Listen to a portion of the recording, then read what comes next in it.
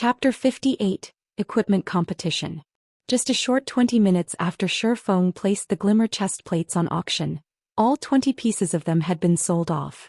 The Glimmer chest plates' popularity was far better than the garrison armor.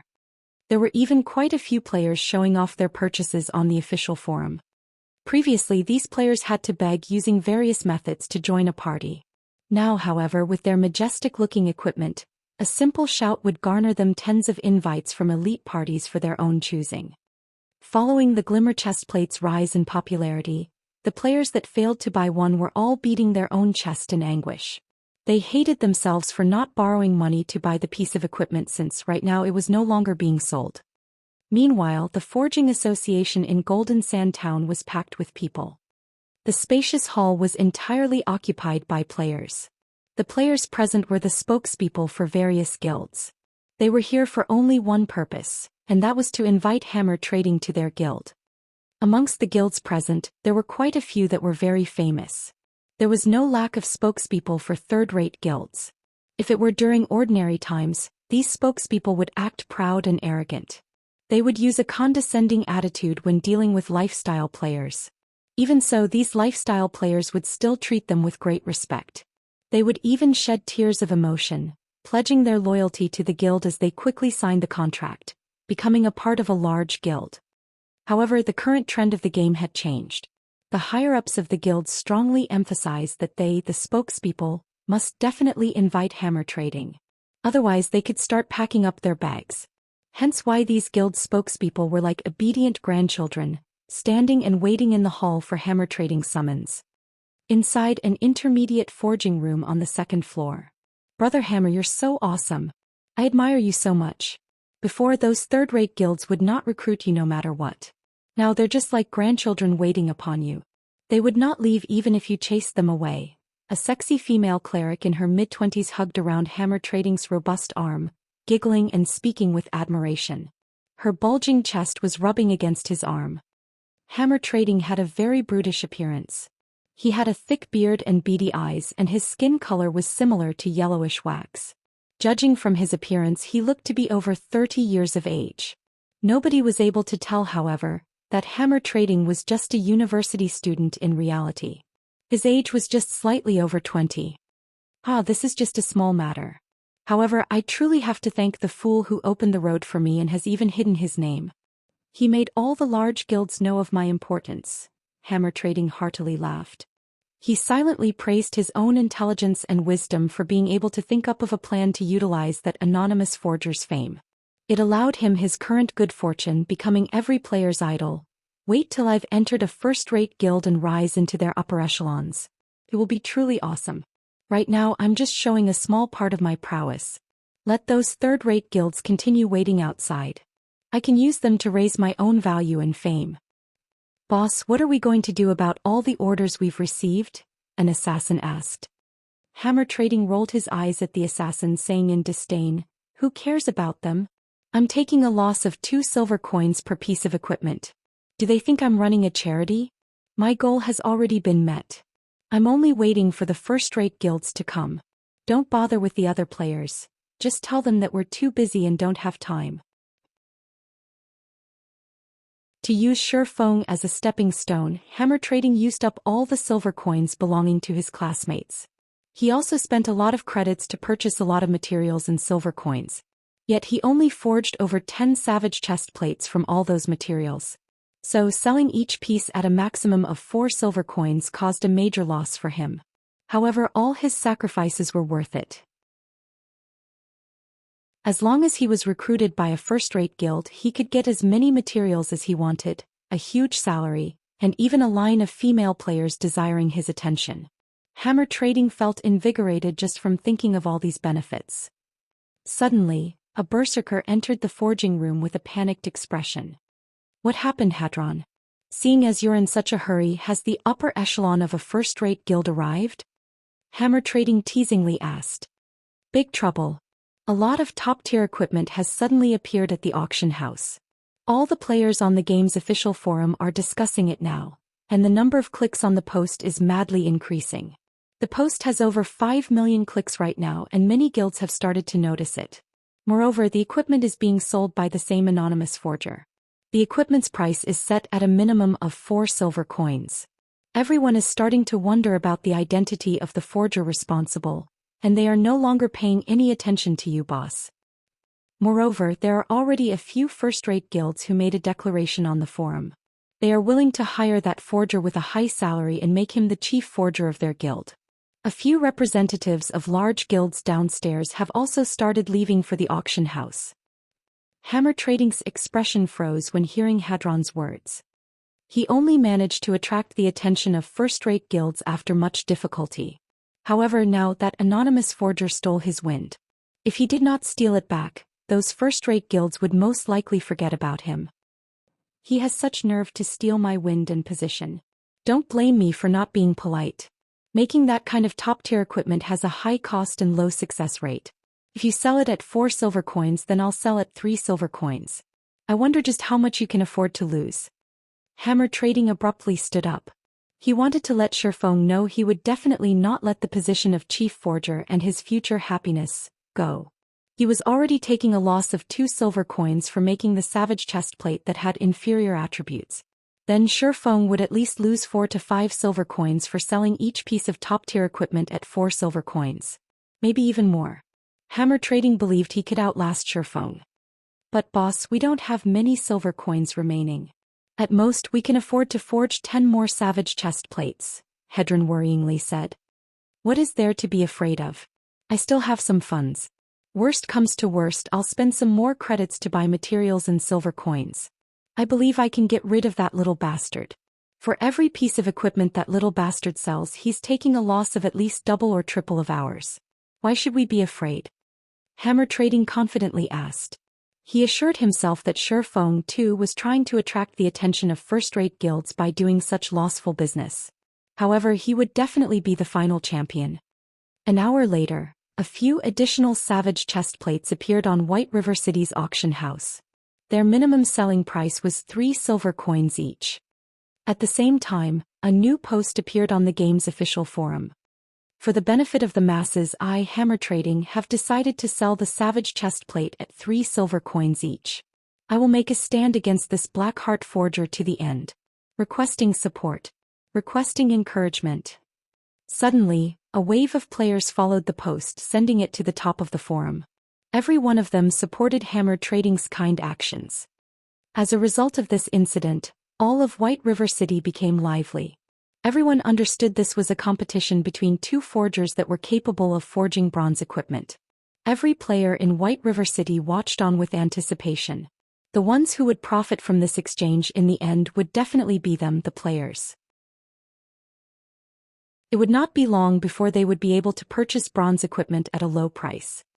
The various guilds also started watching by the sidelines, no longer expressing any of their intentions. They were all waiting for the final victor, while at the same time buying all of the equipment and developing their guild's strength. However, Shifeng himself did not know of this matter. He just finished purchasing stones and hard stones. Just after entering the auction house, he discovered that the number of players there had once more increased. Only then did he find out about this incident. You wish for a fight? Shifeng faintly smiled. Then come. He called out the auction house's control interface, placing all of his glimmer chest plates on auction. He assigned 20 pieces to be sold every hour, selling a total of 120 pieces of glimmer chest plates. Such a number was definitely enough to torment Hammer Trading. Afterward, Shifeng used the money earned from selling glimmer chest plates to buy hard stones and card sets. After purchasing all these items, Shifeng suddenly discovered that he still possessed a little more than 1 gold coin. From time to time, Shifeng would receive a notification from the system. It would state that another glimmer chest plate had been sold, and some amount of silver coins have been deposited into his bag. Shifeng felt the more silver coins he spent, the more silver coins he had. The amount he did not seem to be decreasing in the slightest. Shifeng considered selling some of his silver coins at the trade center, exchanging it for some spending money in real life. It was much better than just holding on to these silver coins.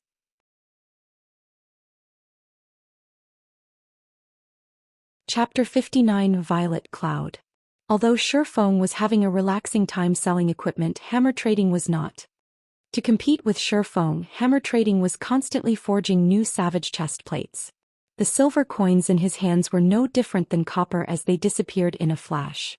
Hammer trading also had to spend credits to purchase more silver coins, giving him an immense heartache. However, when he thought of Shifeng spending much more than him, his heart soothed by a lot.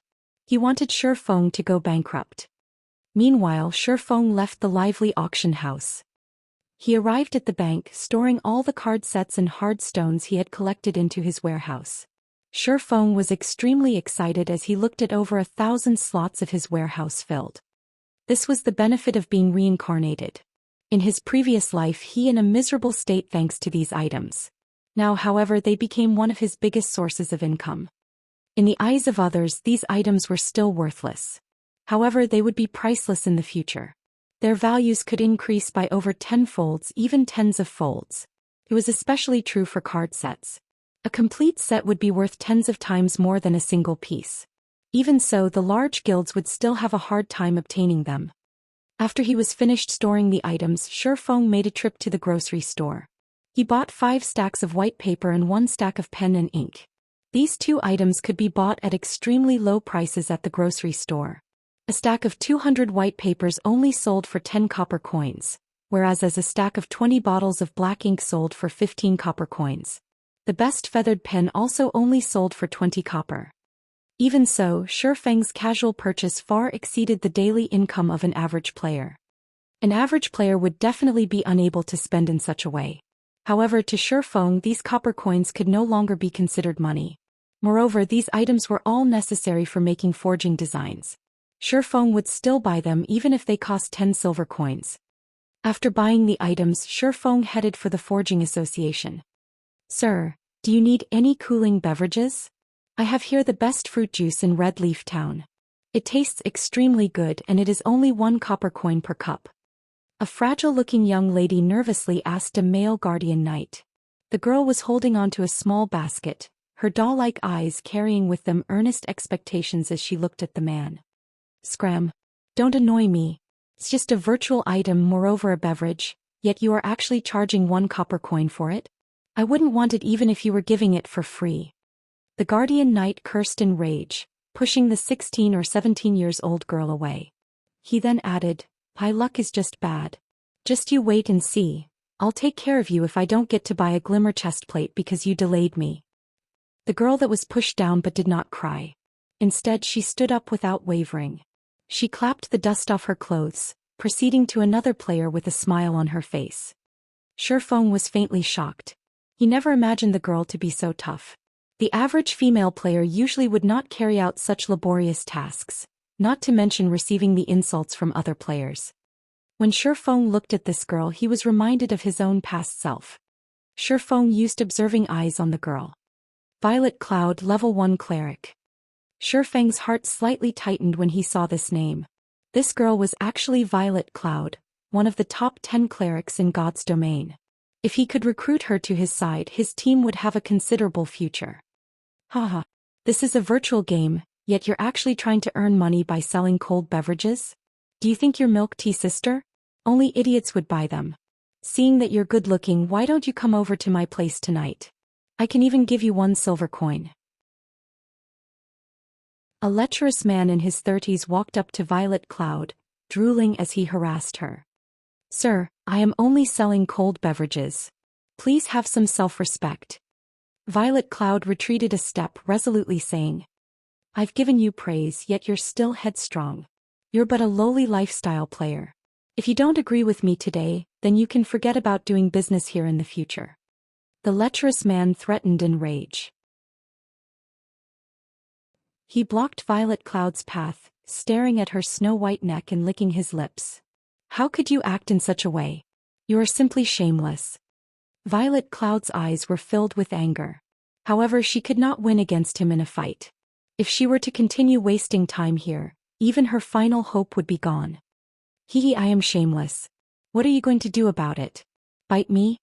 The man felt even better when he looked at Violet Cloud's panicked expression. Watching Violet Cloud trying to hold back from crying and the tears that were rolling about in her eyes, she became even more lovable. Uncle, please give way. I want 1,000 cups of fruit juice. Shifeng used observing eyes on the lecherous man. His name was displayed as Drifting Blood, and he was currently level 3. At this stage of the game, his level was considered relatively good. Drifting Blood turned toward Shifeng, sending him a glare, saying, "Brat, this girl is mine. If you don't wish for something to happen to you, then scram. You want 1,000 cups? Then I want 10,000 cups. Do you think you're a tycoon capable of simply taking out 10 silver coins? If you continue competing with me like a fool, I'll send you back to level 0. If fighting were not prohibited within the town, he would have long since gotten rid of Shifeng. Haha. An amusing show this early in the day. Go for it. Don't hold back. Don't argue if you can fight. What a tycoon, spending 10 silver coins just like that. Unfortunately for him, he's angered Fatty Bear of Martial Union. There's going to be an amusing show to watch. Dog's fart tycoon. I bet he's just boasting to impress the girl. If he can really bring out 10 silver coins, I'll livestream myself eating shit. Quite a few busybodies stopped to watch the occurring scene. They all started a discussion about Shifeng's actions. Shifeng did not pay any attention to Drifting Blood at all. He grabbed Drifting Blood's shoulder, applying a slight force. Before Drifting Blood could react, he was already kneeling on the ground. No matter how much strength he used, even to the point where his face had turned beet red, he still could not stand back up. The surrounding onlookers were immediately dumbfounded. Shifeng was just too courageous, directly taking action within the premises of Red Leaf Town. Was he not afraid of being caught and jailed by the guards? Also, how did Shifeng possess such immense strength? He had actually suppressed a level 3 guardian knight with a single hand. Brat, you're dead for sure. Just you wait till the guards arrive. Drifting Blood looked towards Shifeng, smiling in disdain. However, after waiting for some time, the guards had still not shown up. Shifeng paid no attention to Drifting Blood as he firmly pressed him onto the ground, preventing him from even moving. Shifeng looked towards Violet Cloud, his other hand holding out 10 silver coins, saying, 1,000 fruit juices, thank you. The players on the street, who were previously discussing amongst themselves, suddenly turned silent, their eyes nearly popping out of their sockets. This was 10 silver coins, not 10 copper coins. Currently, they had felt extremely wealthy to even have a single silver coin on their person. On the other hand, Shifeng had just simply taken out 10 silver coins. How rich was Shifeng? Was he really a brother tycoon? Violet Cloud rubbed her eyes. She looked at the 10 coins in Shifeng's hand that gave off a silvery glow, her expression filled with incomparable shock. Originally, she thought Shifeng was just trying to help her by saying so. Never would she have imagined that he would truly take out 10 silver coins to buy 1,000 cups of cold beverages that nobody wanted. Drifting Blood was similarly shocked. However, that shock quickly turned into greed. He thought about snatching the 10 silver coins and using them to buy a glimmer chestplate. There would even be leftovers remaining. Brat, I'm a member of Martial Union. If you don't want to be killed back to level 0, then immediately give me 20 silvers. If you do so, I can consider letting you off this time. Otherwise, you'll have to take responsibility for the consequences. Drifting Blood's gaze was affixed to the 10 silver coins as he threatened in a chilling tone. Paying no attention to Drifting Blood, Shifeng looked at Violet Cloud. Seeing that the girl did not react, he asked, "Do you not have that much fruit juice?" I only have 156 cups of fruit juice with me. How about you give me a silver coin and I'll sell all of the fruit juice to you? Is that all right? Violet Cloud worried that she would anger Shifeng. What would she do if he suddenly decided not to buy? At the same time, she also wanted to thank Shifeng for helping her, so she reduced her selling price. All right. I wonder how long it would take for you to make 900 cups of fruit juice. I want all of them, Shifeng nodded after some thought, asking. The surrounding players were all dumbfounded. What was he planning to do? Did this brat know the value of 10 silver coins? Did this brat truly fancy this young lady? I'm very slow at compounding fruit juice. If sir is willing, I can be done in 30 hours. Violet Cloud became extremely glad at Shifeng's words. However, when she thought of her extremely slow speed, she worried that Shifeng would no longer wish to buy them. So she stretched out 5 fingers hurriedly, saying, "How about this?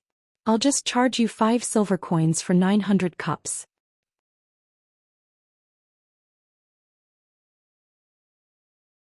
Chapter 60 NPC. Looking at Violet Cloud's panicked expression, Shifeng could not help but break into a laugh. No need. I can still afford to pay such an amount of money. If you really sold them to me for 5 silvers only, then you wouldn't be able to earn much. Shifeng waved his hand. Shifeng was not in a hurry to turn Violet Cloud into one of his subordinates. However, he was absolutely not going to let her go. If Shifeng acted too impatiently, he might cause her to grow suspicious of him. So, it was better to deepen their relationship first. Nobody could have imagined that Violet Cloud, one of the top 10 clerics in God's domain, would have such an appearance. A cleric god. That was a genuine tier 6 job. After 10 years passed, there were only a few who reached that standard. Even Fantasy Extinguisher was just a spirit saint, at the pinnacle of tier 5 10 years later. However, as a future cleric god, Violet Cloud was actually a lifestyle player during the initial periods of the game. It was such a waste of talent. Normally in God's domain, only players without any skills would earn money through methods other than killing monsters. However, the popular auxiliary jobs usually had very high requirements such as a lot of funds, coupled with extremely low success rates. It was extremely hard for a player to survive in such a way without the support of a guild. Meanwhile, auxiliary jobs such as chef was much easier. The cost to support it was also extremely low and players alone could be supported by it by themselves. If their talents were high and they were capable of creating delicious cuisines, they could still earn quite a lot of money in God's domain. However, delicious cuisines usually required advanced cooking recipes and materials. These items were hard to obtain, so trying to earn a lot of money would not be easy. It was truly hard to imagine that a future cleric god would be such a clumsy young lady. He recalled that Violet Cloud was one of the members of Ouroboros during her first 3 years in God's domain.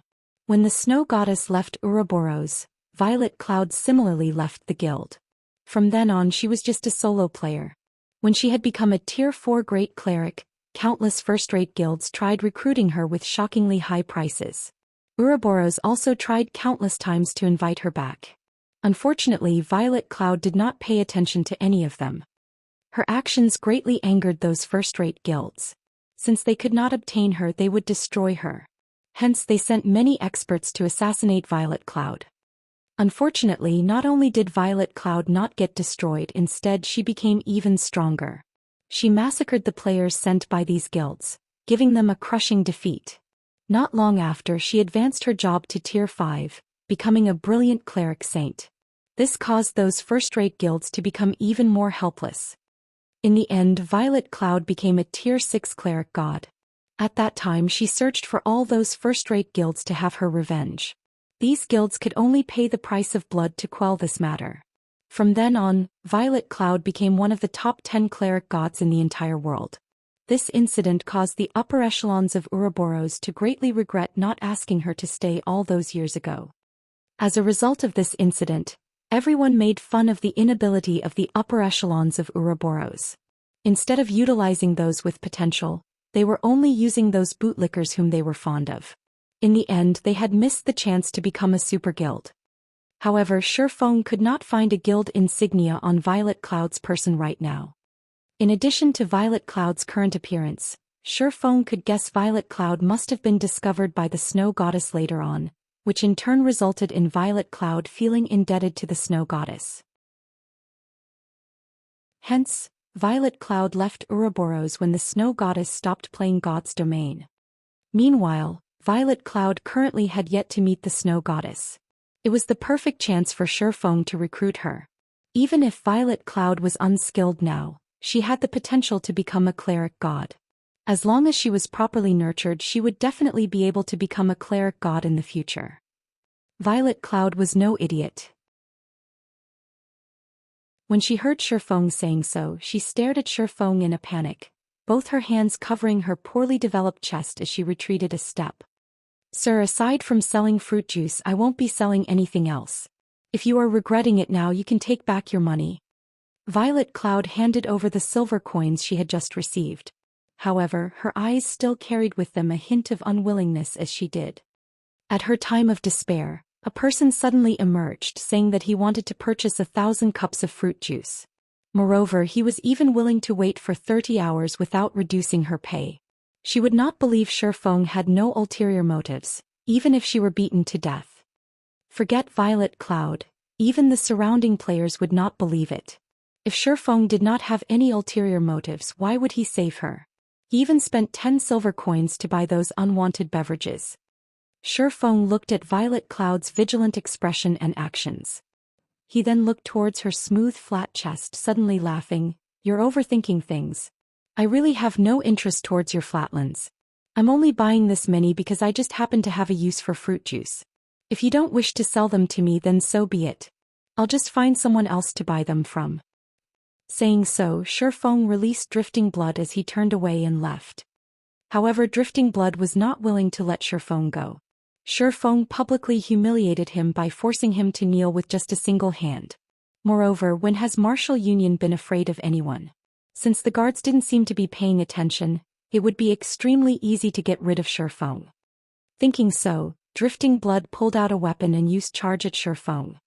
With his sensitive 5 senses, Shifeng naturally knew of Drifting Blood's actions. Shifeng spun around to face him, pulling out the abyssal blade and using parry. Dang! Drifting Blood's greatsword hacked at Shifeng's sword. Instead of hurting Shifeng, however, Drifting Blood was knocked back by 3 yards. The durability of the greatsword in his hands instantly reduced by 2 points, and he looked at Shifeng in shock. He did not understand how a person like Shifeng would have such great strength. Shifeng was like a beast in human skin. The surrounding players were similarly shocked. Drifting Blood was a berserker, so he must have definitely added a lot of strength points. He was also at level 3, similar to Shifeng, so how could the gap between them be so great? These players did not know, however, that this was still only half of Shifeng's real strength. After all, Shifeng could obtain 6 free attribute points for every increase to his level. It was 1.5 times that of an average player. Not to mention Shifeng's body was protected by bronze and mysterious iron equipment. There was even the powerful magic weapon. Even with just half of these aspects, Shifeng's strength far exceeded the average player. If Shifeng's strength had not been reduced by half, just by activating the strength hidden basic skill and the strength provided by the magic weapon, Shifeng could destroy that basic greatsword without a problem. "Brat, you're courting death. See how I'll take care of you." Drifting Blood naturally would not believe that Shifeng was his match. He immediately stood back up, lifting his greatsword as he looked at Shifeng. "Idiot." Shifeng sheathed the abyssal blade, having completely lost interest in Drifting Blood. Watching Shifeng store his weapon, Drifting Blood thought Shifeng had become afraid and wanted to beg for mercy. However, he would not forgive Shifeng. Drifting Blood further increased the power in his hands. Just as Drifting Blood was about to slash at Shifeng, he was immediately sent into a fainted state. Before Drifting Blood could turn around and curse the bastard that attacked him, he suddenly discovered 6 silvery white armored guards standing before him. Without saying anything further, the guards placed Drifting Blood in shackles. "You've violated a town law. Take a trip with us. Any resistance and you'll be killed without consideration." The 2 guards grabbed Drifting Blood from both sides, turning around and dragging him away. "Crap, you've got the wrong person. I'm just an ordinary citizen. It's that bastard who attacked me first. You guys should be arresting him." Drifting Blood continuously pointed at Shifeng, yelling injustice in rage. However, the guards paid no attention to his bellowing, taking him away immediately. Everyone was also in shock. Why did the guards only appear now? Moreover, they even apprehended the wrong person. What sort of situation was this, exactly?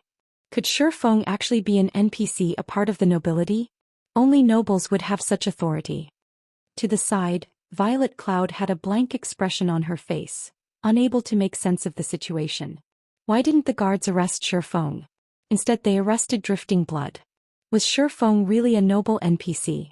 Violet Cloud's eyes were filled with reluctance as she watched Shifeng leaving. She bit her rosy lips, her delicate hands tightly gripping the hem of her shirt. Of course, she was not reacting so because of how handsome Shifeng was, but instead she was truly in need of money. Those 10 silver counts were too important to her.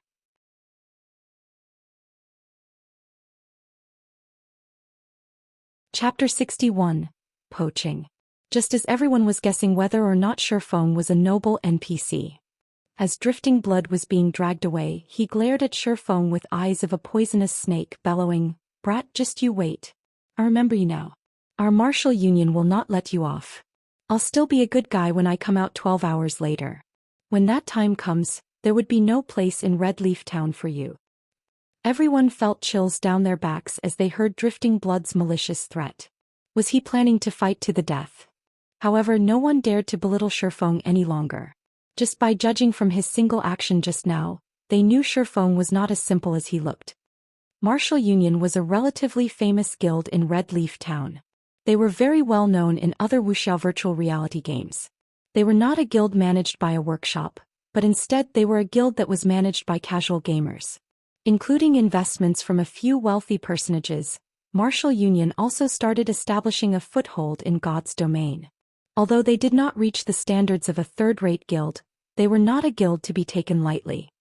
Currently, God's domain monopolized the entire virtual gaming industry. Under the support of the recently developed main God system, God's domain did not require humans for operation. The main God system assured fairness in the game, and it would also constantly evolve the game, continuously pumping out various quests, dungeons, hidden locations, and so on. God's domain was a living game, and it was something that no other virtual reality game could compare to. The maps in God's domain were also immensely vast, sufficient for the entire population of Earth. Moreover, a majority of the things available in real life could also be experienced within the game, in addition to things that could not be found in real life. God's domain was slowly trending towards becoming a second world, and other virtual reality games had no chance of competing with it. After Drifting Blood was dragged away by the guards, everyone's gaze turned towards Shifeng.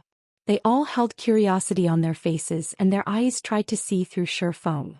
They wanted to know whether or not Shifeng was an NPC. Unfortunately, no matter what kind of observation skills they used, the results told them that Shifeng was 100% a player and not an NPC. This only further increased everyone's confusion. Yet nobody dared to go over and ask Shifeng, as Shifeng might not even answer them. If by chance they were to cause Shifeng displeasure, who knew they might be the next Drifting Blood? Shifeng looked at the puzzled faces of the people around him. He merely revealed a faint smile at the sight as he turned to leave. After living in God's domain for 10 years, he long since clearly understood the rules of God's domain. A player would be captured and jailed if he were to attack another player inside a safe zone. However, as long as an action did not cause any damage, even if it were an intense bodily contact, the guards would not pay heed to it. Pressing onto Drifting Blood and clapping his shoulders were both actions that did not cause damage. It was just that the strength behind it was different than what one would normally use for such actions. Naturally, the guards would not care about such actions. However, Drifting Blood used Charge, a skill that would cause the target to enter into a fainted state in addition to damage. Moreover, there were also his aggressive actions. The guards naturally would not let him off freely.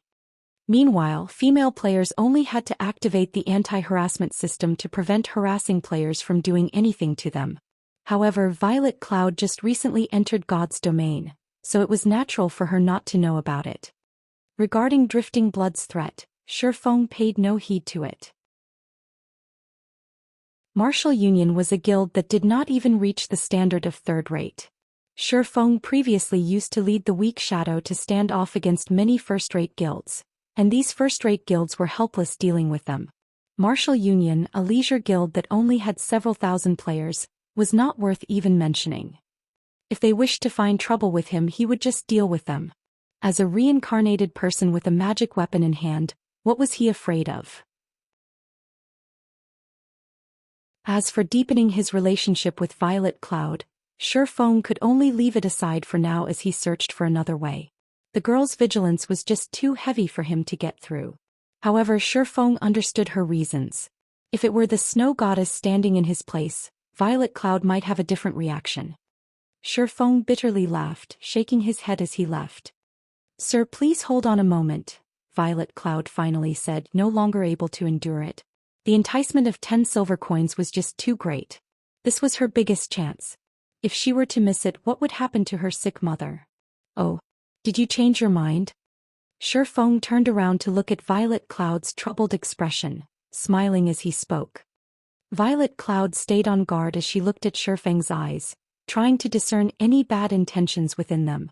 However, no matter how she looked at them, she could not discover any special emotions within them. Instead, she could feel a vast ocean hidden within the depths of Shifeng's eyes. However, she still asked in caution, "You truly want only the fruit juice and absolutely won't have other requests?" Shifeng was sweating profusely in his heart. For her to seek confirmation over and over. Just how unreliable was he?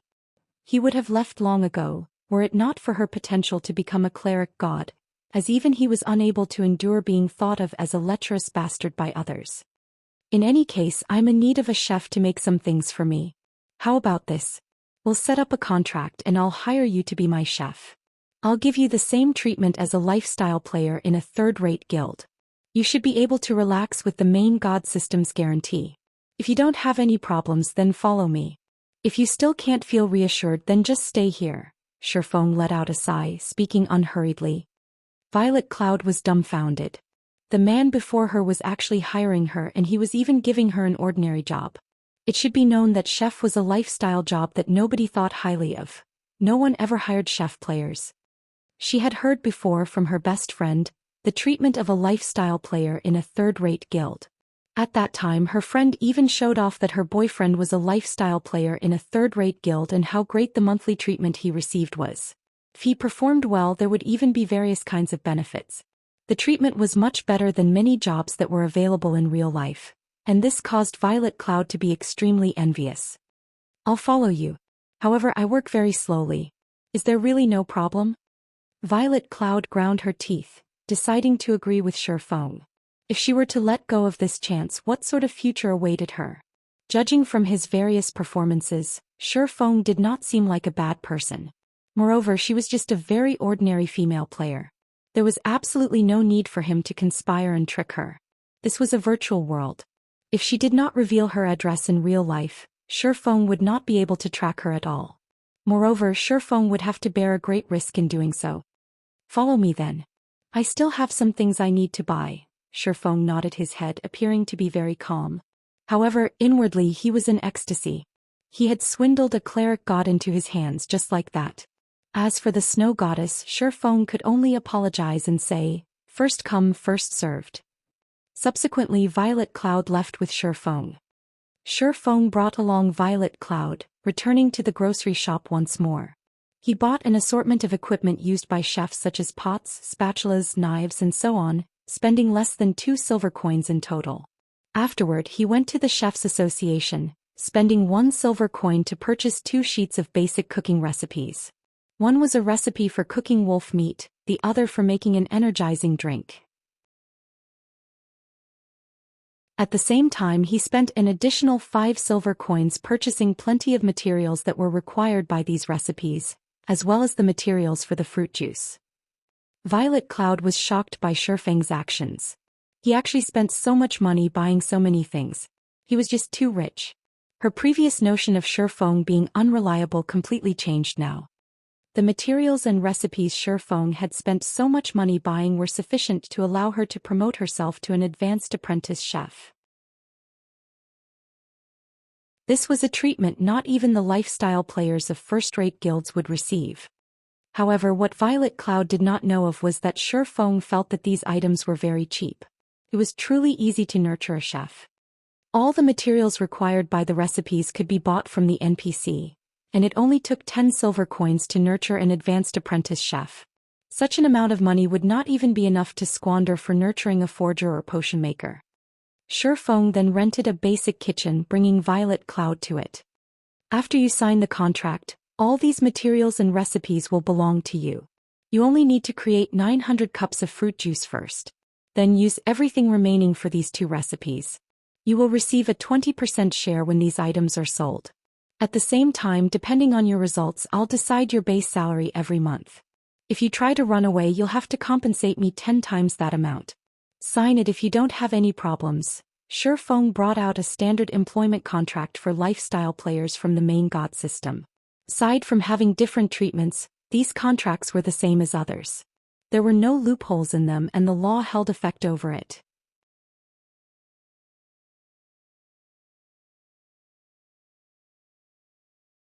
Chapter 62, Moonlight Forest. Violet Cloud was in a daze for a long time after reading the contract. She believed she was in a dream. She heard before the treatment lifestyle players received in third-rate guilds. The treatment she would be receiving was definitely better than those lifestyle players. It was especially true for the base salary. Lifestyle players of third-rate guilds definitely did not receive such treatment. Why are you being so good to me? Violet Cloud looked at Shifeng with wide, teary eyes, asking. He wanted to know the reason. Don't misunderstand, I'm only in need of a chef. I've only hired you because I can see you're a very hardworking and earnest person. If you try to take advantage of the situation and fail to hit my requirements, then you can get lost. I'm not interested in nurturing someone useless, Shifeng suddenly spoke in a grave tone. He wanted Violet Cloud to know that it was not easy to become his personal chef. That was because people were bound to become wasteful when they constantly received things without effort. Violet Cloud was frightened after being told so by Shifeng. She lowered her head, no longer daring to ask any more silly questions. Judging from Shifeng's attitude, it was clear that he was indeed looking for a chef, and that she had just been chosen by chance. Hence, Violet Cloud lifted the pen and signed the contract. This was her final chance at escaping her desperate situation. She definitely must grab a hold of it. Boss, will I be making them here? Violet Cloud immediately entered her role, appearing very respectful. She took a look at her surroundings. The environment here was very good and it was also very peaceful. However, the rental for the basic kitchen was by no means cheap. Yeah, you'll be manufacturing the items here from now on. I've already applied for the membership here so that you can come here anytime. There is enough money stored for you to use a long period. There won't be anyone here to disturb you. The facilities here are also thorough so your success rate can be increased by quite a bit. If you don't have any problems then you can start working now. In 30 hours if I don't see the 900 cups of fruit juice, then you may leave. Shifeng was very satisfied with Violet Cloud's attitude. He turned and left after finished saying his piece. As for luring Violet Cloud onto the path of battles and leveling, more time would be needed to slowly lead her towards that path. Moreover, Shifeng had a great purpose for fruit juice. It would not be a bad choice to allow Violet Cloud to make them for him. Violet Cloud's eyes followed Shifeng's back as he left. Her heart was filled with gratitude towards Shifeng. She made a firm resolution to work properly and to not disappoint her new boss. After leaving the Chefs' Association, Shifeng returned to the Forging Association. Currently, the number of forgers in the Forging Association was constantly increasing. These players formed small conversation groups, either discussing how to increase their success rates or discussing the struggle between hammer trading and the mysterious forger. The two had become the target of envy as well as idols of worship for these players. Did you see the article posted by Hammer Trading just now? Of course I've seen it. I never imagined Hammer Trading would be so hot-tempered as to actually insistent on challenging the mysterious forger. He even declared that the first one to withdraw from this price war would be a son of a bitch. I truly envy them. They had actually obtained a bronze forging design. How great would it be if I could have one as well? At the very least I could join a third-rate guild if I had one. What do you even know? I've heard the forgers that are in guilds saying that the drop rate for bronze forging designs is frighteningly low. Moreover, its success rate is also shockingly low. Currently selling them for 3 to 4 silver coins per piece is just a complete loss. The glimmer chestplate with better attributes would create an even bigger loss. On the other hand, the various guilds are all in cheerful moods, even thanking Hammer Trading for his actions. Otherwise, how would they be able to buy bronze equipment at such low prices? Truthfully speaking, I dislike that Hammer Trading very much. Was it bad to let all forgers profit together? Why must he insist on challenging the mysterious forger to the very end, causing both sides to suffer? Hearing the discussions of these players, Shifeng entered deep thought. After a moment he revealed a faint smile. Judging from Hammer Trading's actions, it was clear that he was currently having a hard time.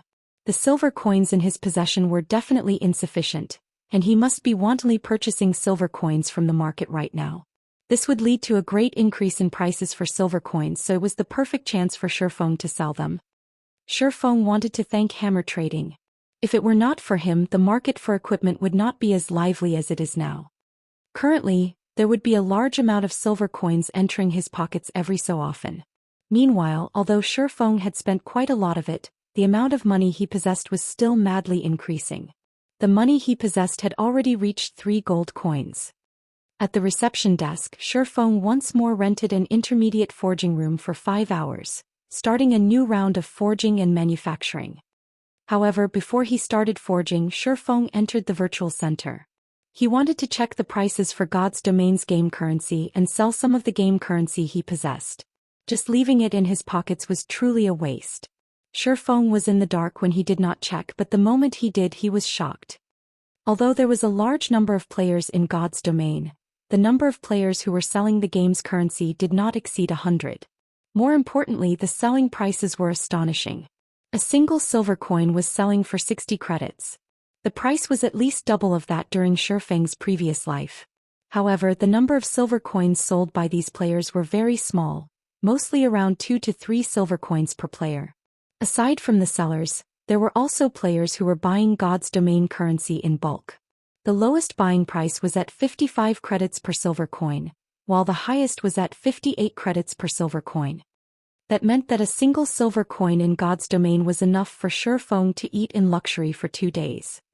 It was because of this competition that caused the prices of silver coins to be so expensive. At the current stage of the game, so long as a person had a brain, they would know not to sell any of their game currency. On the other hand, there were many guilds who were purchasing game currencies in bulk at a reasonable price. There were only a scant few money farming groups and workshops who would sell some of their currency. However, the amount they sold was extremely low. Moreover, their prices were extremely high. Only as a last resort would the various guilds buy currency from these groups. However, these guilds knew the price competition for equipment was a great chance for them to reap some benefits. So, they would definitely purchase game currency in bulk. However, there was not that much game currency available for sale. They could only purchase the game currency sold at the virtual center. Moreover, where did the large amount of game currency flow to? A majority of it was definitely in Shifeng's pockets, while a minority was at the material merchant's side. That meant Shifeng was currently a big shot at selling game currency. Even a 100-man money farming group was far from being able to compare with Shifeng. Without hesitation, Shifeng immediately placed 3 gold coins up for sale, selling each silver coin at 60 credits. Shifeng still needed to collect the money to buy 2 virtual gaming helmets, so how could he be polite with these tycoons? Although the price was slightly high to obtain equipment, the many guilds in White River City will definitely buy them. When that time came, all these game currencies would eventually return to his hands. After settling this matter, Shifeng started focusing on forging equipment and manufacturing forging designs.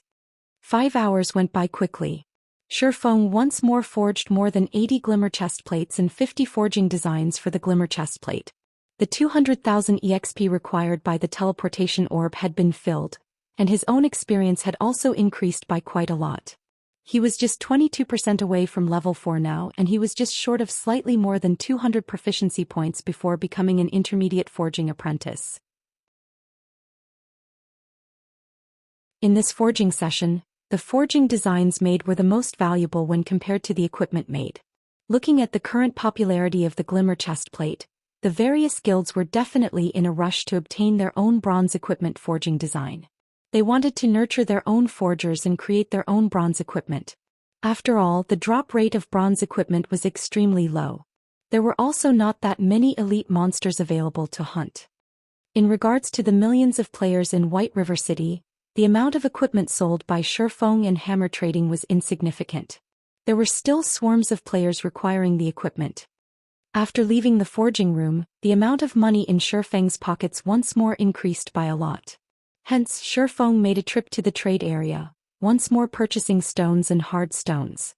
He then cleared out the card sets and hard stones that were sold at the auction house, and in turn placing the over 80 glimmer chest plates on auction.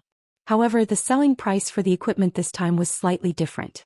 The minimum price was no longer at 4 silver coins but 3 silver coins.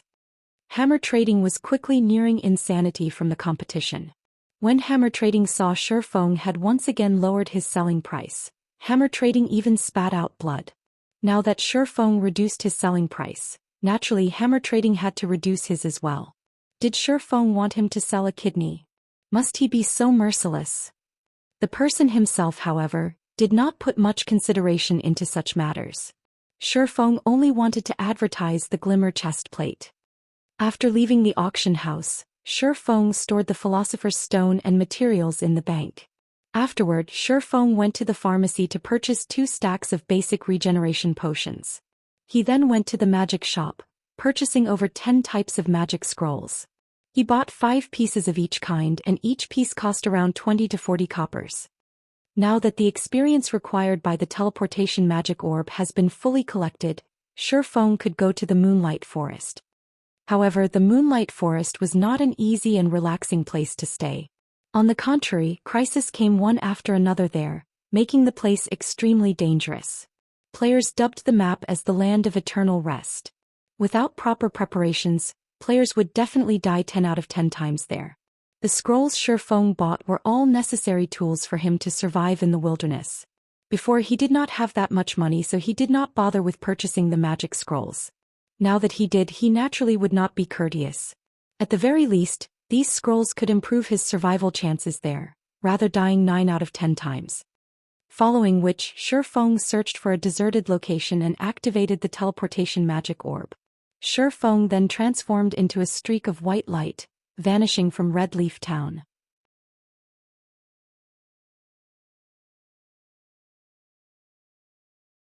Chapter 63, Mountain Beast Fighter.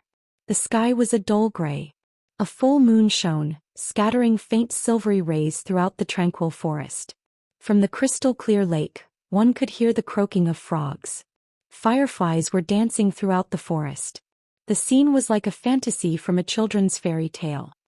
This place was the Moonlight Forest, also known as the Land of Eternal Rest by players. The moment Shifeng arrived at this place, the first thing he did was take out an isolation scroll. Immediately, he activated the magic contained within the scroll. The dazzling magical runes written on the scroll came rushing out, and Shifeng's body suddenly became blurry. If looking from a far distance, it was very hard to notice Shifeng's existence. Each isolation scroll cost 40 copper coins. It was practically the entire fortune of an average player. Although the price was high, its effects were remarkable. The isolation scroll could greatly decrease a player's sense of presence, making it hard for surrounding enemies to discover them. The scroll had a duration of half an hour, and it was a must-have tool when exploring dangerous areas. Although it was not as effective as an assassin's stealth, it was better than nothing for jobs that did not possess stealth. When the isolation scroll was used, within a 30-yard radius, players would not be easily discovered by common monsters below level 15. Unless, of course, said player was courting death and attacked the monster. Following which, Shifeng infiltrated the forest. He headed towards the central region of the Moonlight Forest in search of moonstones, wanting to remove the hateful curse even a little faster. The Moonlight Forest was a level 9 monster area. Its location was not in Star Moon Kingdom, but an isolated space. Every city had a teleportation gate directed towards the Moonlight Forest. In Shifeng's previous life, over 90% of the level 9 players in God's domain would grind for treasure here. However, even if a player were already level 10, the place would still massacre them. That was because the monsters here usually stayed in groups of 3 to 5, and they possessed powerful skills. A single misstep could cause a party wipe. Even so, players would still persevere, rushing to their deaths over and over as if they were possessed. As a result of the constant deaths, the Moonlight Forest was referred to by others as the Land of Eternal Rest. Meanwhile, the reason these players would persevere to such a degree was mainly that the monsters here dropped gemstones. Moreover, the drop rate was relatively high. The number of treasure chests here was also high. As long as one found a treasure chest, there was an 80% chance to obtain gemstones. Gemstones were very valuable in God's domain. The reason being, they were able to increase the attributes of a piece of equipment. Depending on the color of the gemstones, the attributes they increased were also different. Red increased strength, yellow increased agility, blue increased endurance, purple increased intelligence, and green increased vitality. A tier 1 gemstone could increase an attribute by 2 points. However, such an amount must not be belittled. A piece of bronze equipment could have one gemstone embed into it, whereas a piece of mysterious iron equipment could have two gemstones into it. If every piece of equipment worn by a player were outfitted with gemstones, a number of accumulated attributes would be very terrifying. That was why the demand for gemstones was extremely great. The prices of gemstones would always remain high, causing many players to take the great risk of farming gemstones at the Moonlight Forest. Moreover, there were various resources such as ore, herbs, rare food materials, and so on in the Moonlight Forest. However, the most well-known part about the Moonlight Forest was still the 50-man dungeon, the sleeping fortress, that resided there. The dungeon was also the location to exchange card sets. However, only after the dungeon had been cleared by a team, would players of the same area be allowed to enter the dungeon to exchange their card sets. However, Shifeng's current goal was not the card sets but the moonstones. The moonstones could only be found in the core area of the Moonlight Forest. Only Shifeng could not help but be careful when taking action. Not mentioning the extreme dangers found in the Moonlight Forest, Shifeng was just level 3 right now and he was entering a level 9 monster area. If he were to die an accidental death, then the 200,000 EXP he collected would be for naught, and he would have to start collecting it all over again. He had yet to reach level 10, so he could not activate the teleportation gate found in cities. If he were to die, his only choice was to return to Red Leaf Town. If he wished to return to this place, his only choice was to collect the required experience. Currently, Shifeng was far behind the leading experts regarding level. It would be an absolute nightmare if Shifeng were to die once and have to collect another 200,000 EXP. Just after entering the forest, Shifeng could see level 9 shadow leopards hiding either up in the trees or in the bushes, each of them prepared to ambush their foe. If it were not for the isolation scroll, Shifeng would have long since been discovered. Shifeng naturally wasn't an opponent for a level 9 monster, so he could only avoid them. Besides, his goal here was not to kill monsters, and even more so, there was no need for him to pick a fight with the shadow leopards. Shifeng carefully circled the shadow leopards one after another. After spending more than an hour doing so, he arrived at a wide and towering forest made of stone. In this stone forest existed a group of battle maniacs called mountain beast fighters. They were a group of tenacious warriors that did not fear suffering. The thing they loved most was battling, and the fiercer the better. At the same time, they were also guarding a large pile of treasure, and amongst the treasure was the rarely seen moonstone. However, the entire stone forest was filled with these armored, gigantic creatures. Wielding a spiked club the height of 2 people, these creatures patrolled the stone forest, preventing anyone from entering. If Shifeng were to set foot in the stone forest, there was a 100% chance for him to be discovered. At that time, a group of those mountain beast fighters would come rushing over, and a swing from each of those spiked clubs would easily turn Shifeng into meat paste. Mountain Beast Fighter, Common Rank. Level 9. HP 1100/1100. Looks like I can only clear the way slowly. After searching for half a day, Shifeng still could not find any safe way to penetrate the heart of the forest. His only choice was to kill his way there. Shifeng could not help but admit that the difficulty of an epic quest was indeed very hard.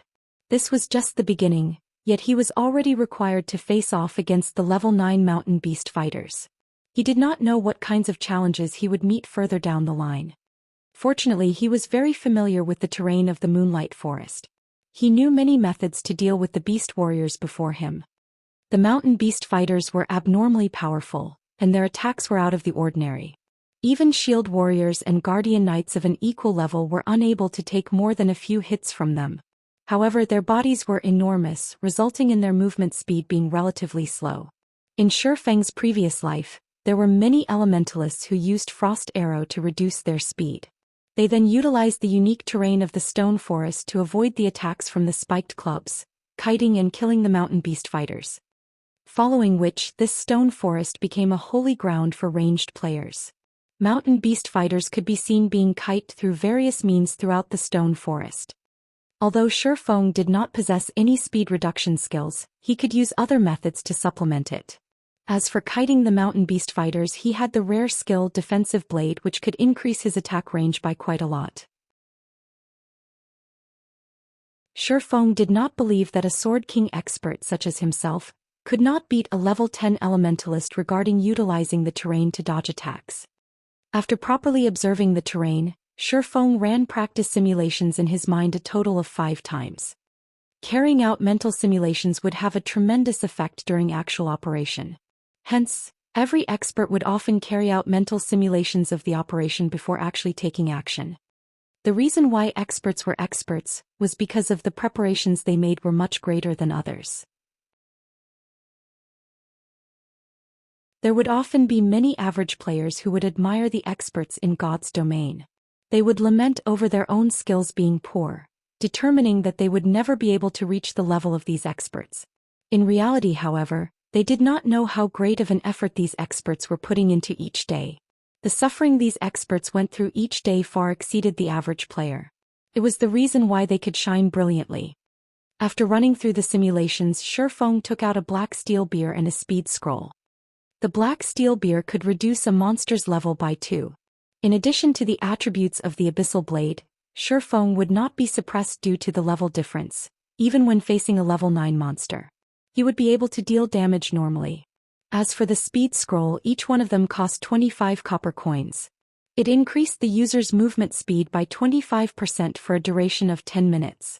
This scroll was a life-saving item when out in the wilderness. Feng bought a total of 20 of them just for such occasions. If the average player were to learn about this, they would definitely curse Feng as a spendthrift. Such an item would only be used when one was in a life or death crisis. Meanwhile, Feng used it for killing common monsters. It was just too extravagant. If Feng were not cursed, he could easily kite these monsters just based on his attributes.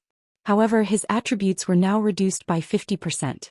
The suppression was just too great, so it was safer to use a speed scroll. If Feng were to mess things up, it would not just be a matter of losing a level. He would have also wasted 200,000 EXP. Feng took a deep breath, relaxing his body as he looked towards the closest mountain beast fighter. Following which, his 2 feet exploded with strength, rushing towards the mountain beast fighter.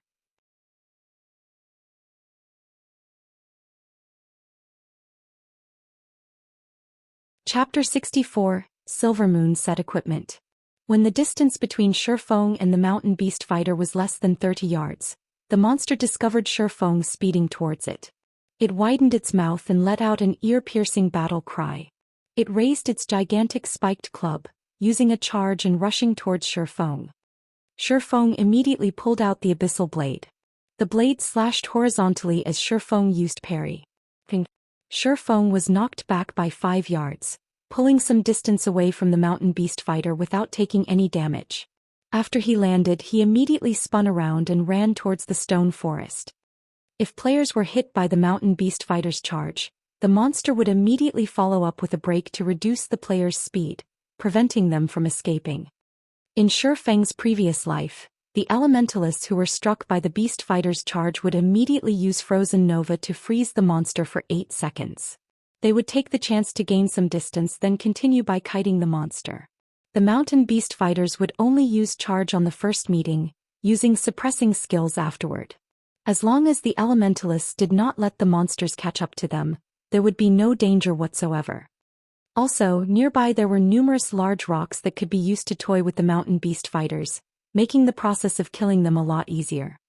After using the speed scroll, Feng's speed was faster than the mountain beast fighter just by a thread. It was not very obvious, but it was this small difference that prevented the mountain beast fighter from catching up to him. After entering the densely packed stone forest, Feng turned around and used Thundering Flash. From a distance of 15 yards, 3 sword rays immediately pierced through the beast fighter's armor, causing 3 damages of -15, -19, -13. Without the level suppression, even if Feng's attributes were reduced by 50%, his attack power and skill damage were still very powerful. After using the skill, Feng's speed slightly reduced, and the mountain beast fighter caught up to him within an instant. The beast fighter was clearly furious after being struck. It roared as it brandished its spiked club, smashing it at Feng. Feng hurriedly turned his body, hiding by a nearby rock. The spiked club did not land on Feng. It only hit the stone and created a splash of broken rocks. During this attack, Shifeng once again pulled a distance of over 8 yards away from the monster. After using Thundering Flash, Shifeng activated Defensive Blade. His attack range suddenly increased to 15 yards. As long as he maintained a 5-yard distance between the mountain beast fighter, the monster would not be able to land a hit on him. Shifeng brandished his sword as he paid attention to the distance between him and the monster, pulling back to avoid the club whenever he was too close. In such a way, streak after streak of sword light landed on the mountain beast fighter's body. The beast fighter could only bellow in helplessness as its HP continuously fell. It never imagined that a human could actually be so agile and cunning. Every time its attack was about to land, the human would dodge towards a nearby rock. Its bulky spiked club could not land a hit at all. Instead, it only served to create a gap between itself and the human. Just when the mountain beast fighter's HP went below 7%, another mountain beast fighter suddenly appeared from behind a rock. It blocked Shifeng's path using charge at him. Scram! Faced with the sudden appearance of another monster, Shifeng immediately used Abyssal Bind on it, preventing the monster from moving. At the same time, the Abyssal Bind also cancelled the life-threatening charge. Since the mountain beast fighter had been locked up, Shifeng naturally would not let the skill go to waste. He immediately used Wind Blade, instantly shaking off the low HP mountain beast fighter, and his blade landed on the bound mountain beast fighter's neck. Shifeng continued by using Double Chop, causing a bleeding effect on the monster. He then used another chop on the monster. Just within 3 seconds, Shifeng had taken away 16% of this mountain beast fighter's HP. Seeing as the low HP mountain beast fighter was about to catch up, Shifeng dodged and arrived at behind the restricted beast fighter. He raised the pitch-black abyssal blade high, abruptly slashing down. Thundering Flash. Above the heads of both mountain beast fighters, 3 consecutive damages of -16, -19, -23 appeared. The low HP beast warrior fell to the ground with a bang. System: Mountain beast fighter killed. Level difference of 6. EXP obtained increased by 600%. Obtained 36 EXP. Such an amount of experience could be considered negligible to Shifeng, who was currently level 3. On the other hand, the proficiency points for using skills were gained much faster. Every use would definitely increase the skill's proficiency by 3 points. This allowed Chop to quickly rise to level 3. In addition to the Abyssal Blade's attributes, Shifeng's Chop was now level 5, its might greatly increasing. Double Chop had also risen to level 2, and if the skill were used through the Abyssal Blade, it would be a level 4 Double Chop. The damage caused by the bleeding effect also increased significantly. The restricted mountain beast fighter bellowed. It finally broke free from the chains and it wanted to annihilate Shifeng. However, Shifeng gave it no chance. He immediately distanced himself 5 yards away from the monster and continued kiting it. Although the defensive blade had a long cooldown and a short duration, by using Thundering Flash, Double Chop and Parry in concert, Shifeng could still slowly grind the mountain beast fighter down. Not a minute later, another mountain beast fighter fell. However, the mountain beast fighters did not reward Shifeng with anything special. There were only 3 pieces of hard stone and 2 copper coins. On the other hand, killing these mountain beast fighters was a good way to grind skill proficiency points. Subsequently, Shifeng advanced forward while killing mountain beast fighters. These monsters had a short respawn time, so from time to time Shifeng would attract 2 to 3 of these mountain beast fighters. Fortunately, the stone forest had narrow spaces.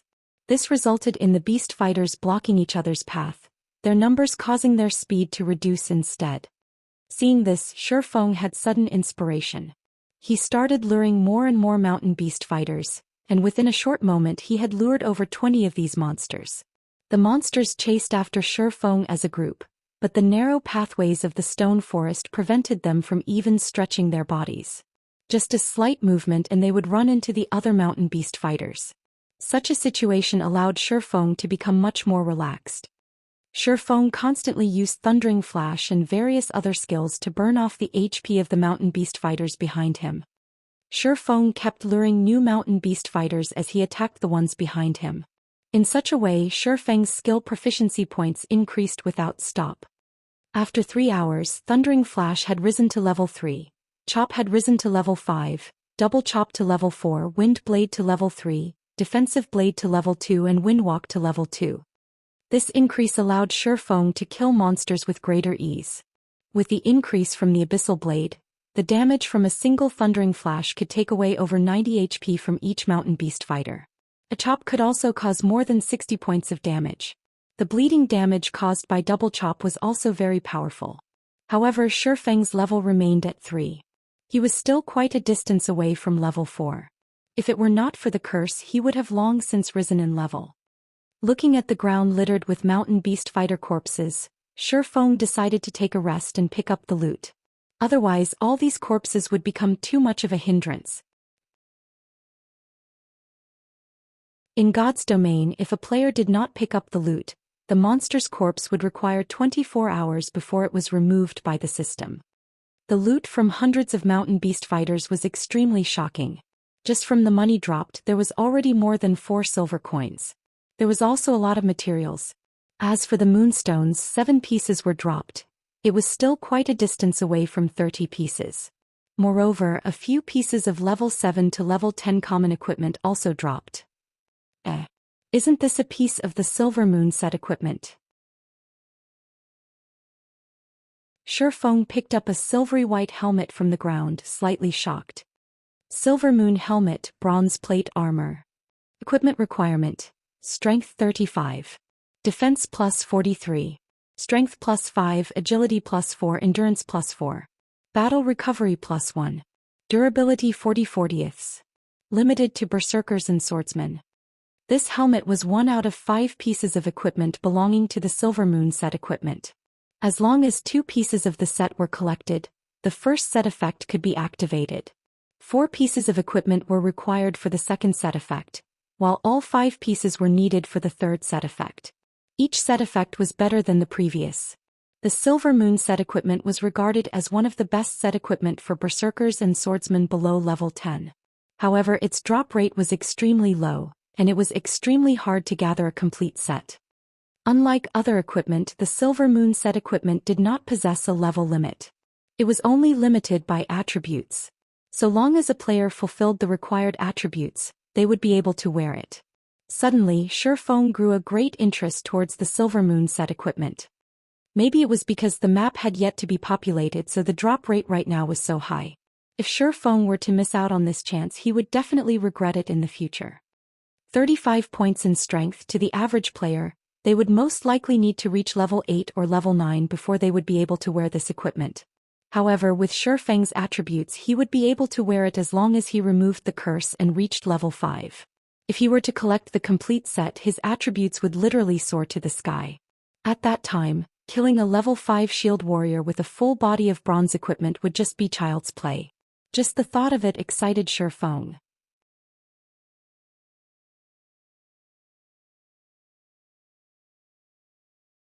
Chapter 65. Mysterious Iron Treasure Chest. Shifeng stored the Silver Moon helmet and continued moving deeper into the stone forest, searching for even more Mountain Beast fighters. Before, Shifeng's attention was solely focused on moonstones and the horror of the Moonlight Forest. He had completely forgotten that the Moonlight Forest was an unexplored map.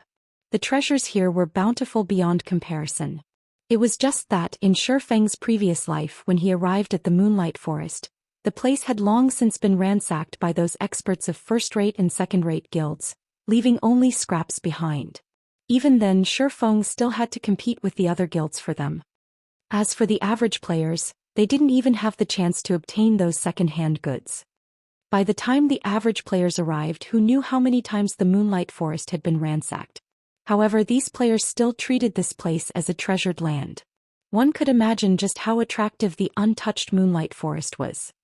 Now that he was here, a step ahead, those first-rate and second-rate guilds would not have their turn.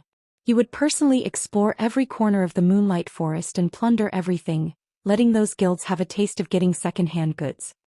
2 hours later, Shifeng finally arrived at the core of the stone forest. On his way here, Shifeng continuously killed Mountain Beast fighters, obtaining 3 more pieces of moonstone and a lot of money in materials. By chance, Shifeng had discovered a camp made by the Mountain Beast fighters. The camp was guarded by Mountain Beast fighters on all sides, and just a rough calculation told Shifeng that there were over 40 of these monsters. Moreover, there were several squads of mountain beast fighters patrolling near the camp. All in all, their numbers totaled past 100. The mountain beast fighters' camp was where they stored their treasures. Many guilds would often send teams consisting of 20 elite players to do a sweep on the various monster camps in the Moonlight Forest.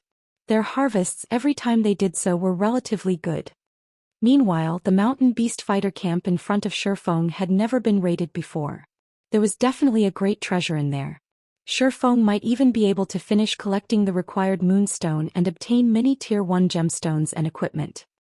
However, every monster camp was not easy to deal with. If there were not a lot of rocks here, Shifeng would not have paid any attention to the camp and would have most likely turned around and left already.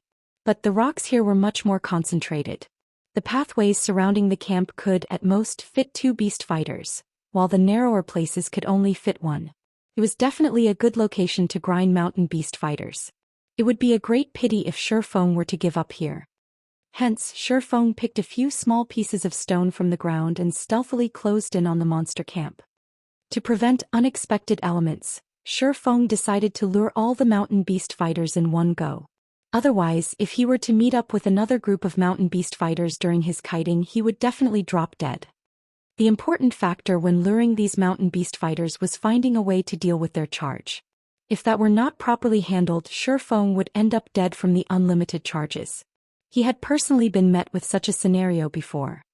His strength at that time had clearly exceeded the monsters by a large leap, yet the monsters charged at him one after another, placing him in a fainted state until he died. Although each mountain beast fighter only used charge once, hundreds of those monsters still meant hundreds of charges. Trying to get them to charge all at the same time was extremely difficult. With his current HP, Shifeng would not last 2 hits under the mountain beast fighter's assault. Hence he absolutely cannot make a mistake. He needed to let all the mountain beast fighters simultaneously use charge at him, then avoid the follow-up damage. Only then would he have a chance to get rid of all these mountain beast fighters. He needed to get a good grasp on the timing when all the mountain beast fighters rushed over. Otherwise, instead of grinding monsters, he would be the one beaten to a pulp. However, Shifeng still held confidence in himself. After all, he was once a sword king and a first-rate expert. The mountain beast fighter on guard used its furry hand to caress its beloved Nuedo. It stood up high on the wall. Its blood-red eyes were constantly surveying its surroundings. As long as it discovered an intruder, it would immediately charge over and let its blade enjoy a delicious meal. Suddenly, a stone flew towards the mountain beast fighter, striking its head. When the beast fighter turned its head towards the direction the stone came from, it discovered a human a distance away. There was also a piece of stone in the human's hand. Then the beast fighter caressed its head that had been struck, suddenly entering a burning rage. A mere ant dared to throw a stone at it. Ho! Ho! Ho! The roar from the mountain beast fighter alarmed the entire nest of monsters. Mountain beast fighters came rushing out of the camp, one after another, all of them rushing to kill Shifeng. Meanwhile, Shifeng continued throwing stones towards the other squads of mountain beast fighters. In just a short moment he had enraged all of those monsters, causing them to rush at him. Seeing over 100 mountain beast fighters running towards him, Shifeng remained unhurried. He used Phantom Kill, allowing his doppelganger to run into the stone forest while he faced off with the monsters. Not to mention Shifeng alone, even a 20-man elite team would not be able to handle over 100 mountain beast fighters at the same time. As the distance between Shifeng and the mountain beast fighters shortened, Shifeng's heart madly beat. His actions this time were insane. If there were even the tiniest mistake, only death awaited him. It had been a very long time since he had done something so exciting. His blood boiled and his 5 senses grew even more sensitive. When the mountain beast fighters were no more than 30 yards from Shifeng, a majority of the beasts were within the range to use charge. After a wrathful roar, a large majority of the mountain beast fighters simultaneously activated charge, with a few using it a moment later. Shifeng immediately activated Defensive Blade. The skill could block 3 melee attacks. At the same time, Shifeng gripped the Abyssal Blade and prepared to use parry. When the first wave of monsters arrived, although Shifeng used parry, his body was still sent flying back. Following which, the second wave of monsters arrived, knocking Shifeng into a fainted state, preventing him from moving. Seeing many mountain beast fighters raise their Nuedo, ready to strike, Shifeng persevered and did not use any skills.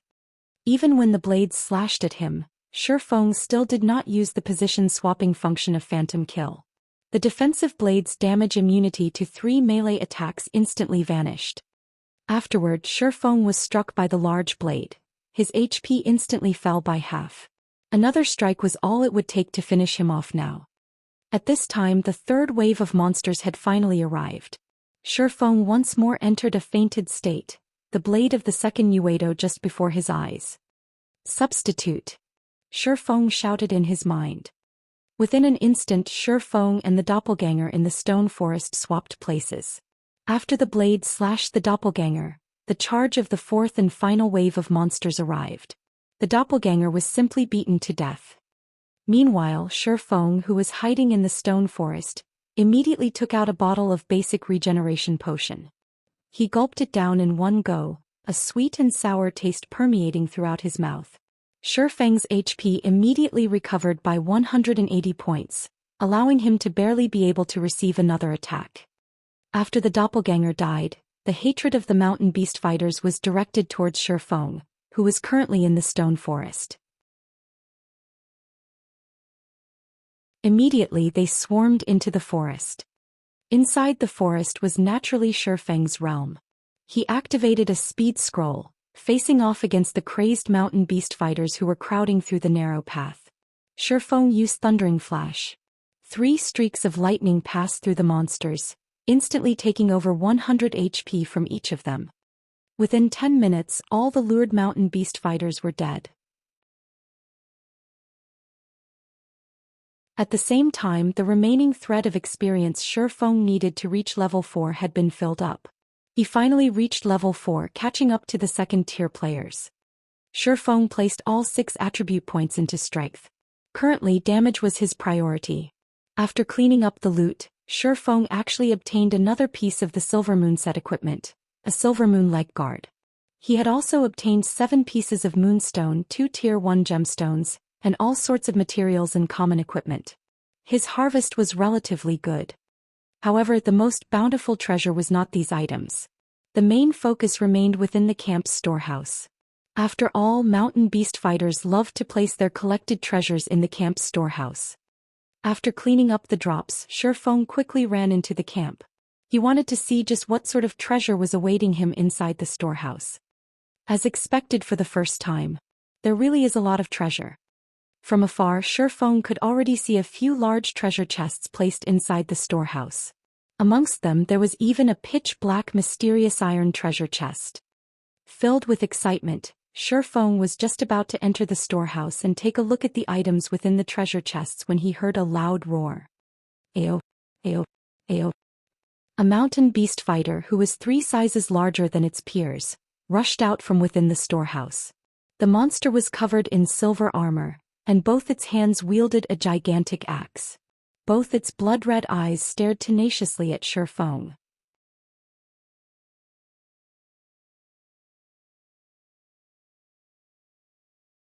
Chapter 66, Phantom Kill. After this silver-armored mountain beast fighter rushed out, before Shifeng could observe it, it had already thrown its incomparably heavy mountain-splitting axe. The axe flew like a rocket, reaching Shifeng in an instant. Everything happened too quickly, too suddenly. If it were an average player in this situation, their head would have parted with their body before they could even react. However, Shifeng was not an average player. He pulled out the abyssal blade with great speed, and the moment before the axe could hack at his neck, he parried this flying death axe. The collision between the giant axe and the long sword did not produce any sparks, only the sound of an explosion. Shifeng's entire person was sent flying back over 10 yards. Following which, the giant axe landed on the ground, deeply penetrating the earth. Its landing caused the earth to start shaking. Could be seen just how heavy this giant axe was. Moreover, the silver-armored mountain beast fighter who could simply throw this giant axe was even more terrifying. Such strength did not exceed the normal mountain beast fighters by just a level. After landing, Shifeng immediately used observing eyes on the new monster. Mountain Beast Warrior Special Elite. Level 10. HP 3500/3500. Shifeng immediately understood the Mountain Beast Warrior's strength after taking a look at these numbers. Without saying anything further, he turned tail and ran. What a joke. Directly battling against a level 10 Special Elite was literally suicide. When meeting a Special Elite in the Moonlight Forest, players didn't have to consider whether or not they could kill it, rather whether or not they could run away. The Mountain Beast Warrior was stronger than the Mountain Beast Fighter by more than a notch. Not only regarding strength but its speed and flexibility were also greatly increased. It would not be easily toyed with like the Mountain Beast Fighters. If Shifeng did not use parry to defend against the axe, then even if he had blocked the attack with the Abyssal Blade he would still end up dead. The gap between their strength was just too huge. Although Shifeng wished to escape, the Mountain Beast Warrior had no plans let this intruder go. It used charge to rush at Shifeng, picking up its giant axe along the way. The way it picked up the weapon was as if it were picking up a leaf, effortless. Seeing that the Mountain Beast Warrior had used charge, Shifeng knew he could not shake it off. He turned his body around in mid-air, pointing his sword at the Mountain Beast Warrior. Abyssal Bind. Within an instant, the Mountain Beast Warrior who was swiftly rushing at Shifeng was restricted by pitch-black chains. It could not move even a muscle, only helplessly stare at Shifeng. Shifeng did not dare stay any longer. He activated Windwalk, leaving the campsite at high speed and fleeing into the stone forest. With the added speed from Windwalk, the Mountain Beast Warrior had no chance of catching up to him. About 20 seconds later, finally broke away from it. Shifeng turned his head around to take a look, discovering the Mountain Beast Warrior already turning around and heading back to its camp. Thereupon Shifeng let out a breath of relief. If it had continued chasing, Shifeng's Windwalk would have timed out. His luck was truly rotten. There was actually a Special Elite inside the campsite. In his previous life, there were no monster camps that were guarded by a Special Elite. There would only be the occasional normal elite monster. Shifeng felt unfortunate for losing the mysterious iron treasure chest. Currently, Blackie's communication arrived.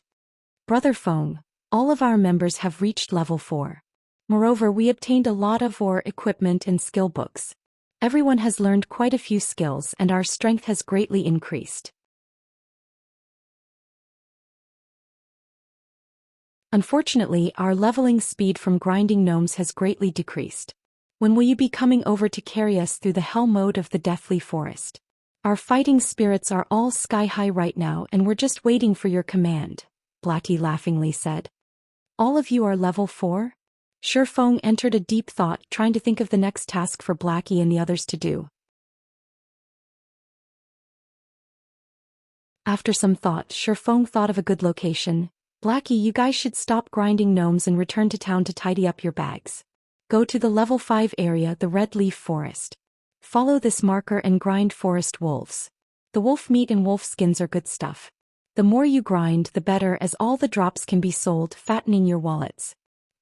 With Blackie and the others' current potential, it would be very easy to grind forest wolves. This was especially true with Blackie's equipment. The monster's 400 HP would be gone with just 3 dark arrows. Moreover, the location Shifeng gave to Blackie was a large wolf denver. The respawn rate there was very quick, and there was also higher ground for Blackie and the others to occupy. As long as Cola and Lonely Snow firmly block the pathway up the slope, preventing even a single wolf from moving past them, the ranged members could easily deal damage.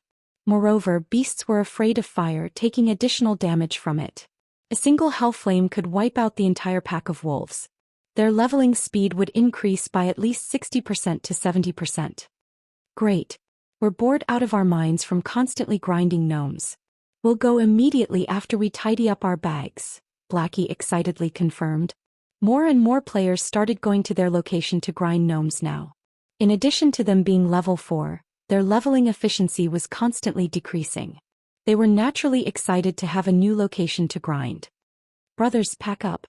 We won't have to compete with them anymore. Let's go play in a new location, Blackie said to the others after cutting off the call. Everyone stopped fighting over monsters with the other players when they heard Blackie say so. They cheerfully left this place with Blackie. When the elite parties saw Blackie and the others leaving, their faces revealed expressions of joy. There would be fewer people competing over this precious leveling ground now. They inwardly sneered at the foolishness of Blackie's party. Currently, players filled the entirety of Dark Moon Valley. How could the leveling speed at the other locations be faster than here? Elsewhere, just when Shifeng was ready to look for other mountain beast fighters, he noticed a problem from the conversation with Blackie. It was definitely not possible for him to kill the mountain beast warrior by himself, but he could still escape. However, it was not necessary for him to kill the mountain beast warrior to obtain the mysterious iron treasure chest. As long as one person lured the mountain beast warrior, another person could go and open the treasure chest. Thinking up to this point, Shifeng looked at the abyssal blade with a faint smile. As expected, Phantom Kill was a very powerful skill. Following which, Shifeng once more returned to the mountain beast camp. He activated Phantom Kill, his doppelganger appearing before him. The doppelganger possessed all of Shifeng's skills. It was sufficient to hold off the mountain beast warrior for more than 20 seconds. With these 20 seconds, Shifeng could activate the treasure chest and take away all the items. Shifeng took out a speed scroll and polymorph scroll, giving them to the doppelganger. The polymorph scroll could polymorph monsters below level 15 into a sheep for 4 seconds. However, the effective duration on a special elite would be greatly decreased. Although it was enough as long as it could disrupt the mountain beast warrior's charge. After activating the speed scroll, the doppelganger immediately went to the storehouse to lure the mountain beast warrior. As expected, the scene from before replayed itself, and the doppelganger used parry to block the flying death axe. It subsequently used charge at the doppelganger. The doppelganger immediately used the polymorph scroll, instantly turning the mountain beast warrior into a little white sheep. The mountain beast warrior reverted to its original form in less than a second. It then chased after the doppelganger, entering deep into the stone forest. The mountain beast warrior's speed was slightly faster than the doppelganger, but the doppelganger activated Windwalk, its speed and the distance between them increasing once more.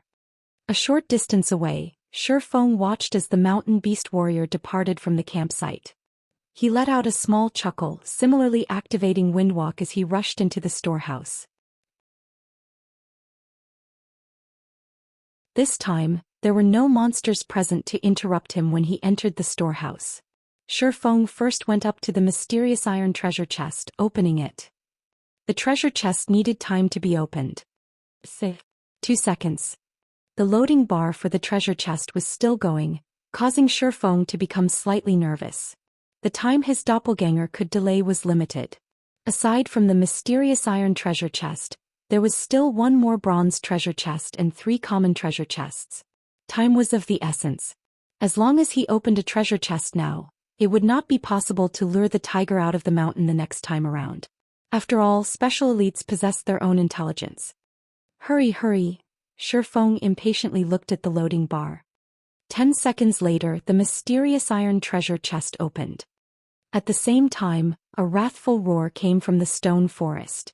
It would seem that Shifeng's actions had been discovered. Looking through the doppelganger's vision, Shifeng could see that the mountain beast warrior no longer paid the doppelganger any attention. Instead, it ran back towards the camp's storehouse. Without pause, Shifeng immediately stored all the items in the treasure chest into his bag. He then continued to open the bronze chest. The bronze treasure chest's loading bar started to move slowly. To Shifeng, every second right now was crawling by. Meanwhile, the sound of the mountain beast warrior's bellow was getting closer and closer.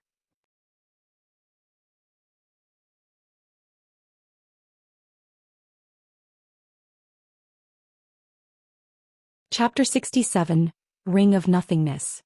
The loading bar for the treasure chest was currently only halfway done. Hearing the roar getting closer and closer, Shifeng became extremely anxious. Hurry! Hurry! The mountain beast warrior had already entered the camp, yet the loading bar was still a hair's breadth away from full. When the mountain beast warrior saw Shifeng opening the treasure chest, its large pair of eyes turned crimson red. It aimed its giant axe at Shifeng, throwing it at him. It could not help but wish for Shifeng to go to hell immediately. At this moment, the bronze treasure chest opened. Without giving the flying axe even a single glance, Feng immediately activated Defensive Blade, blocking the attack from the flying death axe. Following which his two hands swiftly stretched into the treasure chest, taking the items within and cramping them into his bag with lightning speed. When Feng finished storing all of the items from the treasure chest, the mountain beast warrior also arrived before him. It picked up the fallen axe with both of its hands, raising it up high as it prepared to murder. Having no plans to stay, Feng turned and ran. Boom! The earth split when the axe landed, leaving behind a scar and causing crushed stones to go flying. However, Feng was already 5 yards away by the time the axe landed. He was running directly to the outside of the camp. Seeing that its attack missed, the mountain beast warrior turned to face Feng and used charge. It did not intend to give Feng any chance to escape. On the other hand, Feng did not have any skills to deal with the mountain beast warrior who was charging at him. He allowed the mountain beast warrior to send him into a fainted state, his body then receiving a slash from its axe. In an instant, the attack sent him flying over 10 yards away. The attack from the mountain beast warrior could cause even a level 5 shield warrior to harbor a grudge, yet Feng acted as if it was nobody's business as he stood and started running out of the camp once more. Now Defensive Blade could only prevent Feng from receiving damage from a melee attack one more time.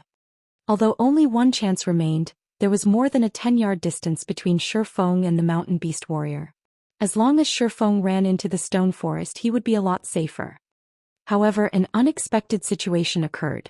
The mountain beast warrior that should have used charge only once used it a second time, sending Feng into a fainted state once more. It raised its giant axe, slashing it again at Feng's body. Feng was sent flying for over 10 yards again. This time it immediately threw him out of the camp. He was just a short distance away from the stone forest now. However, Feng's expression became much more serious. The current mountain beast warrior was completely different from before. Previously it only used charge once. Now it used charge twice. That meant that there was a possibility for a third or fourth charge, maybe even more. That meant as long as the distance between Feng and the mountain beast warrior exceeded 8 yards, the mountain beast warrior would use charge. This was definitely not good news. Just as expected, the moment Feng stepped out of the 8-yard range, the mountain beast warrior used charge once again. If Feng were to be hit once more, he would definitely die. He was not willing to die just yet. Feng took out a polymorph scroll, immediately turning the mountain beast warrior that was charging at him into a sheep. Although it was polymorphed only for a second, just 1 second was enough for Feng to run a long distance away. As long as Feng could run out of the 30-yard range, it would be too far for the mountain beast warrior to use charge. Just after running 15 yards away, the mountain beast warrior recovered. Feng immediately spun around and cast Abyssal Bind. He then activated Gravity Liberation, his speed soaring greatly. The 3 seconds binding this time allowed Feng to easily run past the 30-yard range, entering the stone forest.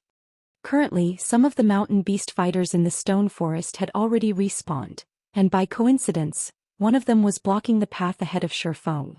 Being struck by inspiration, Feng quickly took the initiative. Wind Blade.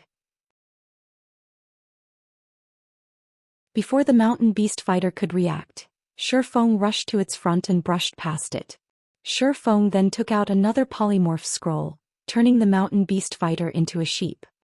With the speed increase from Wind Blade, Feng easily shook off the mountain beast warrior that was stubbornly chasing after him, escaping it quickly. After finding a safe location, Feng sat down to rest as he slowly looked through the items in his bag. Feng went from clueless to shocked. He had to admit that ransacking the camp was extremely profitable. Just this one time was enough to make up for his hours of hard work. He instantly collected all of the moonstone he needed, completing his quest. The next thing he needed to do was to leave the Moonlight Forest and dispel the curse. Amongst these treasures, aside from the large amount of moonstone, there were also 7 Tier 1 gemstones, 3 pieces of bronze equipment, and a single bronze-colored mysterious iron ring. Amongst the 3 pieces of bronze equipment, there was a silver moon arm guard. With it, Feng now had 3 out of 5 pieces of the silver moon set equipment. As long as he put in more effort, he might be able to truly collect a complete set. However, Feng did not have that much time. The earlier he removed the curse, the earlier he could regain his strength and level up quickly. He still had too many things to do and he could not do any of them without levels. Aside from the silver moon arm guard attracting Shifeng's attention, the mysterious iron ring also gave him tremendous joy. Ring of Nothingness, Mysterious Iron Ranked Ring. Equipment requirement: Intelligence 10. Strength +1, Agility +1, Intelligence +2. Additional ability, Shadow of Nothingness. Allows the user to enter a state of nothingness. The user will not be able to see other players, while other players will not be able to see the user. Duration of 1 minute. Cooldown, 5 minutes. Only usable in a non-combative state. Rings such as this which possessed an additional ability were extremely rare. It was as rare as the Ring of Gravity, possessing many uses. In his previous life, Shifeng had done a lot of research on the Moonlight Forest.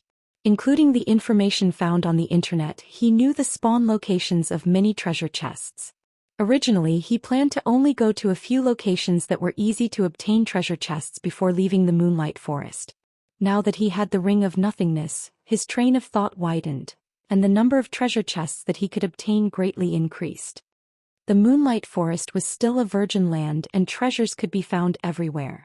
It was especially true for treasure chests that had been opened for the first time. The items inside were the best. Since he could easily obtain these treasures, would it matter if he wasted a little more time? Following which, Shifeng put on the Ring of Nothingness. He then opened the map for the Moonlight Forest, confirming his current position. There was a bronze treasure chest not far from his location. So he kept the map and advanced towards the treasure chest. After walking for over 10 minutes, he arrived at ruins of a shrine. The ruins were surrounded by barbaric beastmen who were guarding it, with several elite beastmen in the midst as well. Meanwhile, the treasure chest was located inside the collapsed shrine. However, without a team of 20 elite players, it was impossible to clear off all the barbaric beastmen. Although he could not beat the barbaric beastmen, Shifeng had other methods to get to the treasure chest. Shifeng immediately called out his doppelganger, allowing it to move to a distance away and find a safe location. Meanwhile, Shifeng himself moved closer to the temple. While staying outside the detection range of the barbaric beastmen, Shifeng activated Shadow of Nothingness and entered a state of nothingness. He then ran towards the inside of the shrine with high speed. After entering a state of nothingness, Shifeng could no longer see those barbaric beastmen, and the same went for the barbaric beastmen who could no longer see Shifeng. In such a way, Shifeng soundlessly entered the heavily guarded shrine. There were still several barbaric beastmen guarding inside the shrine. They were less than 20 yards away from the bronze treasure chest. Meanwhile, Shifeng unhurriedly opened the treasure chest. When opening the treasure chest, Shifeng's state of nothingness did not fade, so the channeling process finished without a hitch. However, the moment the treasure chest was opened, just after Shifeng's hand stretched into it, his state of nothingness vanished. Within an instant, the 5 barbaric beastmen inside the temple noticed Shifeng. Suddenly entering a rage, they waved their stone hammers as they rushed towards him. Shifeng activated Defensive Blade without hurry, storing the items in the treasure chest in his bag. Before the barbaric beastmen could break off the 3 layers of protection, Shifeng had taken all the items from the treasure chest. He then swapped places with his doppelganger, his original body arriving at a very safe location. Shifeng leisurely departed from the ruins, heading towards the location of the next treasure chest. Moonlight Forest was very large. With unyielding perseverance, Shifeng spent more than 10 hours before finally clearing the entirety of the Moonlight Forest. He harvested a total of 3 mysterious iron treasure chests, 22 bronze treasure chests, and 56 common treasure chests. His harvest was extremely invigorating. His entire bag was clogged full, and he was even forced to throw away several pieces of common equipment that had poor attributes. When he was arranging all these items, a beeping noise came from the system.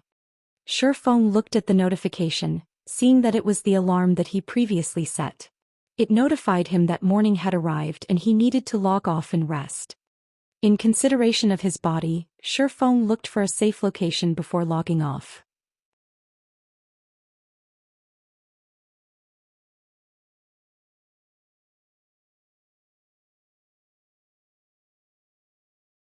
Otherwise, if they were to make business deals in the game, they would easily be able to solve their problem with money. At that time, they would not have to purchase game currency from the virtual trade center. Subsequently, Shifeng left his rented apartment. He made a trip to the bank, withdrawing all of his money. Now that he had some money, Shifeng went to the nutrition center and bought 3 bottles of C-rank nutrient fluids. They were enough to last him for up to 9 days. When the beautiful saleswoman saw that Shifeng had bought 3 bottles without even blinking, she could not help but have delightful thoughts. Taking the initiative, she asked, "Are you free this afternoon, handsome? How about we go to Yulan Square to have a drink?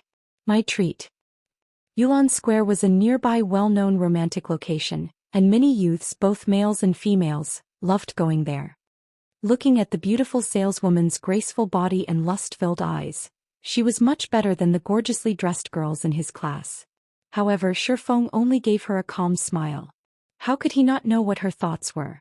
He tactfully rejected her and turned around to leave. Shifeng's reaction caused the beautiful saleswoman to feel slightly unfortunate. A large catch had run away just like that. Was she not beautiful? Was her body lacking? Nutrient fluids were the pinnacle products of the new age. Not only could they slow down aging, but they could also discreetly mend the injuries that could not be detected, regenerate body cells, develop the brain cells, and many more astonishing impacts. These items have already become must-haves for athletes and martial artists. However, they were very expensive, so the common folk could only occasionally buy a bottle to drink. After all, a month's salary was only so much. It was impossible for them to afford a bottle every 3 days. Only the wealthy were able to treat these nutrient fluids as drinks, constantly transforming their bodies. Hundreds of years ago, very rarely would the children of wealthy families be ugly. Females would normally be beauties, while males would normally be handsome men. However, with the nutrient fluids in this current age, beautiful women and handsome men could be commonly seen throughout the streets. A bottle of C-rank nutrient fluid cost 400 credits. A bottle of B-rank nutrient fluid cost 1,000 credits. A bottle of A-rank nutrient fluid cost 10,000 credits. As for the best S-rank nutrient fluids, those were items that could not be bought by common folk even if they wanted to. These nutrient fluids were only sold to the inner circles of society. In his previous life, Shifeng was fortunate enough to buy one because of his status as a core member of Shadow. The S-rank nutrient fluid was extremely expensive, costing 1,000,000 credits per bottle. However, its effects were similarly astonishing. A-rank nutrient fluids were far from being comparable to it. Although S-rank nutrient fluids were very expensive, there were plenty of wealthy people in the world. The ones who could afford to buy it would not trouble themselves over such an amount of money. After all, who wouldn't want to trade money for their own youth? It was truly hard to imagine. The dream of humanity hundreds of years ago had now become a reality. The body was a needed asset to make a revolution. If Shifeng wanted to improve his skills in God's domain and stand at the very top of the game, then a strong body and nimble mind were indispensable. Hence, Shifeng would not make the same mistake in this aspect as he did in his previous life. Following which, Shifeng went to a gourmet restaurant. He spent 100 credits purchasing 2 sets of nutrient set meals. One was for him to eat right now and another as takeaway for his lunch. After eating, Shifeng made a trip to a normal workout center. After spending 60 credits, he trained for 4 hours before returning home. In the evening, around 7 p.m., Shifeng drank a bottle of nutrient fluid and laid on the bed. He activated the gaming helmet and connected to God's domain. After logging in, Shifeng started arranging the items he obtained. When he was done arranging the items, Shifeng started feeling emotional. It was no wonder the Moonlight Forest was a land of treasures. Just the various Tier 1 gemstones he obtained alone amounted to over 300 pieces.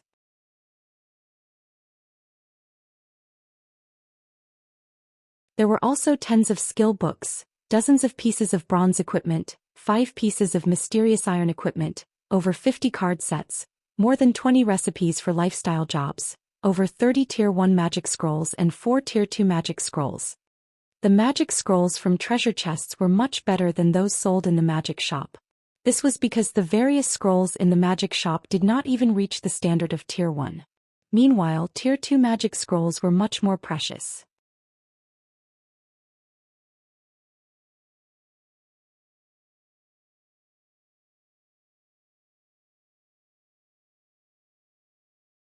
Chapter 69, Lunatic. In the real world, the sky slowly darkened as the sun went under the mountain. On the other hand, players in God's domain were welcoming the rise of the morning sun. Red Leaf Town was currently brightly lit as if it were daytime. In the trade area, players could be found everywhere as they pushed their way through the streets. Compared to yesterday, there were a lot more players currently in Red Leaf Town, and a lot of them were new players who were level 0. After being officially active for 2 days, many people started to notice the difference between God's domain and other virtual reality games. The battling alone was extremely attractive, not to mention other sources of entertainment. The monsters in God's domain improved with the increase in levels, making the battles seem increasingly real. It was no longer the usual simple bouts where players and monsters would take turns fighting each other. The battles in God's domain were more similar to the fighting competitions in real life. This was the age where the world's entire population would exercise. In the real world, people had already reached a level of obsession in regards to fighting competitions, making such competitions extremely popular. Everyone wished for a battle in which they could fight to their heart's content, and even more so when exchanging blows with an expert. They wanted to chase after the intense feeling of excitement that made one's blood boil. It was an addicting feeling that was impossible to give up. Meanwhile, God's domain had all of this, and there were no dangers to a person's life. Moreover, God's domain contained great adventures that were both fascinating and thrilling. There were also countless unknowns waiting to be discovered and explored. Time in the game was also double that of real life. Many players wished they could stay inside God's domain for the rest of their lives, living their second life within the game. It was also because of this reason that many players were attracted to God's domain. Many virtual gaming companies, after seeing this irreversible situation, declared bankruptcy, one after another, as they prepared to invest in God's domain. Such a situation also caused some unwilling veteran gamers to enter God's domain, greatly increasing the number of players. Just after returning to Red Leaf Town, Shifeng received a bunch of system notifications. Almost all of them were sales notifications from the auction house. Within an instant, the money Shifeng possessed increased to over 500 silver coins or 5 gold coins. Shifeng still remembered having recently registering 3 gold coins at the virtual trade center. After less than a day's worth of effort, he now possessed an additional 5 gold coins. Those guilds obtained all this money after much difficulty, yet they all contributed to him in the end. Currently, there might not be another player in White River City who was wealthier than he was. The guild leaders of first-rate guilds were no exception. However, this was only the tip of the iceberg. The real money-making moment was just starting. Shifeng first stored all the items that were in his bag into his warehouse. He was not planning on selling them but instead kept them for future use. After all, items such as gemstones and skill books were hard currencies. Their prices would never depreciate. On the contrary, it was equipment that would depreciate along with the increase in player levels. Soon afterward, Shifeng started doing his old business again. Nighttime was the best period for doing business. Seeing that the sun was soon to rise, Shifeng set aside his quest for now and set up a street stall, purchasing stones, magic essences, hard stones, and card sets. Due to previous similar occurrences, many players would deliberately stay here and await Shifeng's arrival. Now, just a casual shout from Shifeng was enough to cause a crowd of players to come running towards him. In such a way, Shifeng bought materials while listening to the conversations of players nearby. The Assassin's Alliance has obtained great glory this time. They completed the Insurrection of the Little Fishman quest and earned a lot of guild reputation. It won't be long before the Assassin's Alliance will become a level 2 guild. What's the big deal? I've heard that a major event occurred in the capital city. The guild leader of a first-rate guild, Star River Federation, completed a major quest and has already become a first-class citizen. Just a little more and he will become part of the nobility. When he obtains the status of a noble, what would a little guild reputation matter? After becoming a noble, he could go to the army camp and city hall to ask for guild quests. Star River Federation could catch up and surpass the Assassin's Alliance at any time. Including the various privileges available to nobles, their accumulated advantage is huge. Just the current Star River Federation was enough to suppress Ouroboros. When the fight for the capital city begins, the city would most likely fall into the hands of the Star River Federation. Those are just small matters. Now the most popular matter would have to be the showdown between that Black Flame Forger and Hammer Trading. Who doesn't know about that? Right now there is most likely not a single person in the White River City area that doesn't know of it. However, I never truly imagined that the victor would be so quickly determined. Even further, I never thought that the final winner would be Hammer Trading. Thankfully I was quick-witted and borrowed some money to buy a Glimmer chest plate. Many people are currently buying them at high prices. I could easily earn 3 silver coins as long as I resell the one I have. Exactly. Regardless of attributes or design, the Glimmer chest plate is way better, so its cost must be extremely high. It only sold for such a low price because of the competition with Hammer Trading. Black Flame must have lost that battle after constantly losing money. Unfortunately, he is not selling even a single piece of the equipment right now. Otherwise, I would definitely borrow money to buy one. Right now, Hammer Trading's fame has exploded. On the forums, he had even started proudly scolding the mysterious forger as incompetent, calling the mysterious forger a son of a bitch for not daring to compete with him. To increase their fame and influence, those first-rate guilds will certainly invite him. Hammer Trading must already be discussing contract terms with them right now. The chief forger of a first-rate guild, people would drool just thinking about such a position. However, we can only look on in envy because we don't have a forging design for bronze equipment. If I had such an item, even if I were to go bankrupt, I would definitely compete with Hammer Trading to the end. When I get the chief position of a first-rate guild, my future will be filled with fame and fortune. When Shifeng heard their conversation, his brows slightly wrinkled. He then called up the official forum. Sure enough, Hammer Trading was ridiculing him with all sorts of insults. Son of a bitch, weren't you so awesome? Why have you turned into a coward? Let's continue competing if you have the ability. See how I'll flatten a Blackheart forger like you. Looking at Hammer Trading's inferior shenanigans, Shifeng smiled calmly. He could not help but admire Hammer Trading. To become famous, he turned into a lunatic that was willing to use any means. Just like in Shifeng's previous life, to join world dominators and become their chief forger, Hammer Trading was willing to sell out their entire guild. After he finished purchasing the materials, Shifeng headed towards the auction house. After all the clamor Hammer Trading made, the Glimmer chest plate had thoroughly become famous. Shifeng could now start his next money-making operation. In the current stage of the game, a majority of the average players were already level 3, while many veterans were level 4 and experts were level 5. The average player could not afford a Glimmer chest plate, whereas veterans would have to borrow some money to purchase a piece for themselves. As for experts, the usage of the Glimmer chest plate was not that great.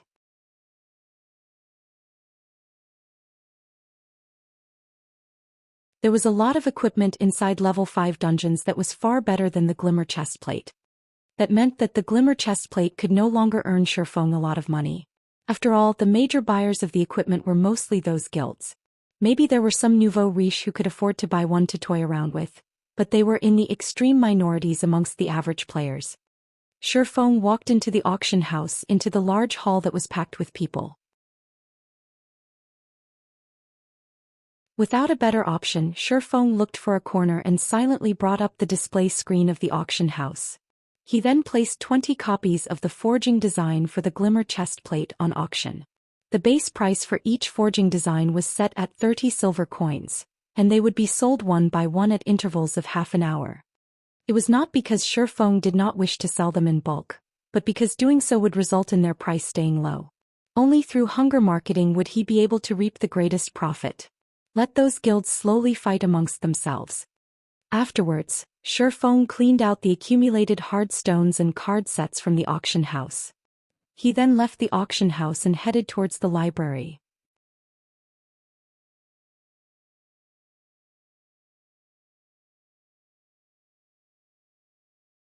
Chapter 70. Success or failure boils down to the same person. Kuruk Fields. This was the playground for the level 6 grassland lion cubs. At this stage of the game, there were very few players who would come here to grind and level up. That was because the level here was slightly higher. Moreover, the monsters were numerous and concentrated, making them hard to kill. These grassland lion cubs hunted in groups of 3 to 5. Sometimes they would even be followed by a fully grown elite grassland lion, making them very hard to deal with. However, there was currently a 6-man party on these fields, fighting a group of lions. A girl dressed in water blue armor brandished her great sword, directly confronting an elite grassland lion. Not only did she easily evade the grassland lion's sharp claws, she even took the chance to attack and deal damage. Her valiant appearance could captivate even women. This girl was the snow goddess Gentle Snow. She had already reached level 5, and she wore the level 4 bronze set equipment Azure Scar. In her hands she held the mysterious iron-ranked Conqueror's sword. Compared to before, her current strength had greatly increased. Also, there was also a shield warrior who was not any weaker, tanking 4 grassland lion cubs at once. The party's healer, Xiao Yue, chanted a prayer, her delicate hands tracing divine texts in midair. Xiao Yue took care of the shield warrior while also healing Gentle Snow, allowing both their HPs to remain above the safety line. The flame witch, Xiao Yueru, was also wearing the level 4 fantasy flame set equipment.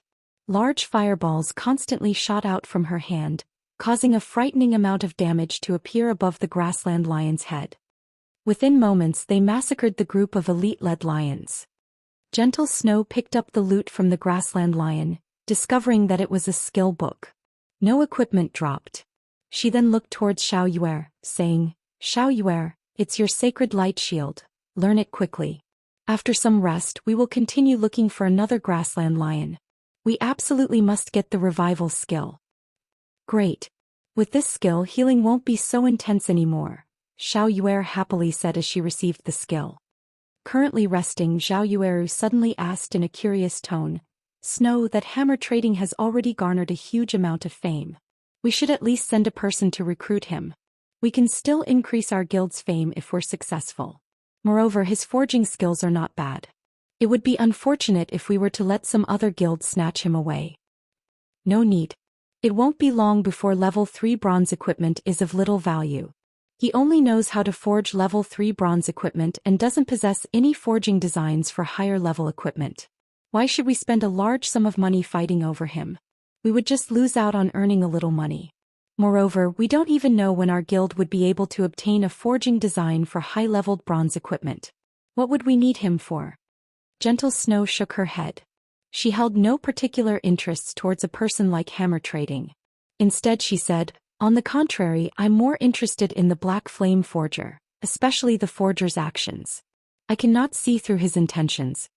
If he wanted to attract the attention of first-rate guilds and stand out, then he has no reason to hide his name. There would be plenty of large guilds contacting him. However, he has hidden his name, preventing anybody from contacting him. That means that he does not wish for others to know of his identity. Yet he still competed with hammer trading, lowering the price for his equipment and letting everyone know of him once more. Now that he has entered our eyes at the most heated moment, he suddenly withdraws from the competition and fades out of our sight once more.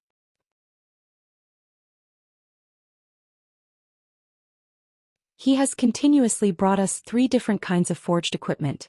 Being able to obtain that many forging designs for bronze equipment shows that he has great strength. Yet why would he suddenly withdraw? What is this Black Flame Forger's goal? Or did he withdraw because he already achieved his goal? Until now, I still don't know what that Black Flame Forger is trying to do. He is filled with mystery in all aspects. Snow, how about I have someone research this forger? Hearing you say so, even I want to see what kind of person he is." After hearing Gentle Snow's analysis, realization struck Xiao Yueru. She suddenly grew an interest towards this Black Flame Forger.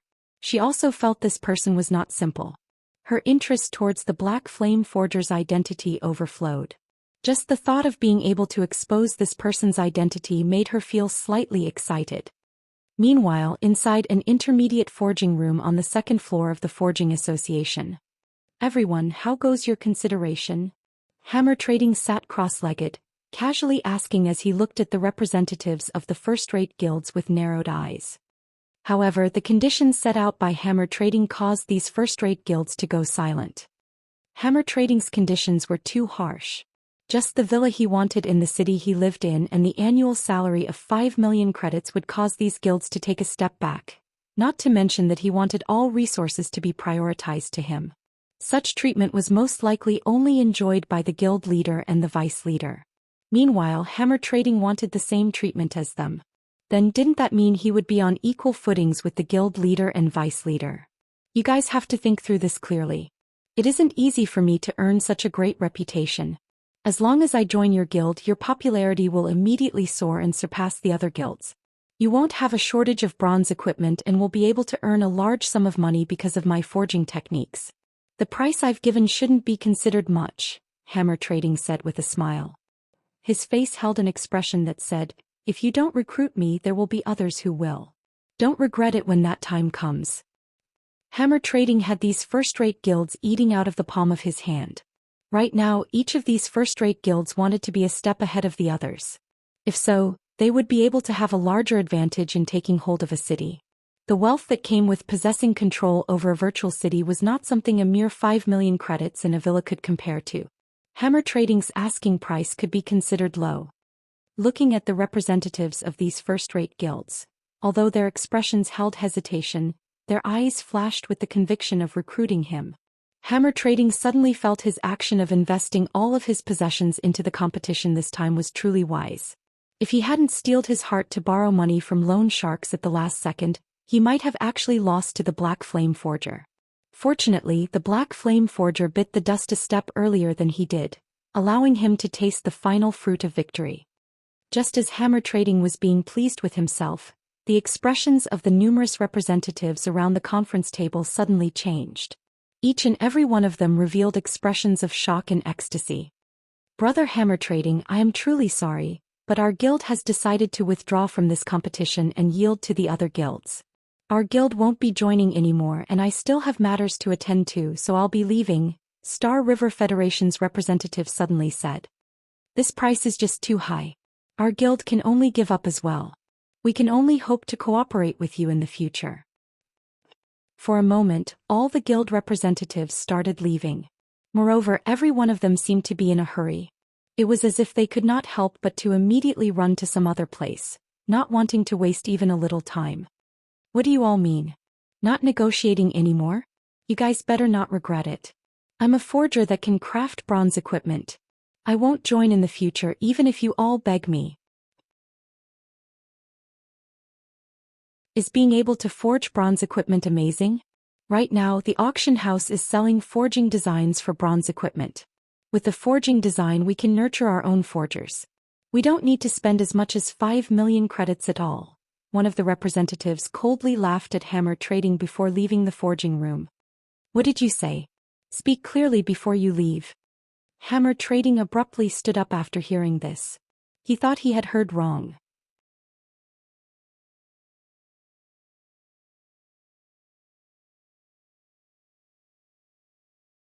Chapter 71.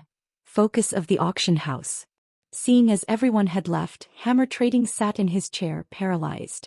Both his eyes had a lifeless look in them. There was actually someone who was selling forging design for bronze equipment at the auction house. How was this possible? Hammer Trading had no way of understanding such behavior. It was as foolish as literally handing the keys to a treasury filled with gold to someone else. Only a brain-dead person would do such an idiotic action. No, they must be trying to trick me. Hammer Trading abruptly stood up, calling out the official forum. He wanted to make these people regret. He wanted to rip them off for daring to look down on him. However, when Hammer Trading looked at a few pinned discussion threads, he became instantly dumbfounded. There really was an idiot who was selling a forging design. Bronze equipment forging design appearing in the auction house. Pictures as evidence available. Clicking on the thread to take a look, Hammer Trading's mind went thoroughly blank. The forging design was actually for the Glimmer chest plate. It was the equipment previously sold by the Black Flame Forger. Everyone was very aware of how good the attributes on this item were. It was an absolutely top-tier item. If a first-rate guild were to get a hold of this forging design, they would not need him. This was because fame served little purpose to a first-rate guild. Previously, he dared to act presumptuously because he learned the forging design for the Savage chestplate. now that others had a better forging design who would pay him any heed. In the discussion, many first-rate guilds declared the forging design to be theirs, and they would fight whoever dared competed with them over it. Hence, everyone had started paying attention to the problem of the ownership of this forging design. There was no longer anybody who paid attention to hammer trading. Instead, each and every one of them was joyful over his misfortune, making fun of his end. This incident led everyone to admire the mysterious player who was selling the forging design. This mysterious player's means were extremely great, and people could not help but praise him. There was practically no blood seen when he killed. He only used a piece of paper to cause hammer trading, the rising star that received the envy and admiration of tens of thousands, to fall from his heavenly altar, tumbling down into the bottomless abyss and never being able to climb back up. Hammer trading already bore a bitter hatred towards this player who sold the forging design. Just when his life of luxury was within his reach, it was all destroyed. Moreover, it was destroyed by a person who was brain dead. Fear not a godlike rival, but fear a pig-like ally. Now that saying needed an additional verse, and fear more a foolish passerby. Hammer Trading's eyes had currently turned crimson, his face extremely ashen. His expression alone was enough to devour a person. Not good. I definitely must buy it no matter the price. As long as I buy it, I can get back all the advantages. At that time, not only will I have the Savage chest plate, but I will also have the Glimmer chest plate. When that time comes, those first-rate guilds will have to prostrate and beg before me. Hammer Trading's current expression was just like a gambler who lost badly. He placed all of his hopes on buying out the Glimmer chest plate forging design. Thinking up to this point, Hammer Trading was no longer able to hold himself back as he swiftly rushed towards the auction house. However, it was not just Hammer Trading who was rushing towards the auction house. There were also the upper echelons of various guilds of various towns under the influence of White River City. All of them wanted to purchase the forging design. After all, everyone knew how powerful the Glimmer chest plate was.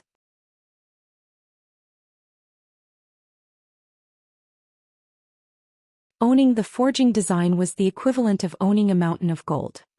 This incident caused an uproar at the auction houses of the various towns in White River City. The auction houses became unusually lively as players pushed against one another inside the building. The auction houses were filled to the entrances, making it hard for players even to enter. Meanwhile, the competition for the Glimmer chest plate forging design entered into full swing. Every one of the guilds had bid high prices. Within 10 short minutes, the price for the item had reached 1 gold coin.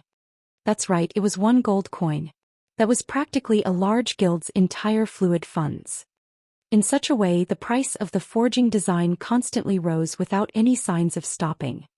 Guild leader, I don't have enough money anymore. What do we do now? Crap, how can that be? I gave you 1 gold and 20 silvers. How can that not be enough? But it's selling at 1 gold 56 silvers now. Crap, these people are insane.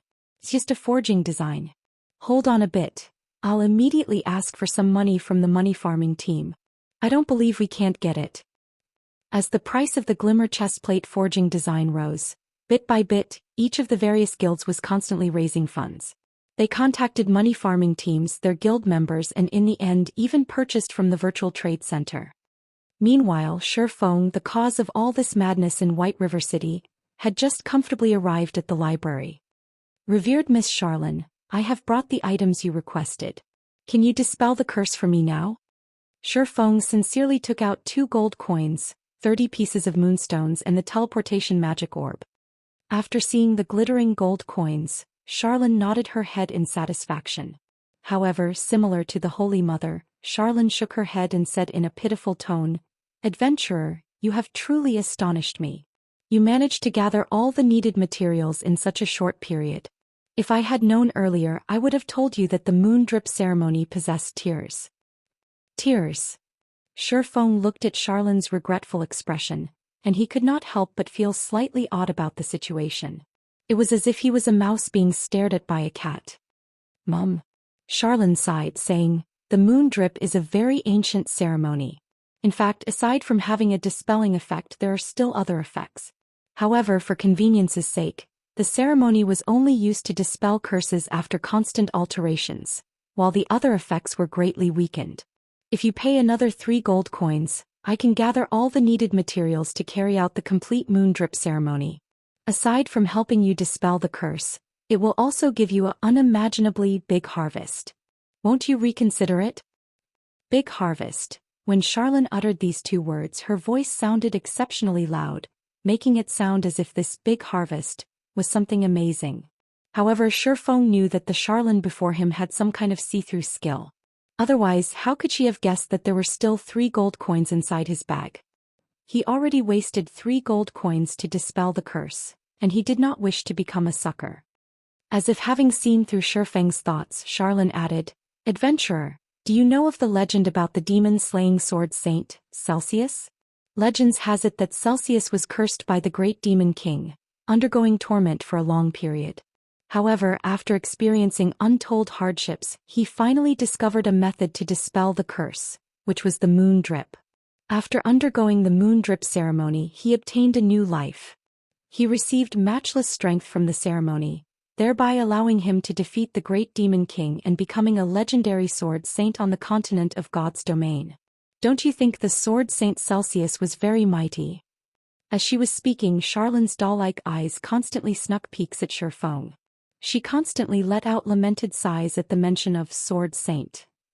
Shifeng suddenly became speechless. Watching Charlene's actions, it was clear they were saying, "The sword saint is beckoning at you. Youngster, won't you give it a go?" Shifeng glanced at Charlene's face, full of smiles and his heart filled with helplessness. This Charlene was a diamond salesperson. Although Charlene possessed an unruly temperament and criminally attractive body, asking for 6 gold coins was just a huge scam. 6 gold coins. That was equivalent to 36,000 credits. Very well. His heart was moved. If he could become a sword saint in the future, it would all be worth it. The new wouldn't come if the old didn't go. "Esteemed Miss Charlene, I wish to try the complete moon drip ceremony. Will there be any danger?" Shifeng unwillingly dug out another 3 gold coins. After receiving the gold coins, Charlene happily smiled as she said, "You can be at ease, adventurer. Although this is my first time, my skills are very good. Even my teacher praised me as a genius. Let us begin right away."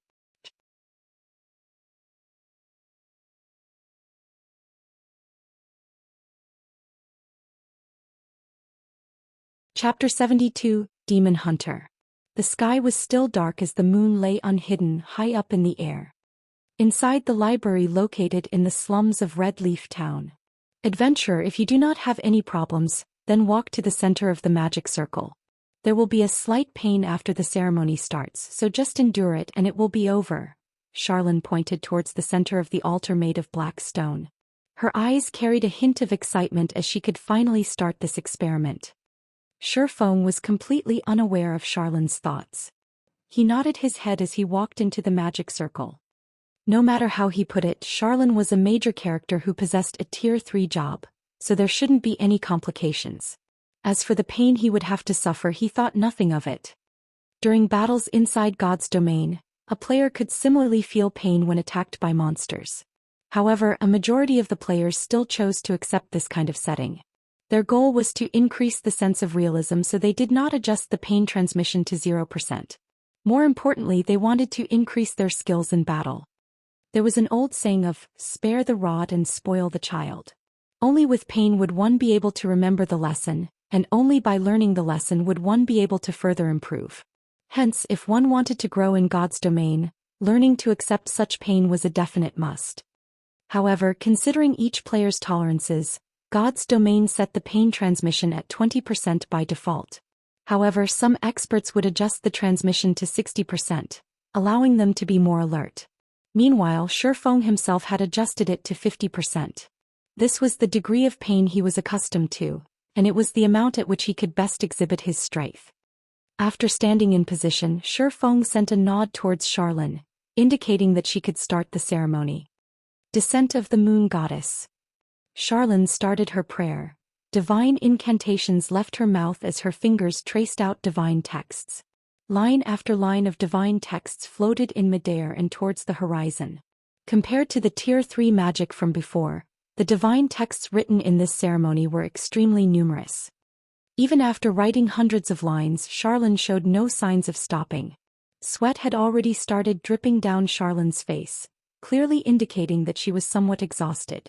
Meanwhile, the magic circle on the ground started to radiate a dazzling silver glow, the magic circle itself gradually rising into the air. After over 10 minutes had passed, a streak of shining moonlight shot towards Shifeng's body. Suddenly, dark smoke emerged from Shifeng's body.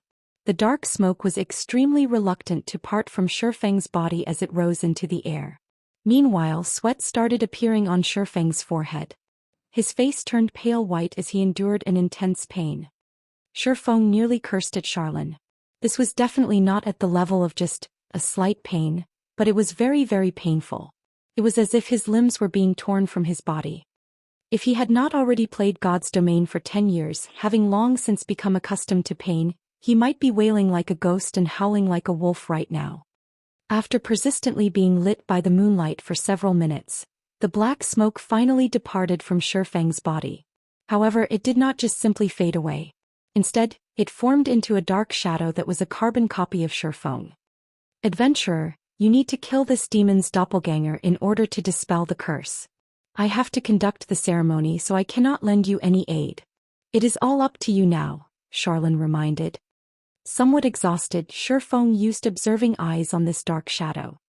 Yi Feng, demon's doppelganger. Elite rank. Level 4.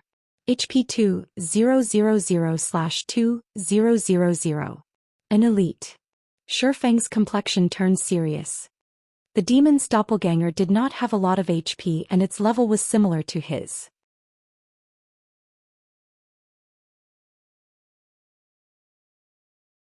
If this doppelganger did not possess any powerful skills, then dealing with it would not be a huge problem. However, that probability was slim. Wretched moon drip. Despicable human. Did you think that by using the complete moon drip to weaken my strength, you would be able to defeat me? I'll let you know the reason why lowly humans like you will never win against us powerful demons.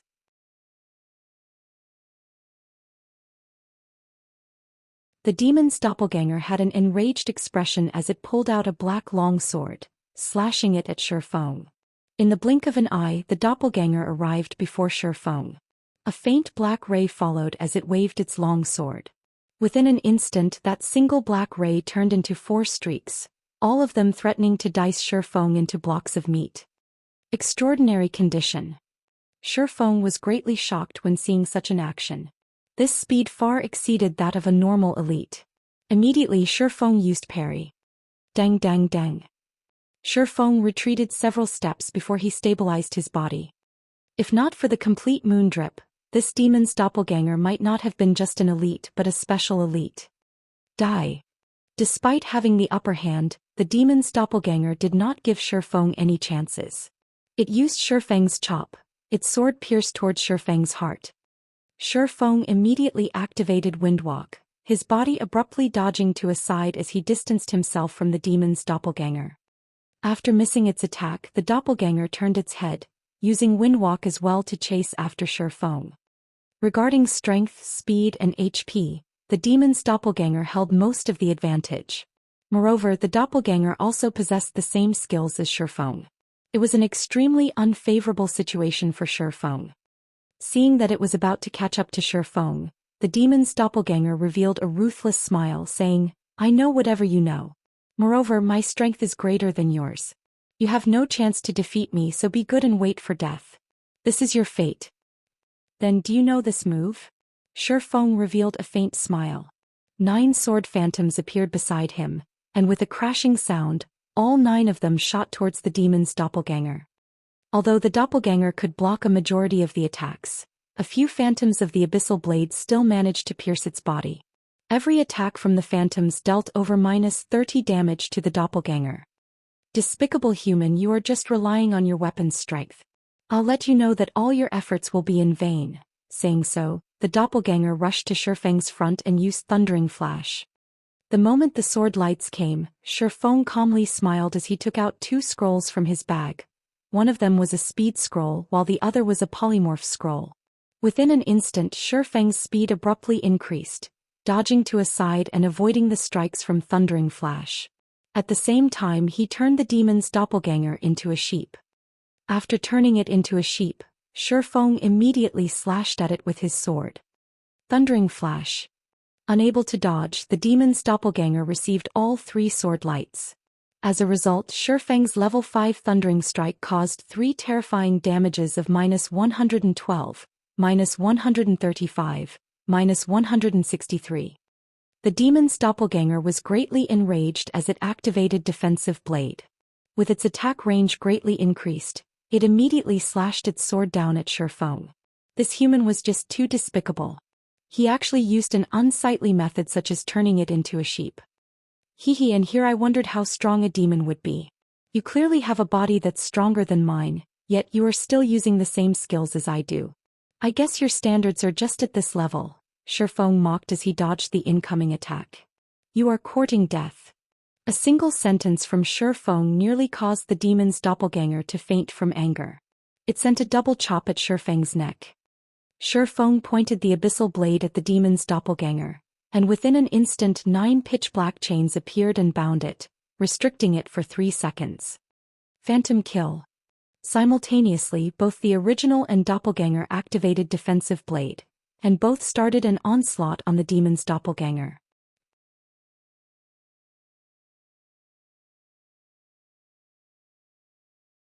Thundering Flash, Chop, Earth Splitter, Double Chop and many more skills struck the demon's doppelganger. In addition to the continuous attacks from the 9 dragons slash, the demon's doppelganger's HP madly decreased, dropping down to 10% within a moment. So what if you have a strong physique? So what if you know all of my skills? So what if you are a demon? Shifeng demanded. He pierced the chest of the demon's doppelganger.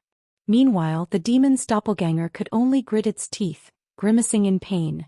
Its fury burned within it.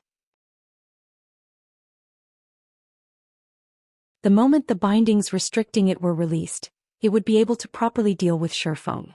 Just as it was about to bring out its special ability, however, the demon's doppelganger saw the scroll within Shifeng's hand. Suddenly, the demon's doppelganger thoroughly despaired. Bye-bye. Shifeng waved his hand at the demon's doppelganger. He knew that the demon's doppelganger was about to show its hand, so he had activated the Tier 1 magic scroll within his hand. Thunder Bombardment. This Tier 1 magic scroll was capable of dealing -500 damage to a single enemy that was below level 20. It was more than enough to deal with the demon's doppelganger that currently had less than 200 HP. Suddenly, a green thunder struck down from the sky above. It caused -500 damage to the demon's doppelganger, instantly transforming it into dark smoke, and it vanished. It also left behind a piece of dark gray-colored equipment. System. Quest Moon Drip completed. Rewarding 10,000 EXP and Demon Hunter title.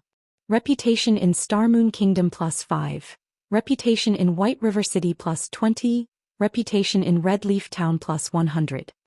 System. Reputation in Red Leaf Town has reached 50 points. Upgrading to Red Leaf Town First Class Citizen. System. Reputation in Red Leaf Town has reached 100 points. Upgrading to Red Leaf Town Third Class Noble.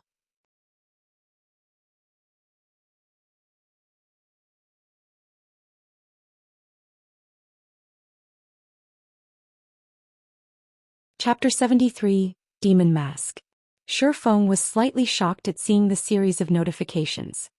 10,000 EXP was not considered much to a level 4 player like himself. It only raised him to 27% of level 4, and there was still quite a distance away before he became level 5. On the contrary, it was the other rewards that caused his eyes to shine.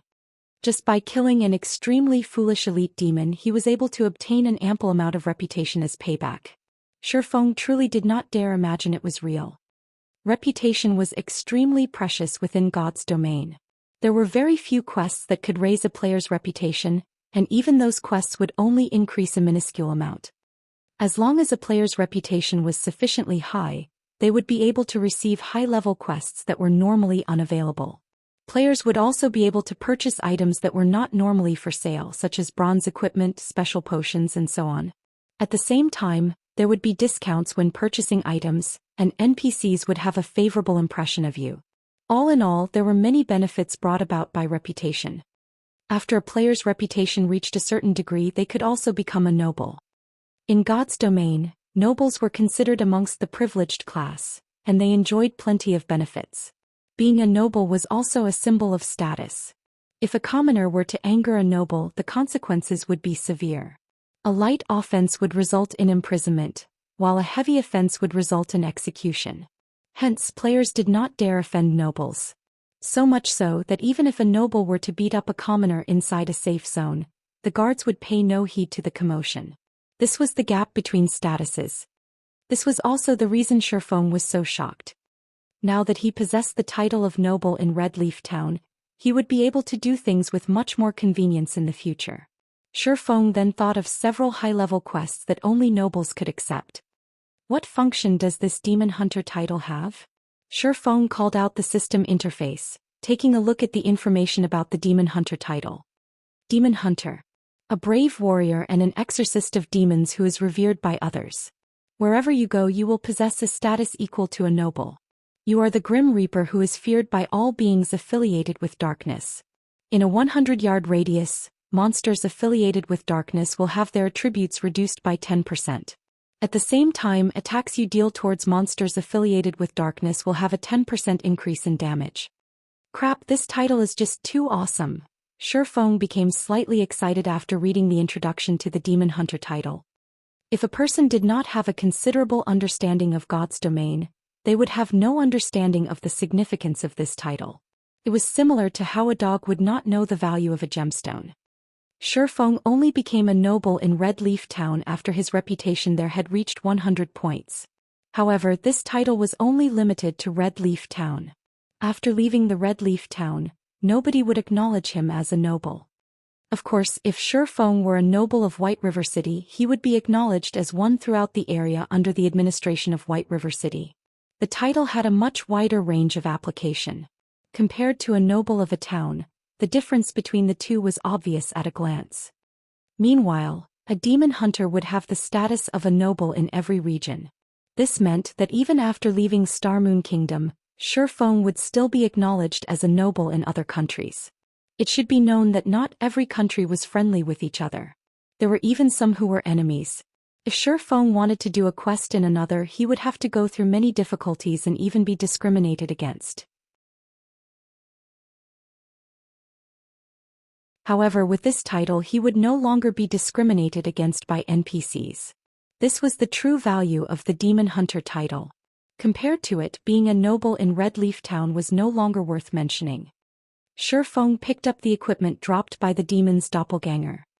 Demon Mask Special Item. Upon wearing it, the user can disguise himself as another person. Disguise cannot be broken without using a high-level observing skill. Truly a good item. The 6 gold I spent was definitely worth it.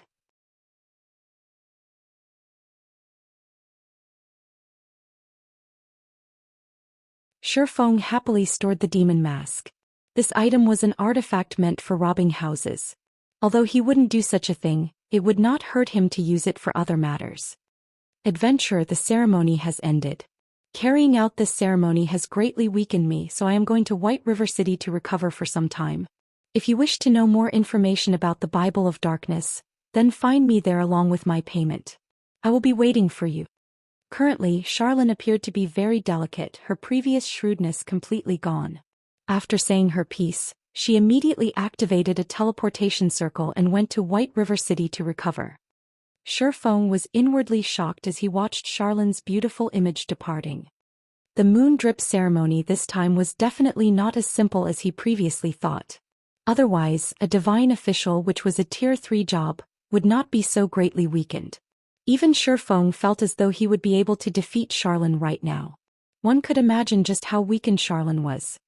Forget it, that's none of my business. Now that the curse has been dispelled and my attributes have recovered, I can finally start speed leveling. The earlier I reach level 10, the earlier I can activate the teleportation gate to White River City. Feng shrugged his shoulders, no longer minding the matters of great characters. A small character like him still had many matters to take care of. To build up from nothing, many things needed to be done. Forget competing with those guilds. Just being paid attention to by a great demon had caused him enough headaches.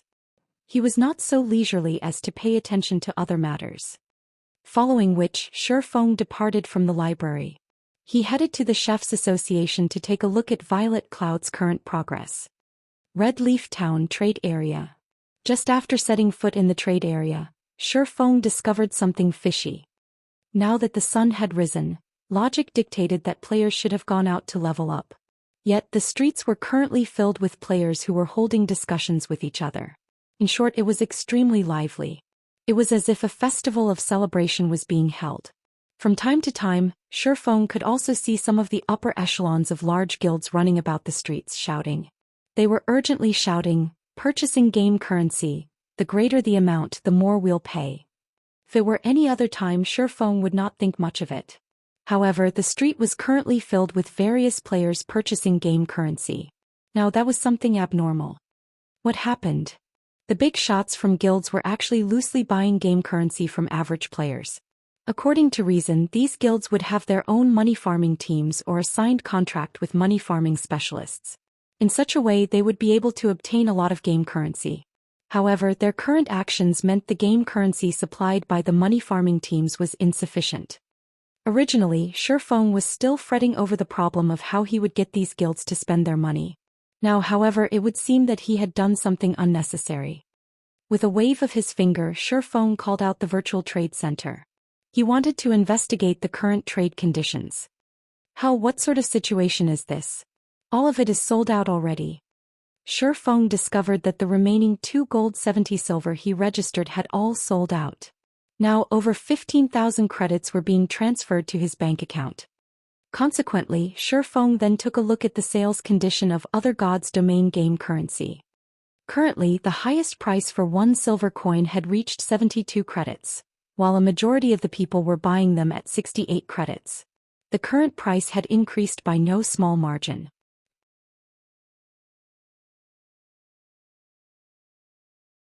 Just as Feng was rejoicing over having sold all of his gold coins, a cursing voice came from behind him, breaking his good mood.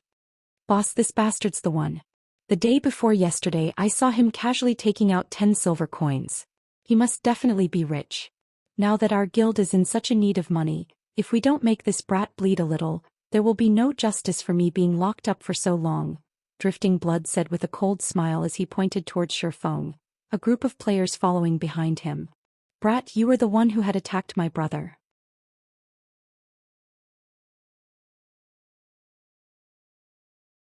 Looking towards Feng, the person referred to as boss snorted as he asked. Feng turned around, his brows wrinkling after taking a look. The person referred to as boss was comparable in size to Kola. He had a fierce-looking face and he seemed to be around 30 years of age. In Feng's previous life, he once crossed paths with this person.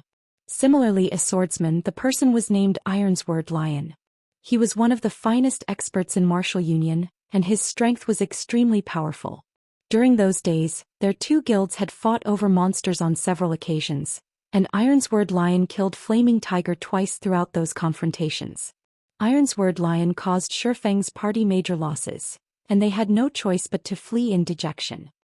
Even Stabbing Heart of Assassins Alliance suffered defeat at the hands of Ironsword Lion.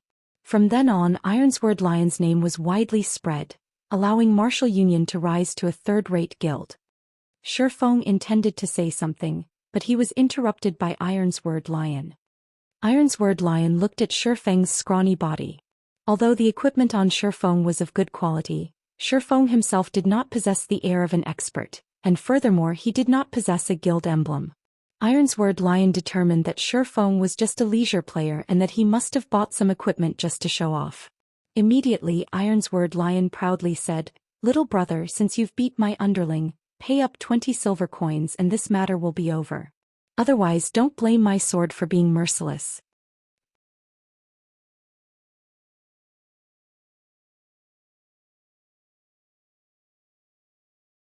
Chapter 74, Ironsword Lion. It would be a miracle not to attract attention, getting involved in a robbery in the middle of the bustling trade area. As expected, just after Ironsword Lion finished speaking, a crowd of players surrounded them to get in on the fun. Huh, isn't that Ironsword Lion from Martial Union? Is he awesome or something? You don't say. Why don't you look at his level and equipment?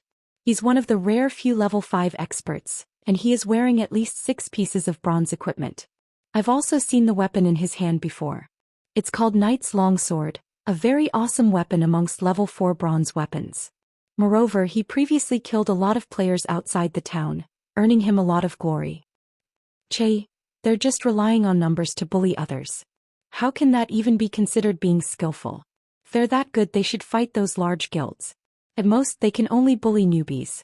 They're even asking that guy for 20 silver coins. Isn't that just going overboard? Gaming experts would only have 3 or 4 silver coins on them, not to mention carrying 20. They are clearly forcing him into a corner. Shh. Speak softer. That Ironsword Lion isn't bullying people with numbers. His strength is the real deal. Previously, he was a top-tier expert in a Wuxia virtual reality game, but he was compelled to transition to God's domain. Yesterday, he kill-stealed outside of town with other players and single-handedly defeated all 4 of them. Those 4 players were not noobs but gaming veterans. They are stronger than us by at least a few leagues. If Ironsword Lion were to hear you, then tough luck, buddy. At that time, your only way out would be to delete your account and start all over again. Listening up to this point, the surrounding players all sucked in a breath of cold air. They no longer dared spout baseless gossip, their eyes sending pitiful gazes towards Shifeng. Of all the people Shifeng could provoke, he had chosen to provoke an expert. Moreover, an expert that covered up the shortcomings of his subordinates. Unless Shifeng deleted and recreated his account, he would definitely have to pay the 20 silver coins. However, leveling up to level 4 was a difficult task. If Shifeng chose to delete his account, then 2 days of his effort would be wasted. The average person would rather pay up than delete their accounts. This guy is just meeting one misfortune after the other. If it were normal times, he would just have to spend a few credits to collect the 20 silver coins. Now, however, not only are the prices for God's domain game currency ridiculously high, but it is also extremely hard to buy any. Right. Seeing such a high buying price, even I am thinking of selling my game currency. However, going with this trend, the prices will still increase in the future. I want to stock up a little more, putting them up for sale later on. Just as the surrounding players were lamenting over Shifeng's bad luck, at a stall by the street, several players were quietly watching Shifeng. These players all wore luxurious equipment on their bodies, and each of them carried a faint smile on their faces. Brother Stabbing Heart, should I go lend a hand? That way Yifeng will have to owe us a favor, a male cleric that resembled a skinny monkey asked as he looked at Stabbing Heart. Stabbing Heart fell into deep thought. He felt that the cleric's words were logical. Indeed, Shifeng had very powerful techniques, and he was also acquainted with a great character like the Snow Goddess. However, Ironsword Lion was a brutish expert. He also had the support of his guild. Overall, Shifeng was definitely in a disadvantageous situation. If Stabbing Heart were to lend Shifeng a helping hand, Shifeng would definitely be grateful to him. The favor of a great expert was extremely valuable. Often, a great expert such as Shifeng was necessary for clearing a large dungeon.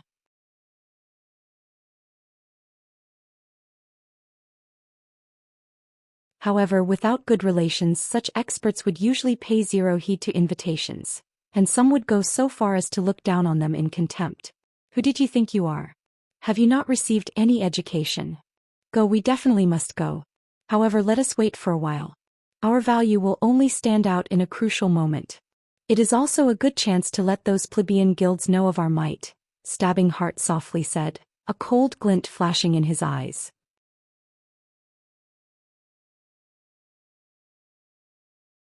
After spending so many years within the virtual gaming world, Stabbing Heart understood a single principle. Every additional expert he befriended was an additional path he could take in the future. What's more, Shifeng was a great hidden expert that was acquainted with the Snow Goddess. If he were to antagonize instead of befriending Shifeng, he would be digging his own grave. He would be creating a great enemy for himself in the future. Alas, a small guild was doomed to remain a small guild. After mingling about for so many years, they did not even possess the eyesight to differentiate an expert from average players. It definitely wouldn't be long before natural selection eliminated them. When the moment came, Assassin's Alliance would kill the chicken to warn the monkey too, utilizing martial union to raise their influence in Red Leaf Town.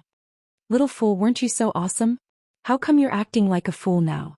I've said before that I would return, and when that time came, it would be your time of death. If you obediently hand over 20 silver coins right now, you can continue mingling about.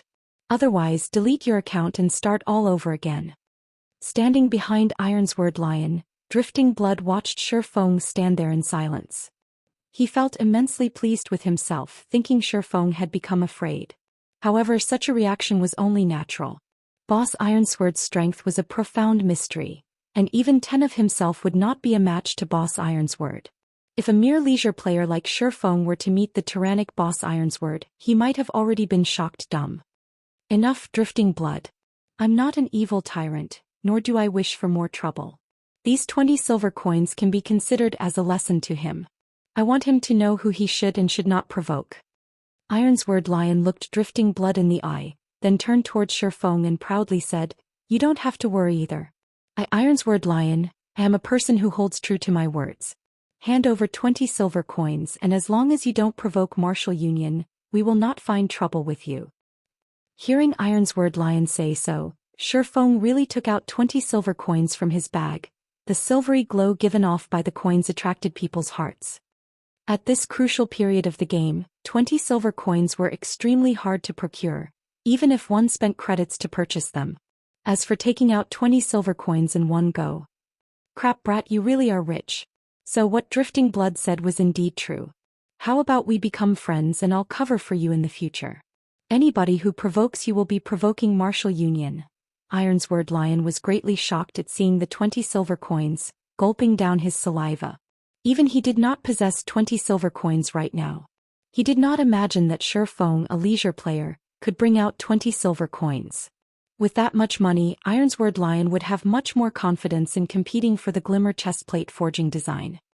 When the surrounding players saw all these silver coins, their mouths all gaped wide in shock.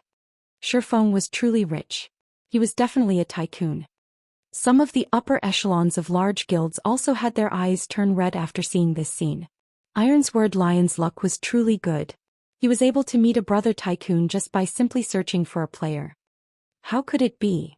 From afar, Stabbing Heart's expression was one of incomparable shock after witnessing Shifeng's actions. However, what Stabbing Heart was shocked about was not the amount of money. Instead, he was shocked by Shifeng's unexpected action. Even if Shifeng could not win in a fight against martial union, this place was currently a safe zone. Nobody would dare to take action in here. After leaving the town with Shifeng's skills, escaping was definitely not a problem. So, just why did Shifeng compromise and offered up 20 silver coins? You wanted 20 silver coins, right? Shifeng asked Ironsword Lion with a smile. Let's trade. Noticing that he had lost his composure, Ironsword Lion immediately turned serious. Just as everyone was watching Ironsword Lion with envy. An incomparably pitch-black longsword pierced through the pit of Ironsword Lion's stomach. Ironsword Lion's HP was instantly reduced by over 100 points. Just as the person himself wanted to resist, he had discovered many chains binding him, preventing him from even moving a muscle.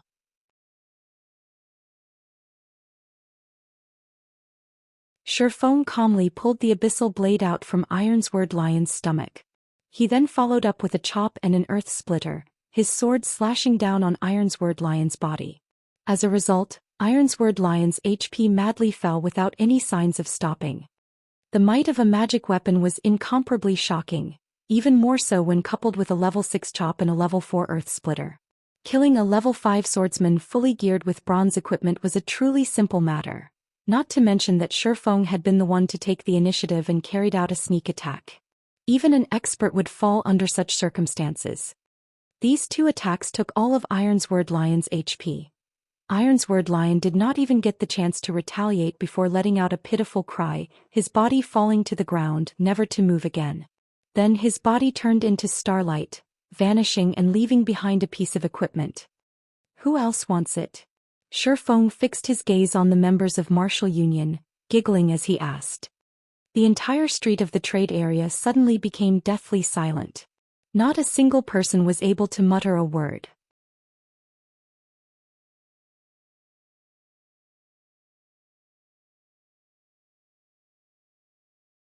Chapter 75. Money is a burden. Ironsword Lion died just like that. This ending was the complete opposite of everyone's expectations. From the moment Shifeng's sword pierced Ironsword Lion's stomach to the moment of Ironsword Lion's death, everyone clearly witnessed Shifeng's every action. However, one thing that made everyone feel odd was that Shifeng's sword was not really that fast. From their perspective, even they could easily dodge Shifeng's sword. So why couldn't an expert like Ironsword Lion? Ironsword Lion died without even being able to retaliate. Could it be, did Ironsword Lion just looked impressive but was actually a weakling? Was he just a paper tiger? However, everyone immediately denied such a silly notion in their hearts. Ironsword Lion's equipment was not fake. Him being level 5 was not fake either. He was a genuine expert. However, how could an expert fully geared in bronze equipment whose defense and HP far outstripped the average player be killed so easily? It was truly inconceivable. Even if an average player were to attack Ironsword Lion madly, they would need quite some time before they could kill him off. However, Ironsword Lion was taken care of by Shifeng in only 2 moves. How horrifying of an attack power did Shifeng possess to achieve such a feat?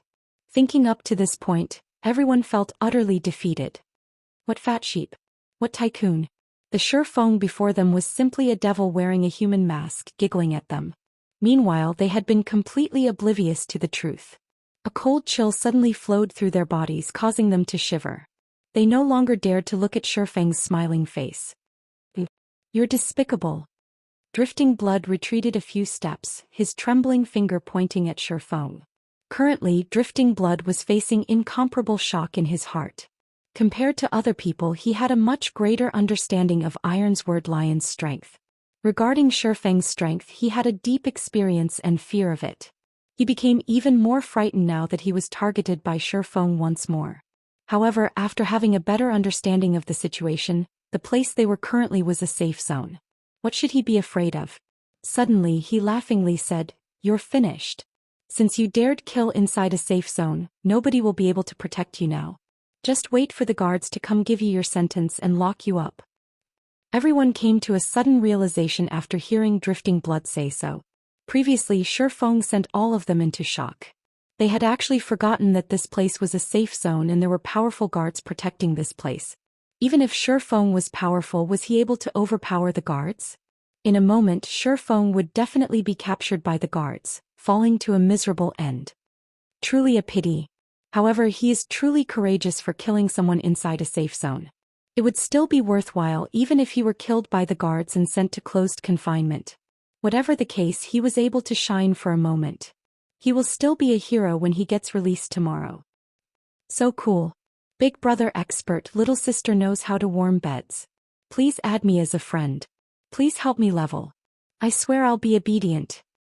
Amongst the players present, plenty started admiring Shifeng's courage. Not only did he dare to go against Martial Union, he even challenged the laws of Red Leaf Town. Shifeng was literally their idol. Quite a number of good-looking female players started looking up information about Shifeng. Some of them had even taken the initiative to send him a friend request wanting to get to know him. At this moment, a team of heavily armored soldiers walked over. Drifting Blood pointed at Shifeng laughingly saying, "Weren't you very awesome? I want to see what you're going to do this time. Not only are you going to lose a level, but you will also be confined for 24 hours. Even if you are an expert, you will be reduced to a second-rate player after being confined for a day. At that time, I'll be looking forward to how our Martial Union will take care of you. Whether you go up to heaven or fall to hell, nobody will be able to save you." A distance away, Stabbing Heart was currently feeling endless regret. Although Shifeng's series of actions just now looked to be slow, the feeling it gave off was extremely natural.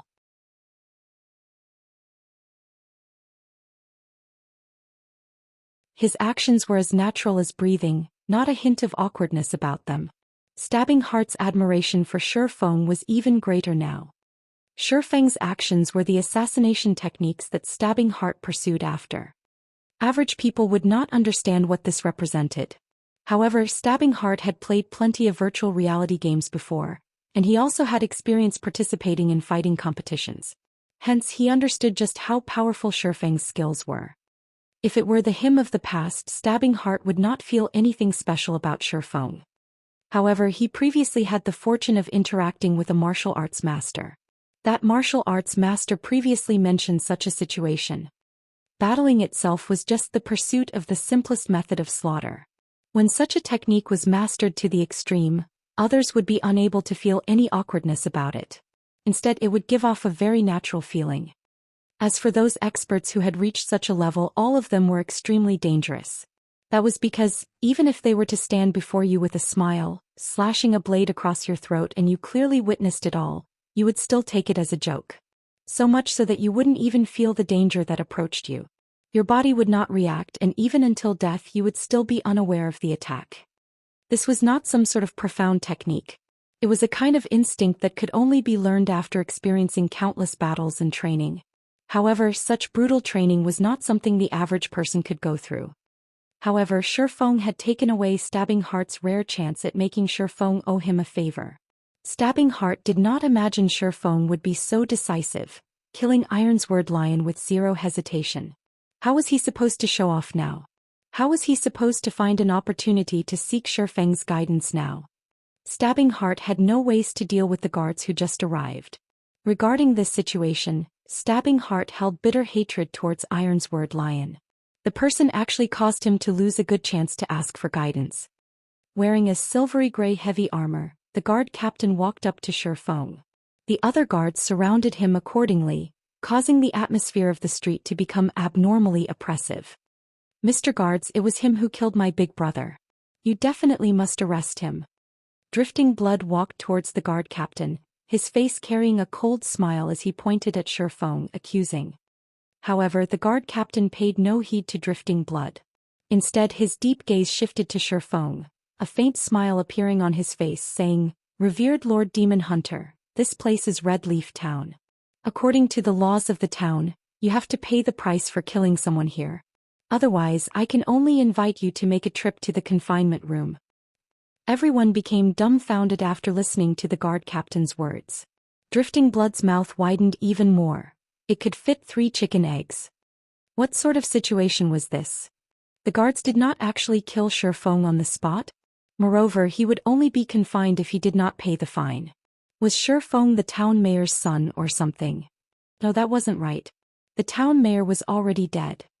No one understood why the guards were so courteous today.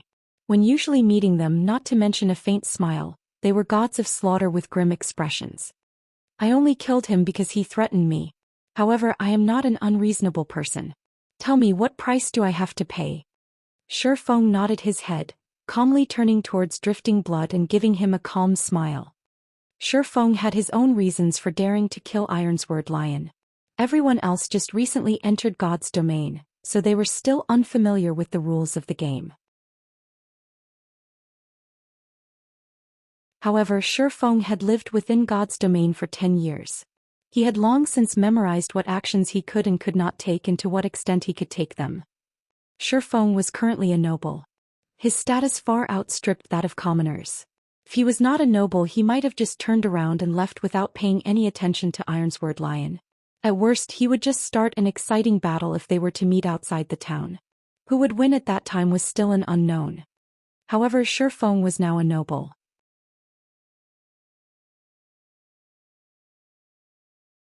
Even if he killed a normal player, the guards would not speak much of it, only requiring Shi Feng to pay a fine.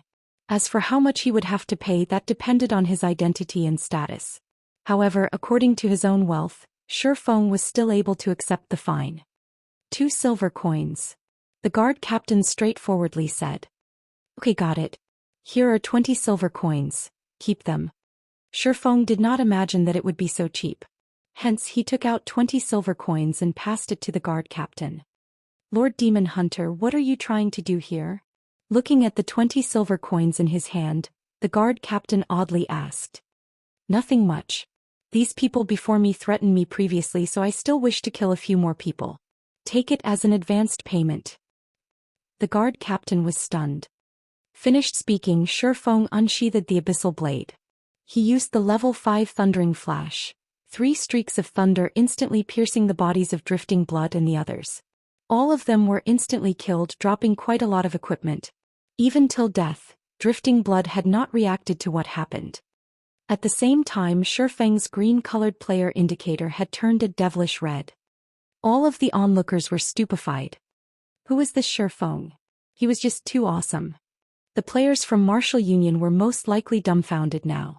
Shifeng had simply spent 20 silver coins to purchase their lives.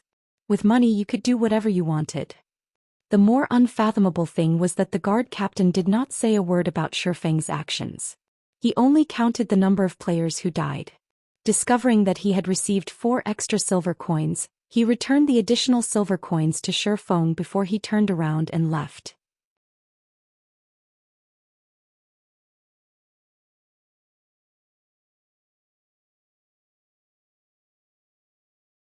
Chapter 76.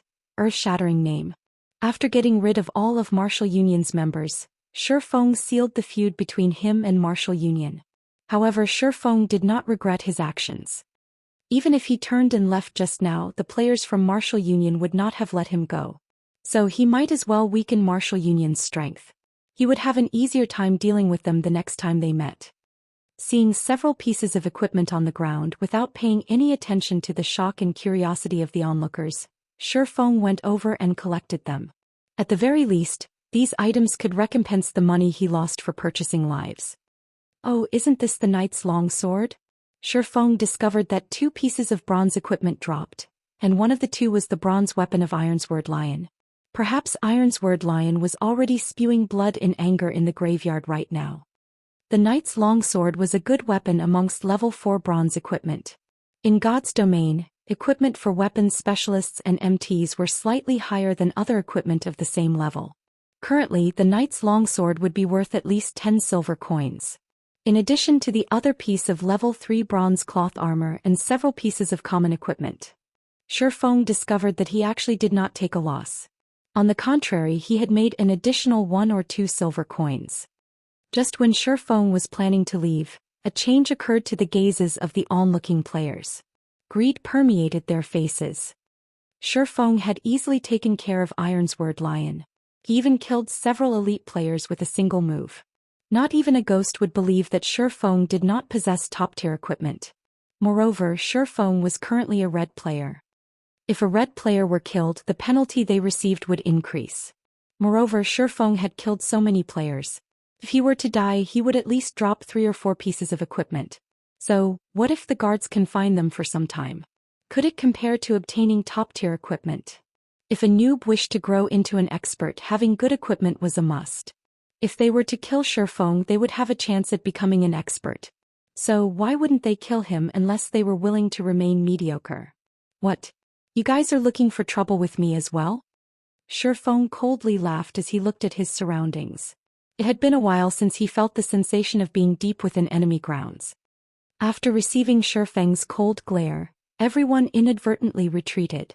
None of them dared to be the first to attack. They were all waiting for someone to attack first, then take advantage of the situation to reap benefits for themselves. All of you get out of the way. Yifeng is a friend of our Assassin's Alliance. Whoever looks for trouble with him, will be looking for trouble with our Assassin's Alliance. At this moment, Stabbing Heart, along with a group of over 10 subordinates, created a path through the crowd as they headed towards Shifeng. When the players who wanted to kill Shifeng heard Stabbing Heart, every one of them were shocked. Who actually was Shifeng? Not only did he possess formidable strength, but the Assassin's Alliance even protected him. The Assassin's Alliance was well known throughout Red Leaf Town. It was the sole second-rate guild in Red Leaf Town, and its members could be found throughout the entire Starmoon Kingdom. However, the core strength of the Assassin's Alliance was located around the area of White River City. Other guilds could not compare to its influence. If they were to become enemies with the Assassin's Alliance, they would really have to delete their accounts and start all over again. That was because the Assassins' Alliance was famed for their assassinations. The feeling of being targeted by a group of assassins, just thinking about it could make a person tremble with unease.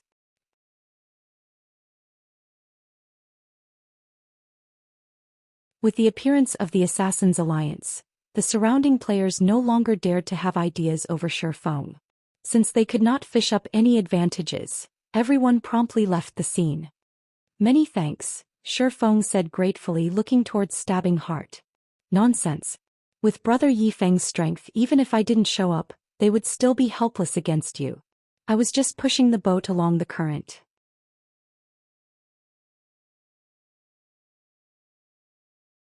Stabbing Heart cupped his hands, saying in admiration, "Today Brother Yi Feng has really widened my horizons. Even I would find it hard to kill Ironsword Lion. I did not imagine Brother Yi Feng's skills to be so powerful as to get rid of Ironsword Lion in just a few moves." "I was just lucky," Shi Feng calmly said with a smile. "Brother Yi Feng really is humble. However, there is one matter that I can't make sense of. Why won't the guards find trouble with Brother Yi Feng, even when you killed players in the safe zone?" Stabbing Heart had faintly guessed the answer already. However, he still did not believe that Shi Feng could accomplish it that quickly. "Nothing much. I only have such a special privilege because I just completed a quest and became a noble in Red Leaf Town." Shi Feng did not hide the truth from Stabbing Heart. He knew that he would not be able to hide it, so he might as well reveal a portion of the truth. As for the Demon Hunter title, he would still have to keep it a secret. Otherwise, it would be too eye-catching and attract unwanted trouble. Stabbing Heart's heart loudly thumped when hearing Shi Feng's explanation. His eyes stared at Shi Feng, mind-boggled. Assassin's Alliance had spent an unknown amount of effort to obtain reputation for Red Leaf Town. Yet they only managed to obtain 10 reputation to date. Even Broken Wind, guild leader of the first-rate guild Star River Federation, was only a first-class citizen, and there was still a long way to go before he became a noble. However, the Shi Feng before him was actually a noble already. The difference between them was just too huge. Originally, Stabbing Heart already had a high estimation of Shi Feng's strength. He truly did not imagine that he was still underestimating Shi Feng. However, according to his memory, he was acquainted with most of the top-tier experts that used swords. Even the ones he weren't acquainted with, he had at least met before. However, Shi Feng did not resemble any of the figures in Stabbing Heart's memory. However, the world was a wide place. There was bound to be some top-tier experts who hid from the world. Now that God's domain's influence was growing larger by the day, it wasn't particularly strange for these experts to enter God's domain as well. It was no wonder that the snow goddess acted extremely friendly when dealing with Shi Feng. Stabbing Heart guessed that Shi Feng was an extremely famous but hidden expert and that he was merely unaware of him. The earlier he tightened the connection with such hidden experts, the greater the aid it would be towards the guild's future development. Thinking of up to this point, Stabbing Heart smiled slightly. He felt his luck was good for discovering a top-tier expert like Shi Feng. Shi Feng, on the other hand, did not know why Stabbing Heart suddenly smiled. He took a glance at the street filled with guilds purchasing game currency, abruptly asking, "Brother Stabbing Heart, I wonder what has happened here? Why are there so many guilds trying to collect game currency?" "Oh, you don't know?" Stabbing Heart was slightly shocked, looking at Shi Feng with astonished eyes. This matter had already become well known amongst the players in White River City, so how could Shi Feng not know about it? Shi Feng shook his head, saying, "I've been doing my quest all this time, only returning now. So that's why. This matter has also only recently started." Stabbing Heart came to a realization. He then explained, "Not long ago, a glimmer chestplate forging design appeared on the auction house. You should know how good the attributes on the glimmer chestplate are. The usefulness of its forging design goes without saying. After all the guilds discovered its existence, all of them started competing over it. Our guild is no exception. Unfortunately, our guild's background is still slightly lacking, and Star River Federation won the forging design for 2 gold and 33 silver coins. Originally, our guild had already given up. However, it wasn't long before another glimmer chestplate forging design appeared on the auction house. That was the start of all the commotion. Every guild has started to madly collect funds, all of them wanting to bid on it. The bidding this time ended with the glimmer chestplate forging design being sold for 2 gold 51 silver coins.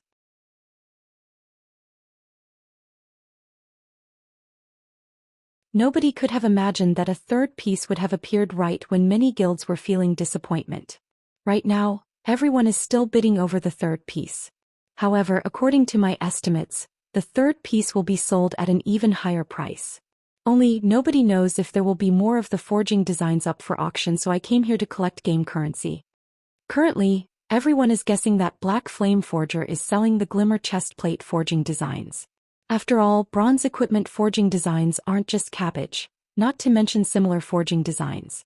Moreover, the Black Flame Forger was the one who previously sold glimmer chestplates. So, everyone inwardly understands that these forging designs are being sold anonymously by this Black Flame Forger. I have to admit that this Black Flame Forger strategy is truly clever. Previously, he competed with Hammer Trading to reduce the price of glimmer chestplate. However, it turns out that his eyes were not set on the equipment, but on the current forging designs. Hammer Trading, who had competed with the Black Flame Forger, had thoroughly become insane as well. Although he declared that he would compete with the Black Flame Forger until one of them went broke. Unfortunately for him, the Black Flame Forger no longer paid any attention to him.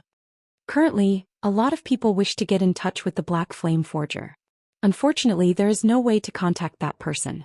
The snow goddess of Ouroboros even posted a thread on the forums, asking the Black Flame Forger to contact her. She wants to discuss the matters of cooperation and wants him to state his price without hesitation.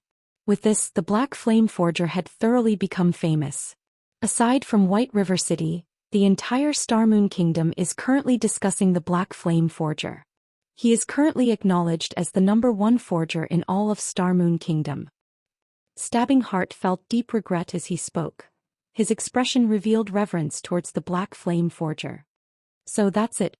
I wonder if Brother Stabbing Heart would be interested in purchasing the glimmer chestplate forging design? Shurfeng casually asked Stabbing Heart, after having a general grasp of the situation.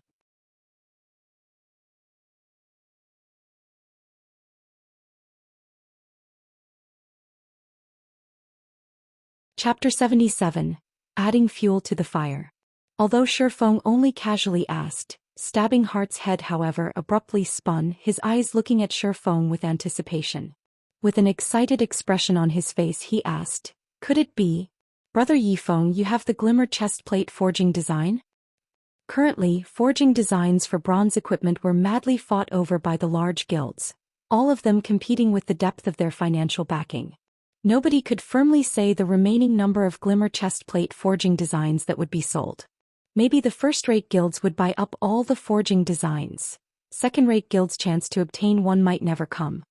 If he could obtain a forging design for a bronze equipment right now, then the Assassins' Alliance could stay a step ahead of the other second-rate guilds. They would be able to create a great reputation for themselves and make a large profit. At that time they would have a greater chance when competing over White River City. However, Shurfeng simply shook his head. Stabbing Heart's excited mood was suddenly extinguished, becoming downhearted. However, after he gave it some thought, aside from the Black Flame Forger and Hammer Trading, there had yet to be a third player who could bring out a forging design. After all, such an item depended on luck to obtain it. "Didn't you want to bid for the glimmer chestplate? I can lend you some money," Shurfeng said in an unhurried tone. Realization struck Stabbing Heart. Shurfeng indeed was very rich. It was obvious that he had considerable possessions from the way he was able to take out 20 silver coins without effort. However, compared to those first-rate guilds, the difference was still far too great. It would be amazing if Shurfeng had 30 to 40 silver coins. Hence, Stabbing Heart said with a sigh, "Brother Yifeng, it's not that I don't believe you, but the glimmer chestplate forging design's price is just too high. Just 20 or 30 silver coins won't be very useful." "Oh, then how much do you need to bid for it?" Shurfeng confidently asked. Although Shurfeng did not know how much was needed to bid for the forging design, he had over 4 gold coins that he obtained from the 2 forging designs that were sold. The money from these 2 items had already been deposited in his bag, so he was certain he would be able to bid for the 3rd glimmer chestplate forging design successfully. He could also make Stabbing Heart owe him a favor by doing so. In any case, these coins would still end up in his hands. Why would he be against this decision? The results of the glimmer chestplate forging design far surpassed Shifeng's expectations. With this many guilds going all out competing for the forging design, it was no wonder there was a game currency shortage causing the price to soar. However, this situation was of very good news to Shifeng. If Shifeng did not add fuel to the fire right now, he would not be doing his long period of arduous effort any justice. Stabbing Heart raised 3 fingers helplessly saying, "The competition right now is becoming increasingly heated. According to my estimates, we would need at least 3 gold coins to secure the bid. Otherwise there is no hope for success." "How much do you have on your side?" Shifeng asked, taking the initiative. He did not intend to lend Stabbing Heart 3 gold coins in a single breath. "I have 2 gold 10 silver. It is extremely hard to collect game currency right now as the other guilds have purchased almost all of it. I have already planned to give up the competition and instead go and level up," Stabbing Heart said with a sigh. "Then I'll lend you 90 silvers. That way you will have collected 3 gold coins," Shifeng said, smiling. He immediately selected to trade with Stabbing Heart, placing 90 silver coins in the trade window. Stabbing Heart was suddenly shocked when he saw the 90 silver coins inside the trade window. He did not imagine Shifeng would possess that much money. Also, Shifeng had also spent over 10 silver coins just now. Didn't that mean that Shifeng had at least 1 gold coin on his person? If the Assassins' Alliance did not put all their efforts into collecting funds, then the guild's fluid funds would be similar to the amount Shifeng possessed. However, they were a second-rate guild and their guild members numbered over 20,000.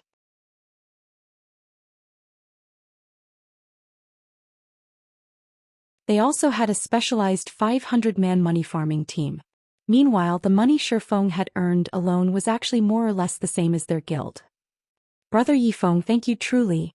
I will repay this favor in the future," Stabbing Heart excitedly exclaimed. "However, I can't just let brother take a loss. Tomorrow I will definitely return 1 gold coin to you." Currently, the game currency of God's domain was extremely precious, especially in this period where forging designs were being competed over.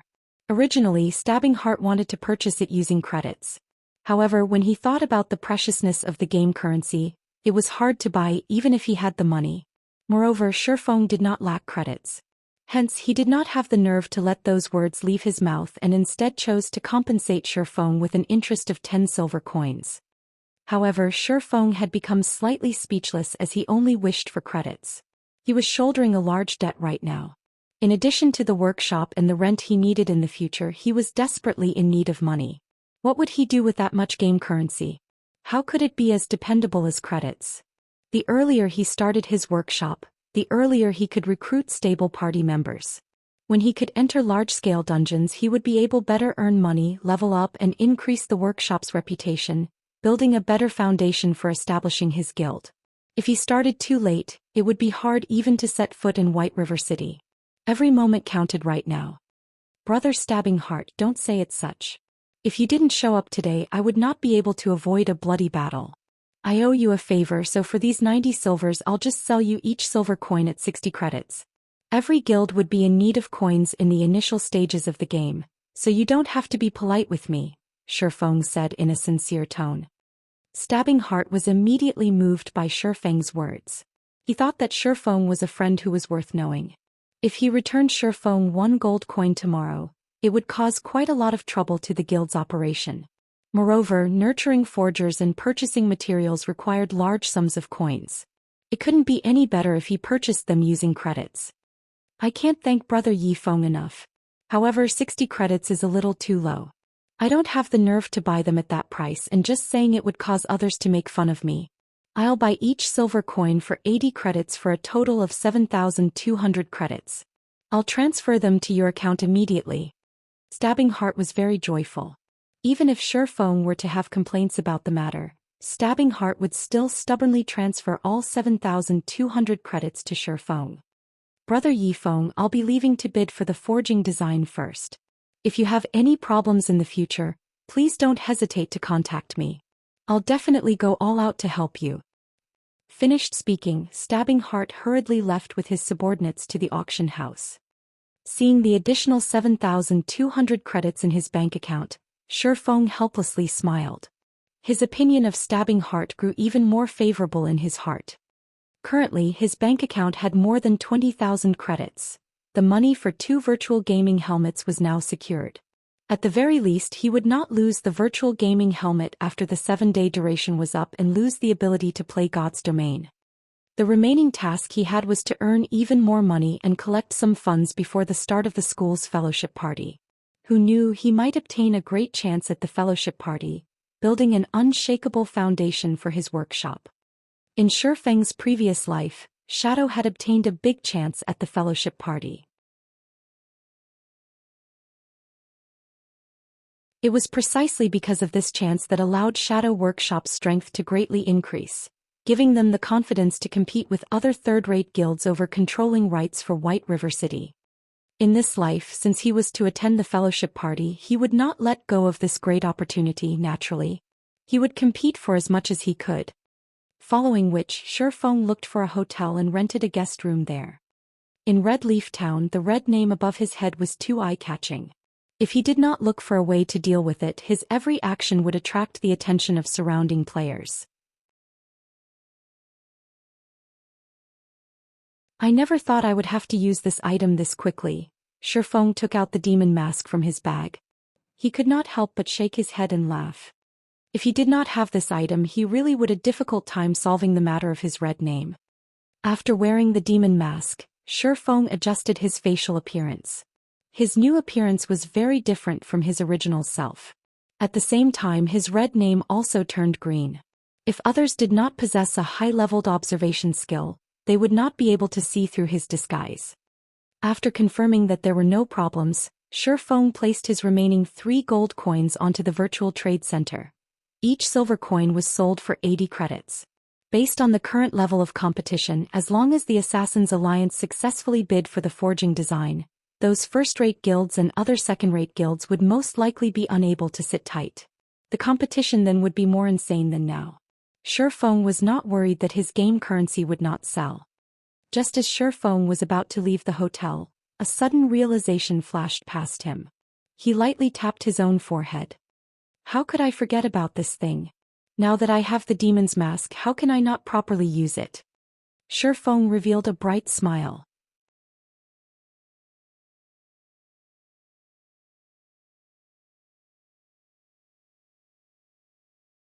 Chapter 78, Black and White Interweave.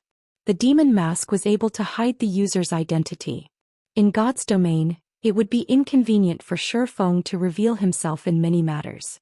However, with the demon mask he would be able to have another identity to move about in the darkness, carrying out many tasks that he himself could not do. And right now was one such time. After walking out of the hotel, Feng took a look at his surroundings. He discovered several players behaving oddly. Their eyes were glued onto the hotel's main entrance as if they were waiting for something. However, due to the effects of the demon mask, these players did not pay any attention to Feng. Why hasn't that brat come out yet? Is he planning to stay inside there until his red name changes back? An assassin standing outside the hotel entrance said impatiently. What are you in a rush for?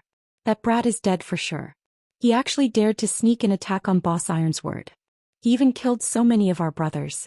The enmity between him and Martial Union has already reached an irreconcilable state. I want to see just how long he can hide. If he were to wait foolishly instead of killing monsters to reduce the weight of his crime, he would need to wait more than 30 hours before his red name disappears.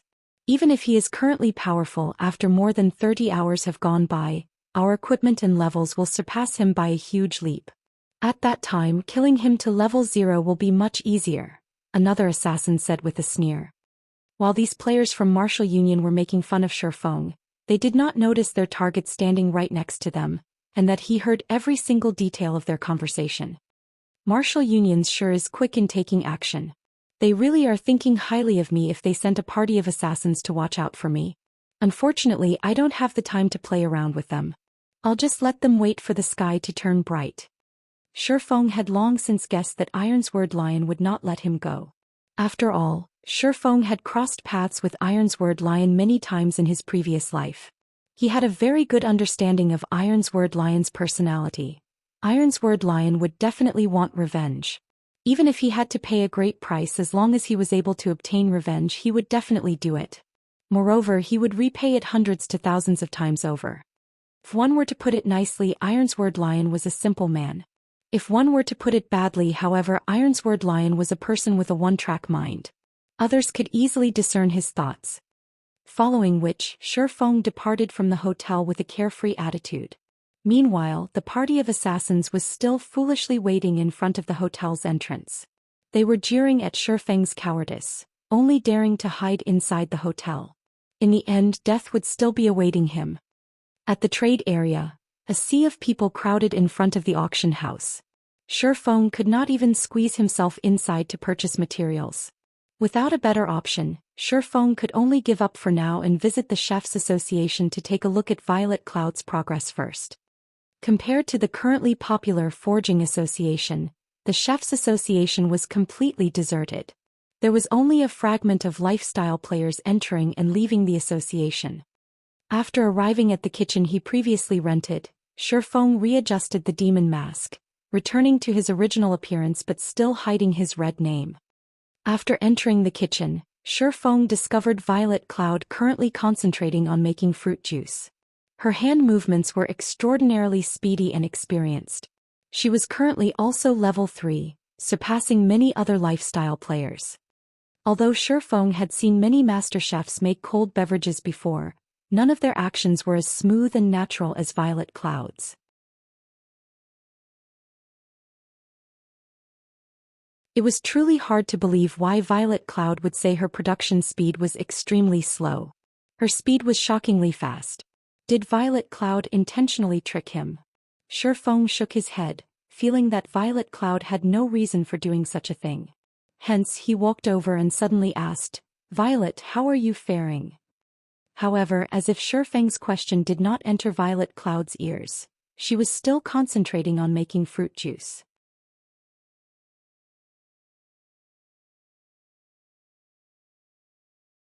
There was nothing else present in her heart.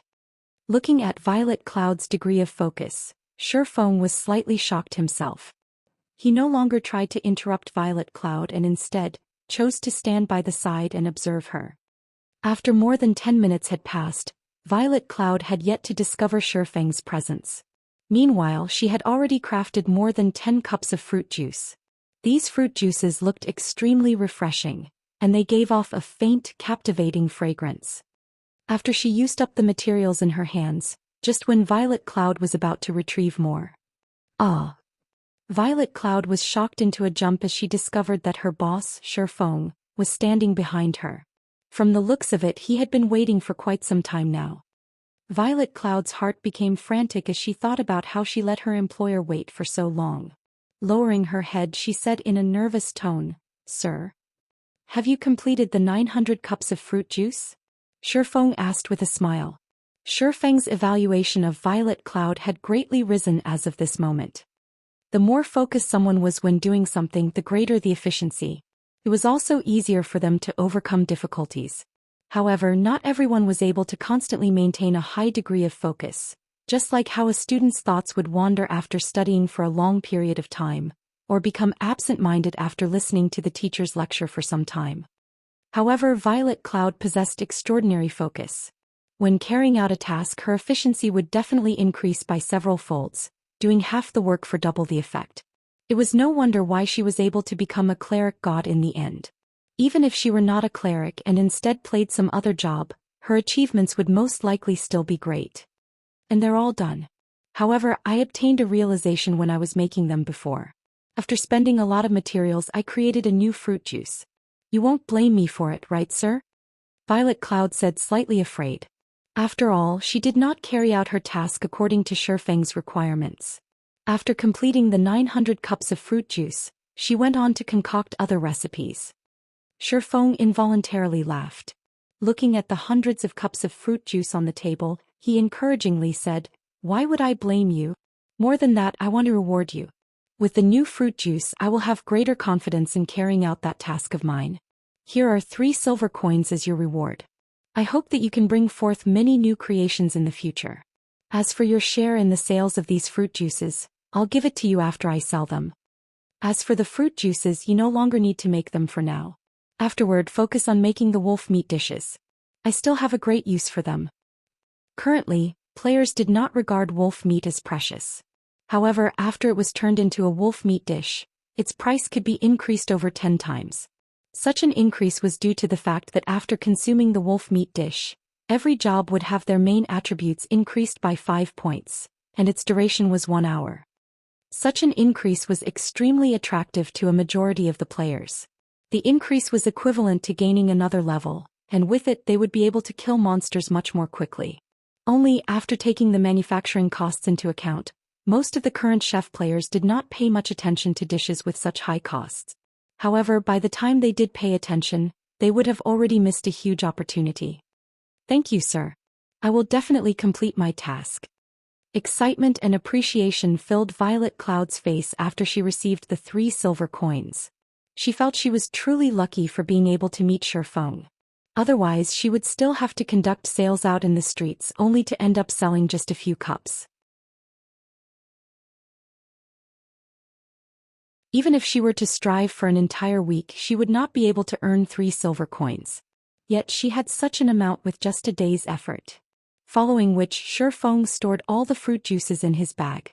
There were more than 1,700 cups of them, and if each cup were sold at 1 copper coin, then that would sum up to 17 silver coins. To an average player, it was definitely a huge sum of money. To Shifeng, however, it was just spare change.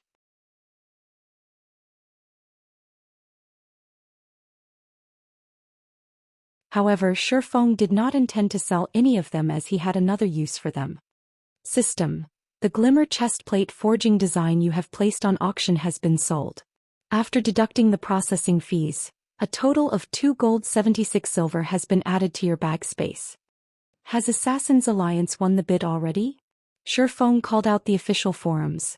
Just as expected, the Assassin's Alliance posted a thread, widely advertising the forging design they successfully bid on and taking the chance to increase their fame and influence. After all, being able to purchase a forging design indicated the guild's background. This would cause many leisure players to reconsider their estimates of the Assassin's Alliance's strength. Violet, if you wish to convert your coins to credits, wait for another hour or 2 before registering them on the virtual trade center. That way you will be able to obtain a higher price, Shifeng reminded Violet Cloud after some thought. Mum. Violet Cloud obediently nodded her head. Although she did not understand Shifeng's intentions, she still chose to believe in him. After all, Shifeng was currently her knight in shining armor. Afterward, Shifeng gave Violet Cloud another 5 silver coins for her to purchase the materials needed to make the wolf meat dish. He then departed from the Chef's Association, his appearance changing into an older gentleman. It's about time I contacted her. Shifeng had done all the necessary preparations. Moreover, the Assassin's Alliance had caused the other guilds to start to panic. So now was about the right time to contact that person. Shifeng called out his friend Window and looked for the snow goddess, a cunning smile appearing on his face.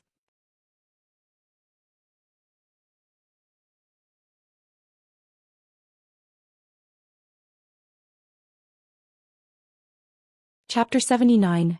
Mysterious Black Flame. In the core area of Kuruk Fields, one could see groups of grassland lion cubs every 100 meters or so. If a party's positioning were slightly off, they would attract tens of grassland lion cubs towards them.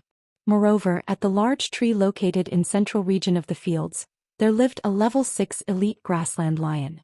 That place could be said to be a forbidden area for level 6 players. However, inside this forbidden area, Gentle Snow's party was constantly clearing the surrounding level 6 grassland lion cubs. They were clearing out an empty land for the purpose of hunting the elite grassland lion. If ordinary players were to see their daring actions, they would definitely exclaim in astonishment. A party waged battle against more than 10 grassland lion cubs.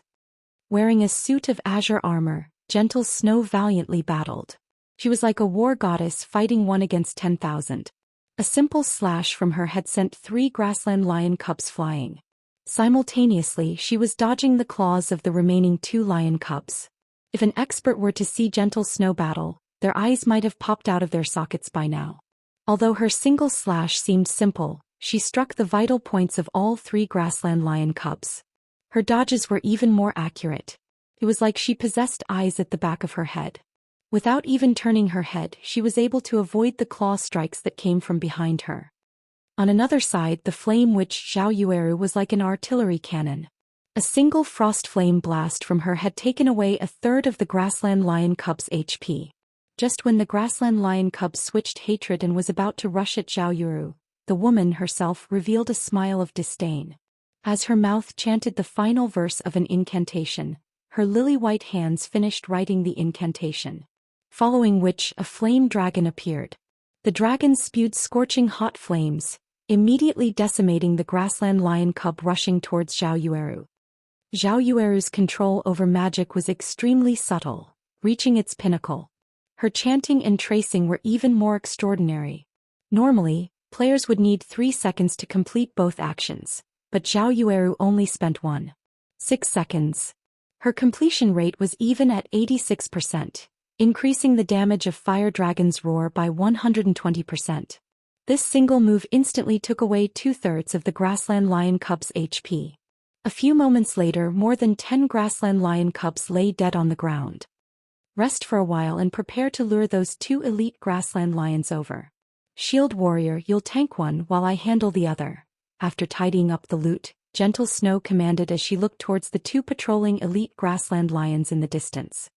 Just as everyone was resting, Gentle Snow received a single message signed with the name of Black Flame.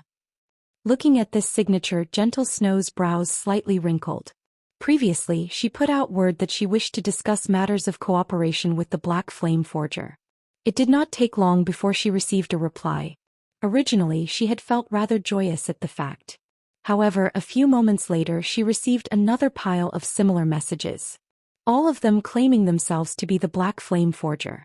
However, after undergoing a simple questioning and identification, she discovered that all of these players were fakes. Every one of them wanted to swindle some money from her. Snow, is it another harassing message? Why not you just set it so you can only receive messages from your friends? That way these messages won't bother you anymore. Zhao Yueru suggested after noticing Gentle Snow's unnatural behavior. Gentle Snow shook her head, saying in a serious tone, I'm not acquainted with the Black Flame Forger. If the real Black Flame Forger were to contact us, and we weren't able to receive his message, wouldn't we have posted that thread for nothing? I'll still take a look at it. In any case, it is very easy to determine the authenticity of the Black Flame Forger. However, Gentle Snow suddenly froze when she read the message. That was because this message had very clearly proven the authenticity of this Black Flame. He wanted her to go to the virtual trade center and, using the password he had given, enter a designated trade room to trade for the Glimmer chestplate forging design.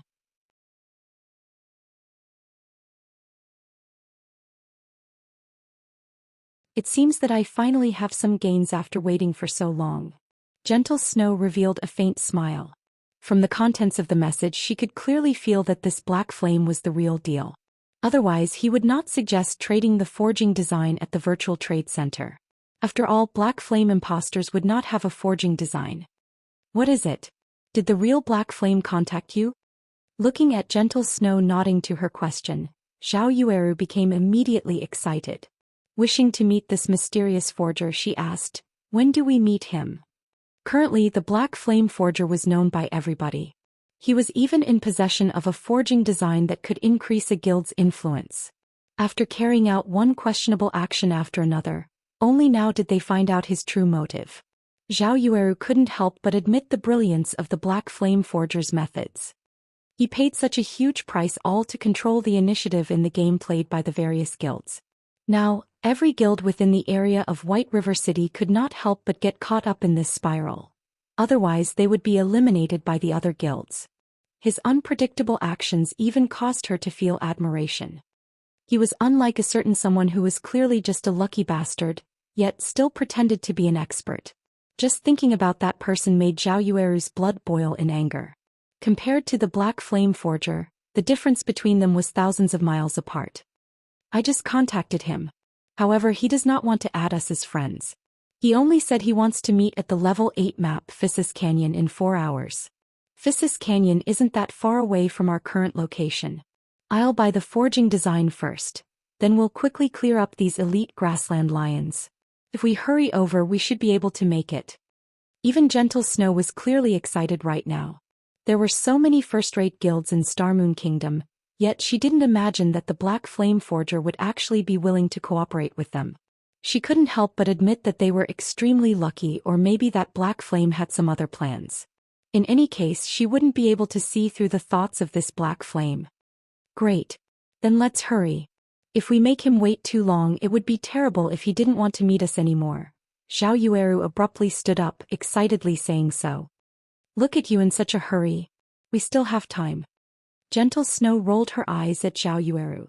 She did not imagine that Zhao Yueru would be so interested in Black Flame. Normally, she would not be as enthusiastic towards other people she met. Meanwhile, Shi Feng, the target of Gentle Snow and Zhao Yueru's conversation, had already departed from Red Leaf Town. He was running towards the White Sand Ruins. The White Sand Ruins was a level 10 monster area. It was also one of the must-come leveling areas for players of Red Leaf Town and several other nearby towns. That was because the quests available here were very numerous. Amongst them, there was no lack of guild quests and reputation quests. There were even 2 unique quests here. The rewards for these 2 unique quests were extremely bountiful, and they would bring plenty of benefits to Shi Feng when he officially entered White River City in the future. Hence why Shi Feng was running to the White Sand Ruins. Just as Shi Feng arrived at a sea of white sand, a message from Gentle Snow arrived. The message stated that they had to delay the meeting time by an hour suddenly, and as a compensation, aside from buying the forging design at price of 24,000 credits, they would give him an additional 20,000 credits. Their wealth was practically overbearing. Shi Feng did not really mind the delay in time. In any case, he also needed quite some time to complete the quests here. Meanwhile, 20,000 credits was 2 months' worth of salary of a gold-collar worker. Gentle Snow used it as compensation for being late. Moreover, this was only the start of the business between them, yet he had already earned more than 40,000 credits. He could not help but admit that there were many benefits for working with a person like Gentle Snow, especially when the person herself was not lacking money. Even the rich from other virtual reality games could not compete with her. Following which, based on his memories, Shi Feng searched for a secret path in the White Sand Ruins.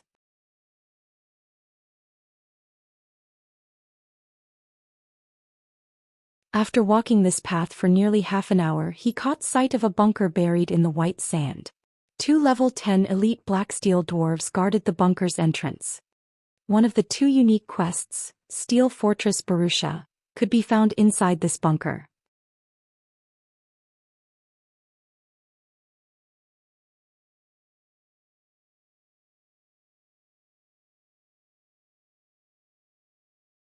Chapter 80 Steel Fortress Barusha. Black Steel Dwarves. They were a group fanatics addicted to forging. The civilization of the Black Steel Dwarves was once incomparably brilliant, and their shadows could be found in the creation of countless pieces of legendary equipment. The arms of Black Steel Dwarves were as thick and robust as their thighs, and their muscles were as hard as stone. In addition to their dark skin color, often they were mistaken for rocks during nighttime, and many people would sit on them accidentally. Of course, the consequences of such an action were very grave, as the thing these Black Steel Dwarves hated the most was being treated as stools. Shi Feng straightforwardly walked over. This bunker in the White Sand Ruins was extremely well hidden. In Shi Feng's previous life, it took a long time before the many guilds doing quests in the White Sand Ruins discovered the bunker. They received many good quests from this bunker, and some quests even gave away mysterious iron equipment. However, such quests usually required a party in order to complete them. It was absolutely impossible for a person to complete them alone. However, compared to these quests, the favorability of these Black Steel Dwarves was much more important. This secret was also only discovered after players had already reached more than 20 levels. There was a unique quest called Steel Fortress Barusha, available here. However, because the unique quest required a certain amount of favorability before a player could receive it, many players missed the chance to obtain it. On the contrary, an unknown average player received the unique quest. Moreover, after completing the unique quest, the the player instantly become the recruitment target of many guilds. Arriving in front of the bunker's entrance, the two elite black steel dwarves standing guard let Shifeng enter after giving him a simple glance. The inside of the bunker was very large. It was just like an underground town. Black steel dwarves were everywhere, and the majority of the streets were composed of either weapons and equipment shops or bars, with very few places of entertainment. Moving along the main street, Shifeng arrived before a steel building after making several turns and detours. The building was the city hall, and when Shifeng entered the building, the town mayor, a level 30 elite NPC, quickly noticed him. As it has been a long time since any outsiders entered this small town, the mayor happily went up to welcome Shifeng. "Hello, adventurer. Welcome to Stonehammer Town. I am Blackbeard, the town mayor." Blackbeard warmly said. "Hello, Lord Mayor. It is my first time coming here, so I wonder if I could be of any use to you?" Shifeng performed respectfully, as such actions would give NPCs a more favorable opinion of him. Blackbeard caressed his thick beard. After thinking for a while, he said, "Adventurer, our small town indeed needs help. The weather of area around here is getting hotter by the day, and our water supply is continuously diminishing. As a result, it is getting harder for the inhabitants to live in this small town. I will pay a sufficient price, so I hope you can help us obtain a large water supply or something that can help with the heat." "System, do you wish to accept the quest, Blackbeard's request?" Shifeng revealed a faint smile.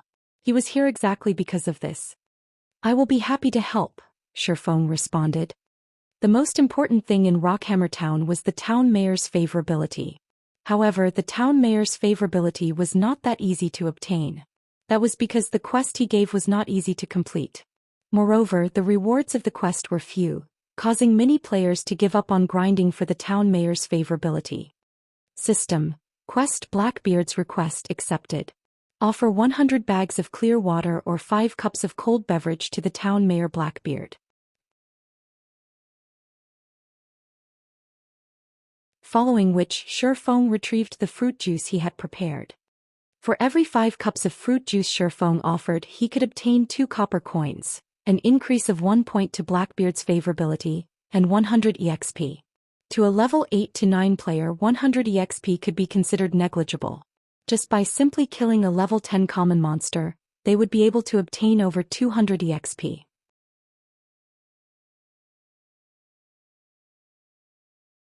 Moreover, 100 bags of clear water were sold for 5 copper coins in other towns, and 5 cups of the cheapest kind of cold beverage would similarly cost 5 copper coins. After deducting the cost, that meant that players would be spending 3 copper coins in exchange for 100 EXP. Only a lunatic would be willing to do such a thing. However, Shifeng was very willing. To his current level, 100 EXP was not a small amount. It was a lot more than the EXP he would obtain from killing a level 5 common monster. Following which, Shifeng handed over fruit juices without stop. After he handed over 1,000 cups of fruit juice, he obtained a total of 400 copper coins and 200 points of favorability. He also obtained 20,000 EXP, instantly bringing him up to 69% of level 4. He had risen so much just within 10 short minutes.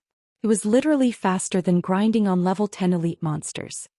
After his favorability reached 200 points, Shifeng started asking Blackbeard about the unique quest. However, Blackbeard remained silent, his eyes darting about, pretending to know nothing about the quest. "As expected, my favorability is still not high enough." Shifeng had more or less expected such a result. Hence, he brought out Violet Cloud's new type of fruit juice. "Lord Mayor, what do you think about this kind of fruit juice?" After seeing this new fruit juice, Blackbeard took it in his hands and gave it a whiff. Suddenly, both his eyes shone as he excitedly said, "This cup completely surpasses the previous 5 cups. Adventurer, I wonder how many of these do you have? I am willing to pay an extra 1 copper coin to purchase it." Shifeng couldn't help but be stunned when he saw Blackbeard's extremely satisfied expression. He did not imagine that Violet Cloud's craftsmanship would be so good as to tempt even an NPC into willingly to concede. Such a situation was very rarely seen in God's domain. Since Blackbeard liked the new fruit juice, Shifeng naturally continued the transaction without stop. He had a total of 750 cups of the new type of fruit juice. Every cup earned him 3 copper coins, 1 point of favorability and 100 EXP. Could be seen just how much Blackbeard loved this item.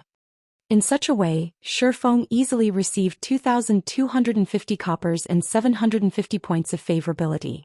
He also received 75,000 EXP, instantly bringing him to 46% of level 5.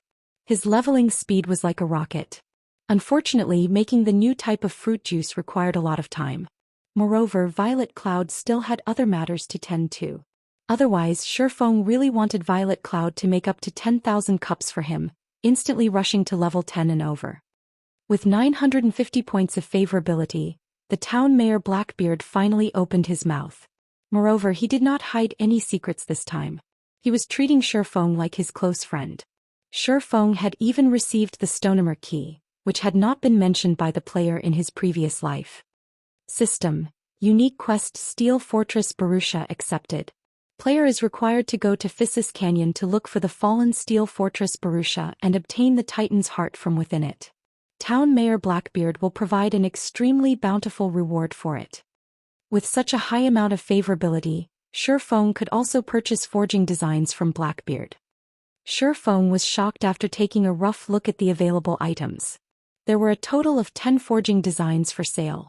5 of them were common equipment forging designs, 3 of them were bronze equipment forging designs, 1 of them was a mysterious iron weapon forging design, and the last was a mysterious iron equipment forging design. Blackbeard must have even taken out his inheritance with this.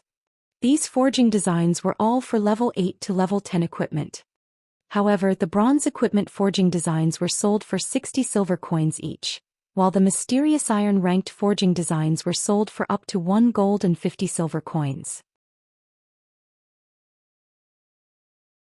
Even if an average player were to discover them, they would definitely be unable to purchase them. Fortunately, this time around Shifeng had sold another 3 pieces of the glimmer chestplate forging design. The money he possessed increased by more than 9 gold coins once more. Otherwise, even he could only look at the items with envy.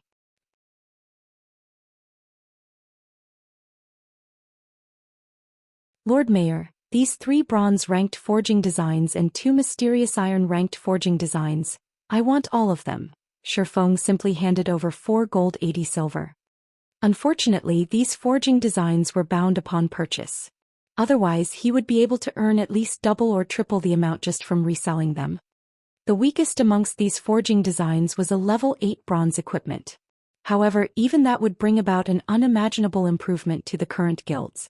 After all, the current highest-leveled players were just nearing level 6, while a large majority of the players were still using level 1 or level 2 common equipment. Just imagining when everyone rose to level 8 and every member of a party possessed a piece of level 8 bronze equipment was frightening. After completing the transaction, Shifeng suddenly received a system notification.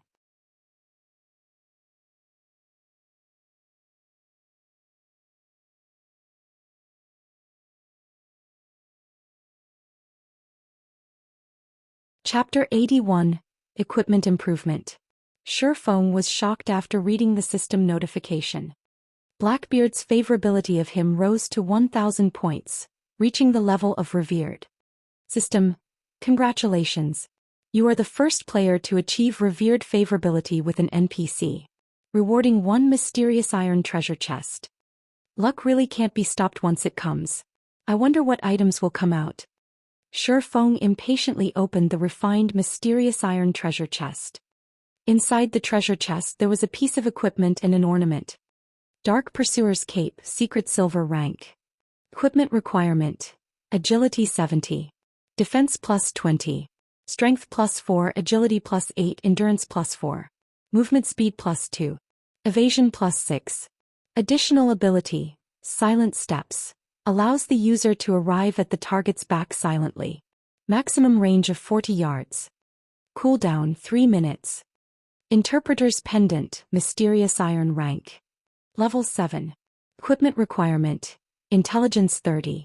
Intelligence plus 6, Endurance plus 2. Magic damage increased by 5%.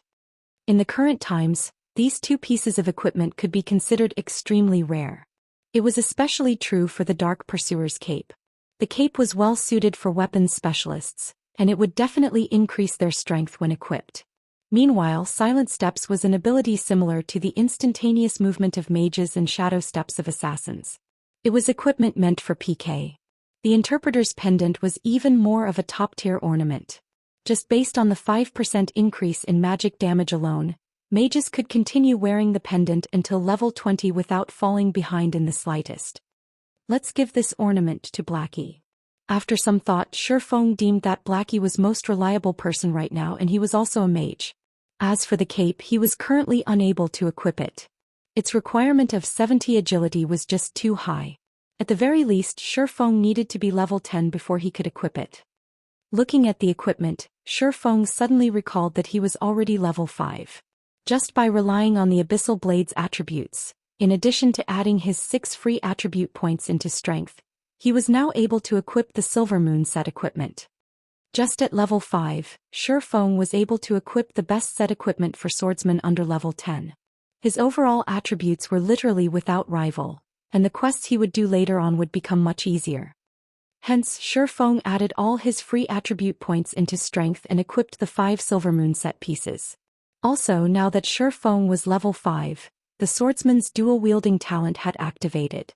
Shifeng was now able to wield 2 one-handed swords. Shifeng then took out the secret silver-ranked Crimson Blade, equipping it on his subarm. After completely equipping himself, Shifeng was shocked when he took a look at his own attributes. There were very few players with attributes like his in all of God's domain. Not to mention the set effects on the Silver Moon set equipment. Effect 1. Attack power plus 15, defense plus 30. Effect 2. HP increased by 10%, life shield. Tier 2 after activating, creates a life shield that absorbs 60% of the damage received, with 500 maximum damage absorbed. Effect 3. Damage received reduced by 10%, attack speed increased by 10%. Shifeng's HP was now close to 1000 points. With these 3 effects, he was even tankier than an MT. His damage output had received an even larger improvement. Wearing a suit of silvery white armor, the pitch-black abyssal blade hanging on one side of his waist while the bloody red crimson blade hung on the other, Shifeng was like a hero that traveling around the world. There was still some time before the meeting with Gentle Snow, so Shifeng received 2 advanced quests from Hammerstone Town. They were all quests requiring him to kill level 10 twin-headed snakes. The quests required 20 snake galls and 30 venomous fangs.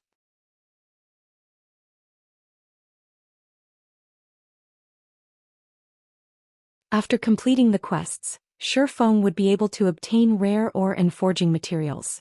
These materials were all needed to make the mysterious iron equipment and weapon, and normally they were extremely hard to find. After jogging for over 20 minutes, Shifeng finally arrived at an oasis in the White Sand Desert. There was a group of twin-headed snakes circling nearby. Twin-headed snake, common rank. Level 10. HP 950/950.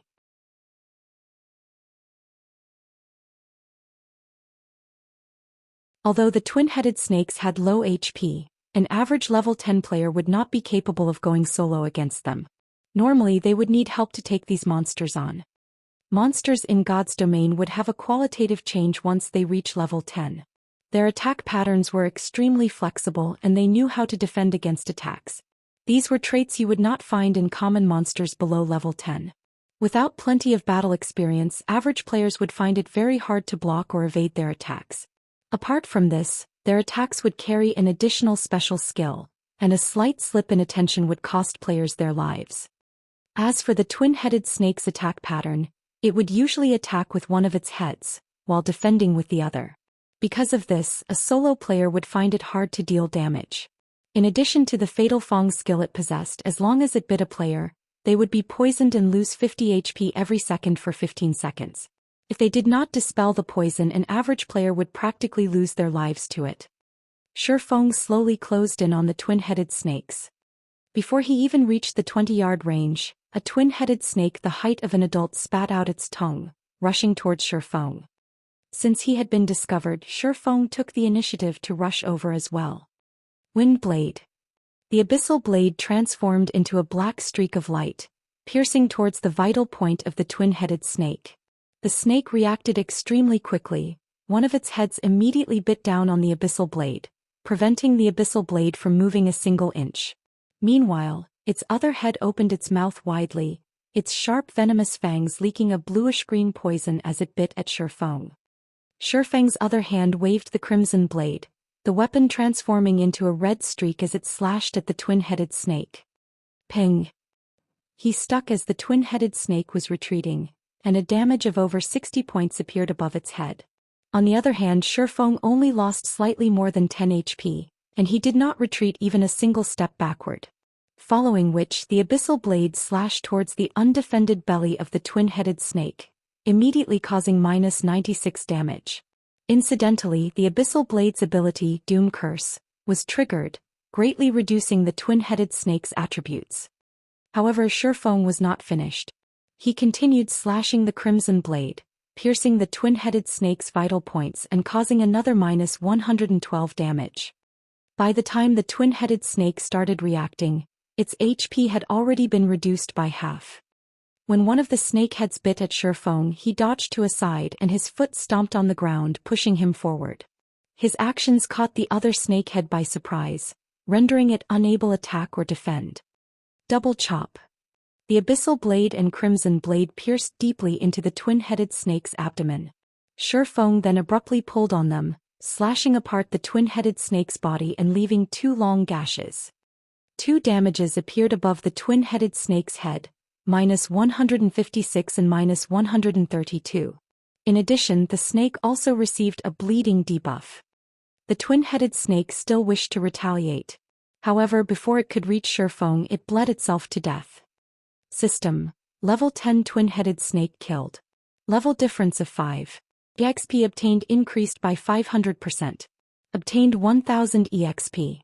The twin-headed snake contributed a snake gall to Shifeng. Shifeng did not use many skills throughout the entire killing process, mainly only using normal attacks. He easily took care of a level 10 monster.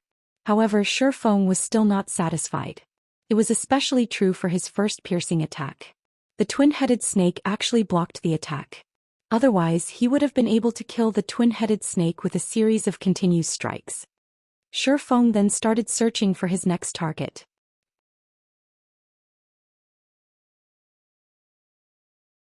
After an hour, Shifeng had killed over 40 twin-headed snakes. His experience rose to 81% of level 5. His leveling speed was like a rocket and his experience gain was even faster than that of forging equipment. Shifeng couldn't help but have mixed feelings about it. With the entire Silver Moon set equipment in addition to 2 top-tier weapons, killing monsters that were of higher levels became extremely easy. If the situation continued as such, Shifeng would reach level 6 in less than an hour.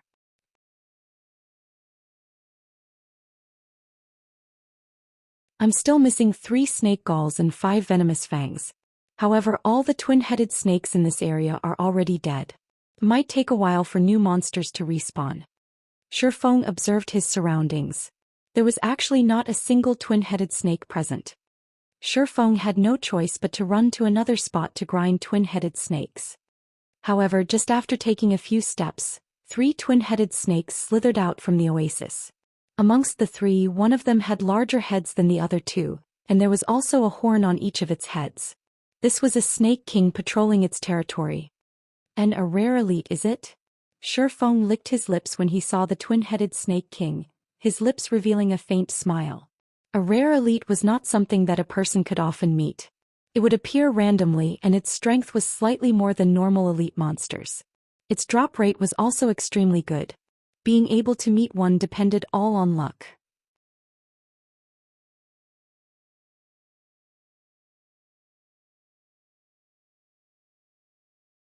Chapter 82: Killing the Twin-Headed Snake King. The Twin-Headed Snake King, along with its 2 subordinates, slowly slithered towards Shifeng. However, it did not discover Shifeng's existence. Its tail calmly swayed and its head proudly raised as it overlooked its own territory. Meanwhile, the 2 normal twin-headed snakes were closely following the Snake King. They did not act proudly like the Snake King, but more like bodyguards, their chilling gazes sweeping across their surroundings. As long as there were any signs of activity, they would immediately become their king's sharp swords, killing all enemies that were harmful to their king. From when the twin-headed snake king approached his location to when it turned around and left, Shifeng only watched it silently. However, Shifeng was in no hurry to make a move. Instead, he stealthily followed it, using observing eyes on it and waiting for the best terrain to start his attack. Twin-headed snake king rare elite. Level 10. HP 4000/4000. The other two twin-headed snake guards were both common monsters. They were both level 10 and they both had 1400 HP. Shifeng was about to face 3 level 10 monsters together. Moreover, there was even a rare elite amongst them. Even though Shifeng equipped with the full Silver Moon set equipment, he still needed to plan properly before taking action. After all, the few can't fight the many. Also, the snake race had extremely quick movement speeds and the Snake King even more so. Shifeng followed the twin-headed Snake King to an area filled with sandstone. There were several stones taller than a person here that could be used to obstruct the twin-headed Snake King's vision, so Shifeng finally started taking action. Shifeng would be at a big disadvantage if he were to take on all 3 twin-headed snakes at the same time. So he needed to split them up and kill them one at a time, with the common monsters taking priority. Shifeng immediately used Phantom Kill, letting his doppelganger stay behind waiting while he took charge. Shifeng used Wind Blade, his sword stabbing at the nearest twin-headed snake guard. With the ambush and the speed increase from Wind Blade, the twin-headed snake was not able to react to the attack at all. Shifeng's 2 swords immediately stabbed it in the backs, causing damages of -76 and -61. Following which, Shifeng used Double Chop, causing -103 and -89 damage, and leaving the twin-headed snake guard with a bleeding effect. Shifeng was fully equipped with top-tier equipment and high-leveled skills. Even if the twin-headed snake guard had a high defense, the damage Shifeng could cause was extremely high. If it were a level 5 average player attacking the twin-headed snake guard, with the level suppression and the monster's high defense, they would at most cause -3 or -4 damage to it. The twin-headed snake guard wailed in pain. It immediately spun its heads around, attacking Shifeng. The other twin-headed snake guard also came over, biting at Shifeng. Shifeng now received attacks from 2 sides at the same time. Shifeng slightly smiled at this. He used Thundering Flash, sending 3 streaks of thunder at one of the twin-headed snake guards. However, the twin-headed snake guard reacted extremely quickly. One of its heads blocked while the other bit at Shifeng. The 3 streaks of thunder were blocked, causing an insignificant amount of damage. Just as the snake's venomous fangs were about to bite down, Shifeng used parry and activated Windwalk. After blocking an attack, Shifeng immediately turned around and ran. The twin-headed snake guards would naturally not let go of an enemy who angered them. Slithering at high speeds, they chased after Shifeng. As for the unharmed twin-headed Snake King, one could see boiling rage in its chilling eyes. It too slithered and chased after Shifeng. However, just after the twin-headed Snake King moved several yards, Shifeng's doppelganger used Windblade and rushed at the twin-headed Snake King. The doppelganger slashed at the twin-headed Snake King's neck, causing -24 damage. The twin-headed Snake King was enraged by this attack. With the speed of a thunderbolt, the twin-headed Snake King bit at the doppelganger. As the doppelganger's goal had been achieved, it too activated Windwalk, turning around and leaving.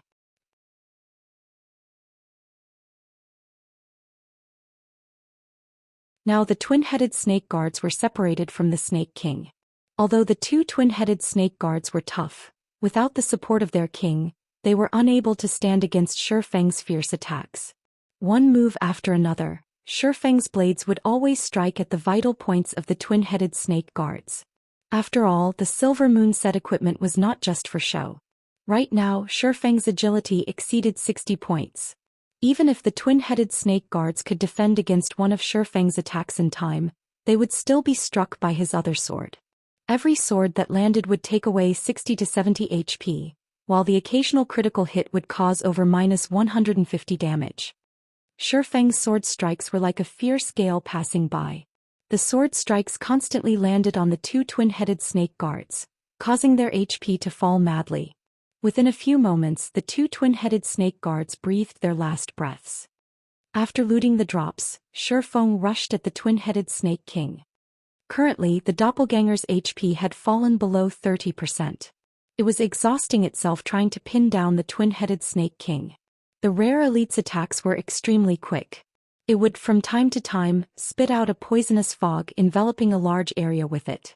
The doppelganger only possessed 50% of the original body's attributes, so it could only constantly defend and escape. Otherwise it would have long since dropped dead. However, now that the original body had arrived, the doppelganger did not need to pin down the twin-headed snake king any longer. Shifeng immediately used 9 dragons slash, shooting out 9 phantoms of the abyssal blade. Shifeng then used defensive blade, his attack range greatly increasing. He could only attack from afar when facing the twin-headed snake king, who was capable of spewing out poisonous fog. If he were to enter a melee with the twin-headed snake king, he would not last 20 seconds. Even if he were to activate all of his life-saving skills, he still would not survive. The twin-headed snake king was very cunning. When facing Shifeng, one of its heads defended against Shifeng's attacks while its other head constantly attacked his doppelganger, paying no attention to Shifeng himself. After 3 to 4 hits, the doppelganger could no longer take it, vanishing. Meanwhile, the twin-headed snake king's HP was still over 70%. Its other head now turned to stare at Shifeng. It opened its mouth, spitting out a mouthful of poison. The poison was like an arrow as it shot towards Shifeng. Shifeng's expression suddenly sank. His body dodged sideways, avoiding the poison. When the poisonous fluid struck a sandstone, the fluid immediately passed through, leaving behind a large hole. This was the twin-headed snake king's corroding acid. If one were to block it, though a secret silver weapon might still be fine, a common weapon would immediately melt.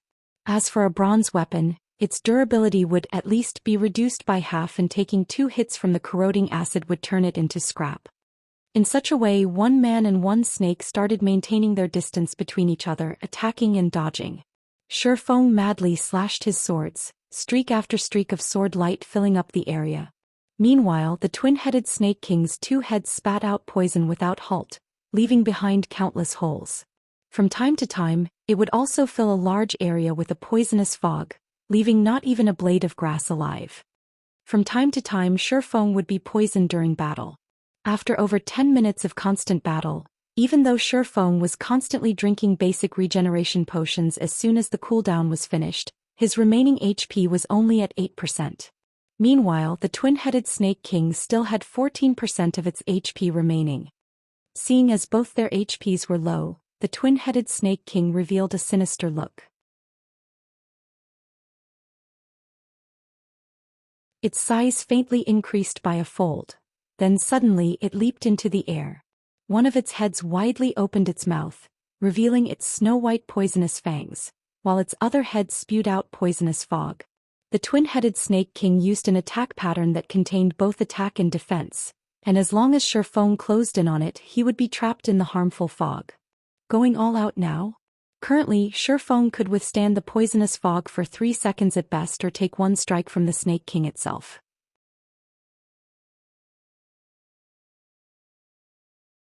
Hence, Shifeng took out a bottle of basic regeneration potion from his bag, gulping it down and recovering 180 HP. In his other hand, Shifeng took out a polymorph scroll. Just as the twin-headed snake king was about to land, it was immediately turned into a sheep. Thundering flash. Chop. Double chop. Earth splitter. After a series of attacks, the twin-headed snake king only had 5% of its HP remaining. However, it had transformed back into its original form, while its surroundings were filled with poisonous fog. The twin-headed snake king's recovery speed increased by a fold while inside the fog. While its enemies would madly lose their HP, Shifeng immediately retreated, using Abyssal Bind on the twin-headed snake king. Shifeng then took out the Tier 1 magic scroll, Continuous Flame Bombs, and started chanting. 5 large fireballs smashed onto the twin-headed snake king's body, taking away the last of its HP. The twin-headed snake king dropped 4 items as it died. System: twin-headed snake king killed. Level difference of 5. EXP obtained increased by 500%. Obtained 5000 EXP. Shifeng finally loosened his breath. As expected, a level 10 rare elite was extremely hard to deal with. If he did not possess the Silver Moon set equipment and the Tier 1 magic scroll, he would have been the one to die in this battle. Fortunately, Shifeng killed it. Amongst the 4 items dropped, there was the level 8 Mysterious Iron Staff, Song of Life, meant for clerics.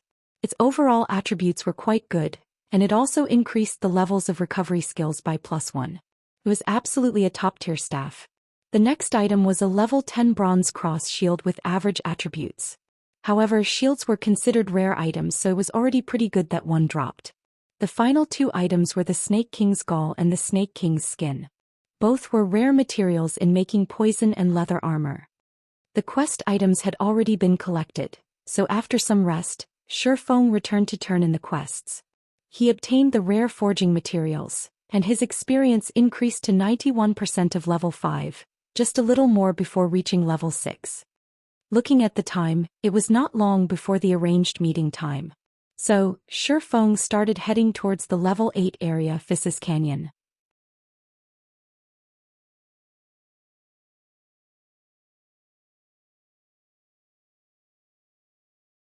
Chapter 83, Second Meeting. Fissus Canyon, a paradise on Earth. It was a place filled with lush green vegetation. Multiple streams of water flowed through the canyon, while flocks of birds flew in the sky above.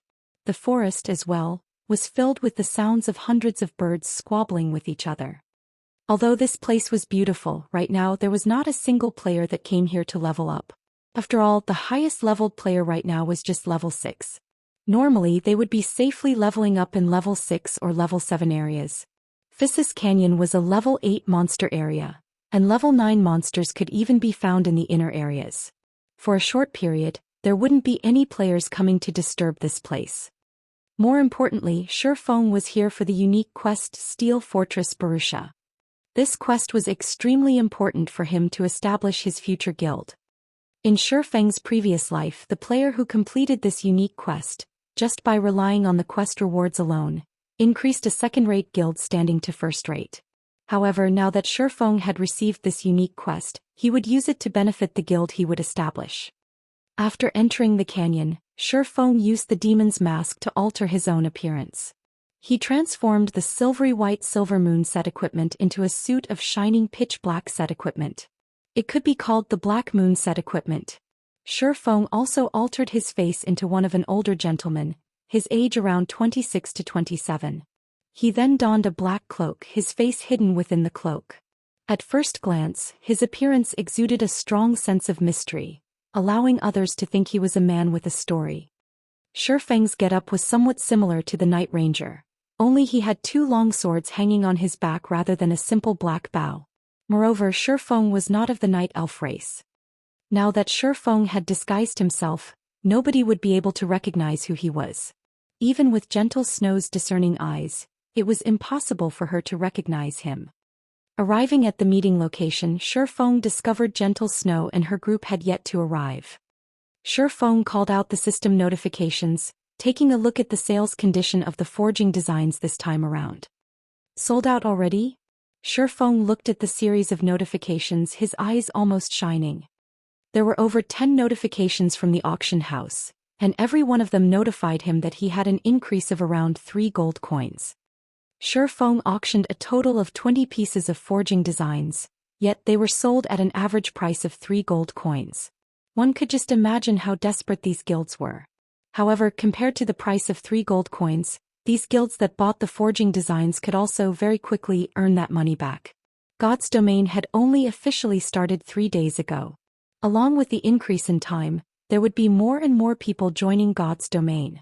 The number of new players might even exceed that of the old players. These new players were the main consumers, and the supply level 3 glimmer chest plates would be unable to meet the demand. In a short period, the value of the glimmer chest plate would not depreciate, and instead, its value might even increase.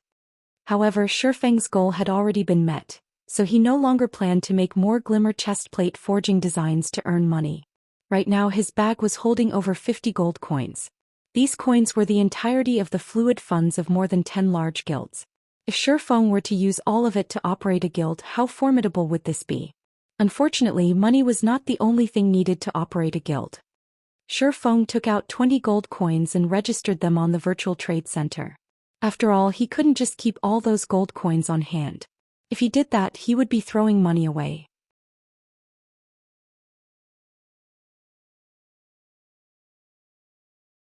Based on the selling price right now, these 20 gold coins were worth 180,000 credits. Feng did not imagine things would go so smoothly. He earned so many credits in just 3 short days. However, if he wanted to start a good workshop, such a small amount of money was still insufficient. To start up Shadow Workshop, Lan Hailong invested 5 million credits from the start. In the following month, he even invested over 10 million credits.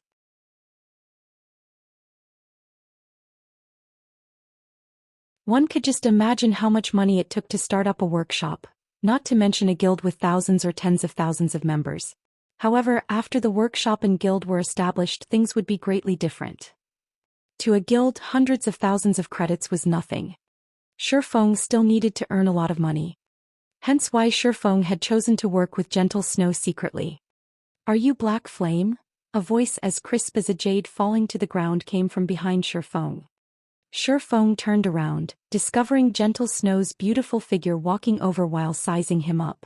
Although it was their second time meeting, he was still unaccustomed to Gentle Snow's attentive gaze.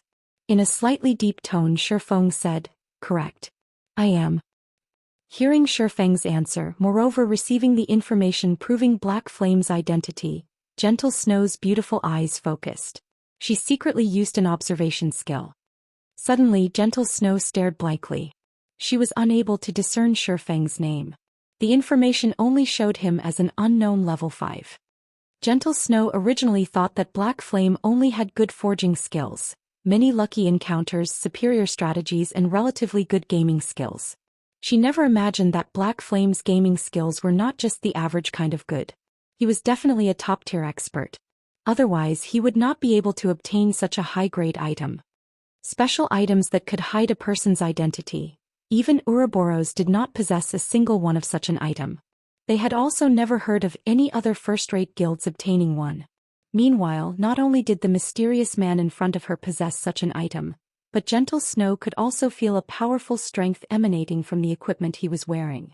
Even though the equipment's special effects were hidden, a single glance at the equipment's delicate make and the magical markings circling it told Gentle Snow that it was a set. In fact, Black Flame's equipment might not be any worse than hers. Her equipment was obtained through the efforts of the elite party behind her. How much time had they spent obtaining them? How did the man in front of her obtain such good equipment? Gentle Snow attentively gazed at Feng. She was even starting to suspect whether or not Black Flame was a player or the leader of a mysterious organization.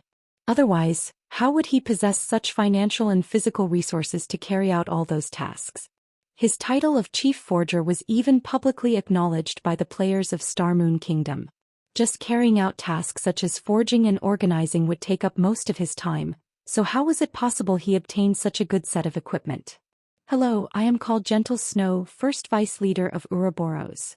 Gentle Snow stretched out her jade-white hand in a very formal manner. It was different from the casual meeting when Feng first met her, where she regarded Feng with a superior attitude. The party members behind Gentle Snow were all shocked. They never imagined their leader would actually take the initiative to shake hands with someone else. Was this older gentleman in front of them that powerful to necessitate such formality?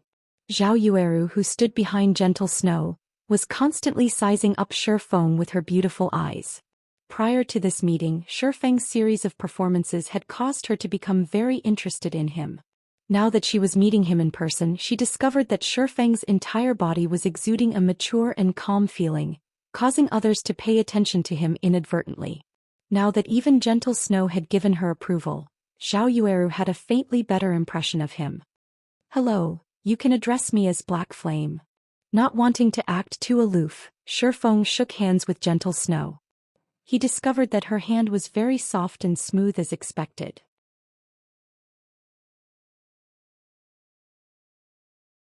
If Blackie were to know of this incident, he would most likely shake Feng's hands, then not wash them for 3 days.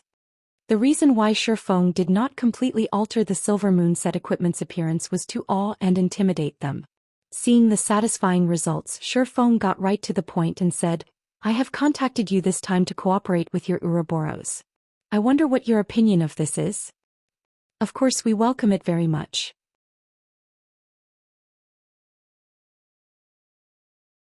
If you are willing to become the chief forger of our Ouroboros, just state your price, Gentle Snow said with confidence. She guessed that Shifeng would demand an exorbitant price. However, as long as they could successfully poach Shifeng, then everything would be worth it. Moreover, with her current influence, satisfying Shifeng's appetite was no problem at all. Miss Snow, I think you are misunderstanding something here. I will not be joining your guild. Instead, I will be using an equal status to cooperate with your guild. If Miss Snow is unable to make this problem clear, we do not need to continue this discussion. Finished speaking, Shifeng turned to leave.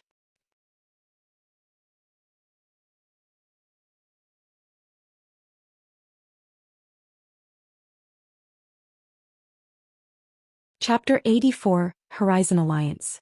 Seeing as Shifeng was about to leave, the members from Ouroboros were stupefied. There was actually a man who would treat Gentle Snow in such a way. He even discarded the chance to work with Ouroboros without hesitation.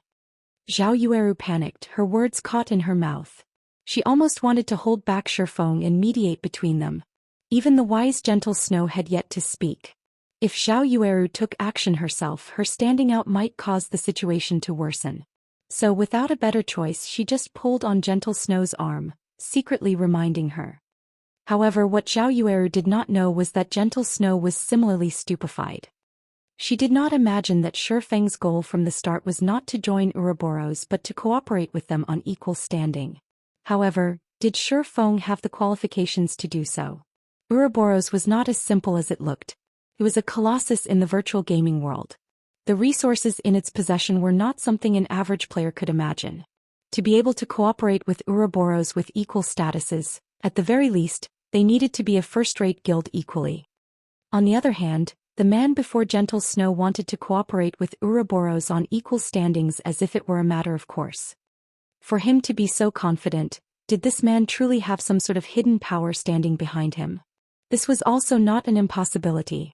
Being able to carry out this series of matters, in addition to obtaining such a set of equipment, was not something a person could do within such a short period. Black Flame definitely possessed the support of a great power. That's the only way he would be capable of causing the vicious competition that was happening right now. According to their guild statistics, the income Black Flame obtained from selling the forging designs exceeded 60 gold coins.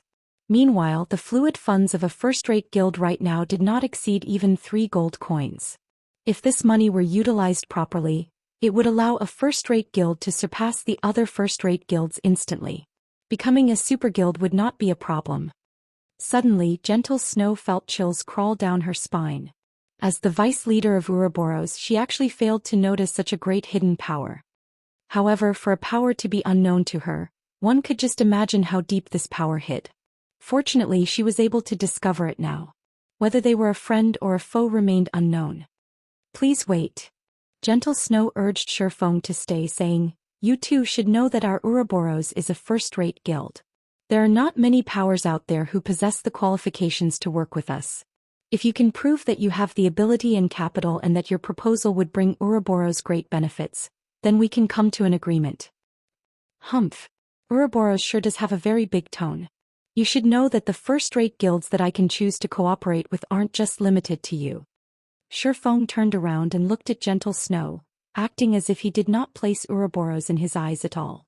Afterward, he took out one of the level 10 mysterious iron equipment forging designs that he bought from Blackbeard, waving it in front of Gentle Snow's face. He then said with a sneer, I wonder what thoughts you will have after seeing this? Do you think I have enough qualifications? How could it be? Gentle Snow could not believe what her eyes were seeing. Her heart was filled with extreme shock. How did you obtain a level 10 mysterious iron forging design? Right now, even the level 3 glimmer chestplate forging design was being fought over insanely. The value of the forging design in Shifeng's hands right now simply could not be imagined. To the elites of a guild, the level 3 glimmer chestplate forging design was not particularly useful.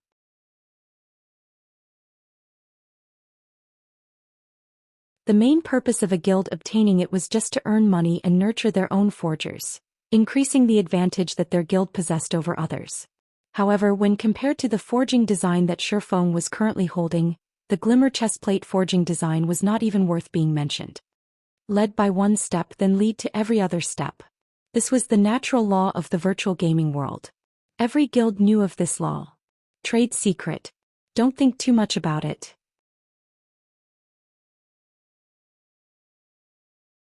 Shifeng kept the forging design. If there aren't any other matters, then I'll be leaving.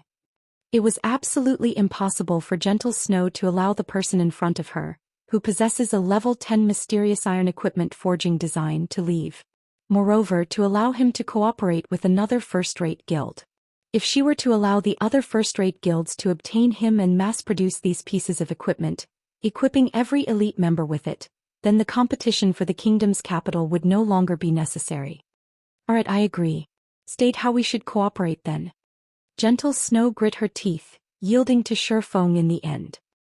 Hee, but I don't wish to cooperate with you anymore. Shifeng said in a deep tone. You.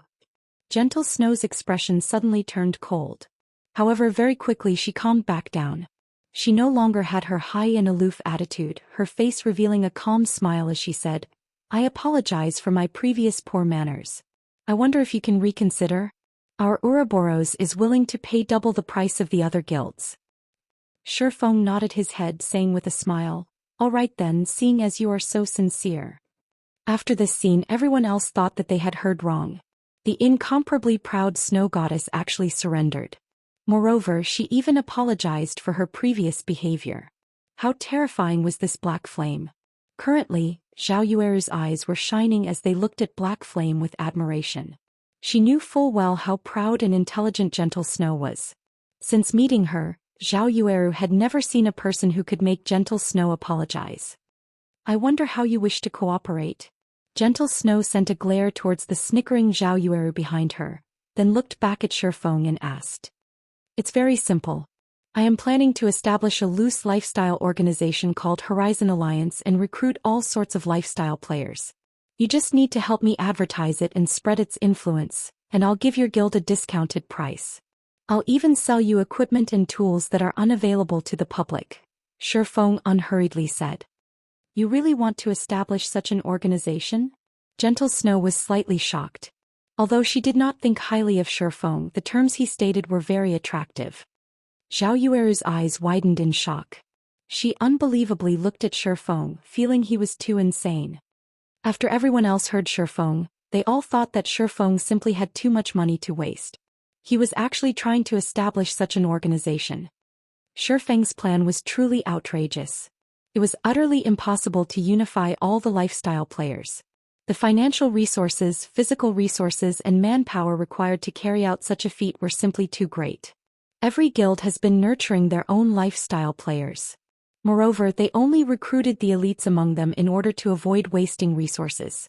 That meant that the leftover lifestyle players were just mob characters, and there wouldn't be a big effect if all of them gathered together. The resources needed to nurture these lifestyle players were even more needless.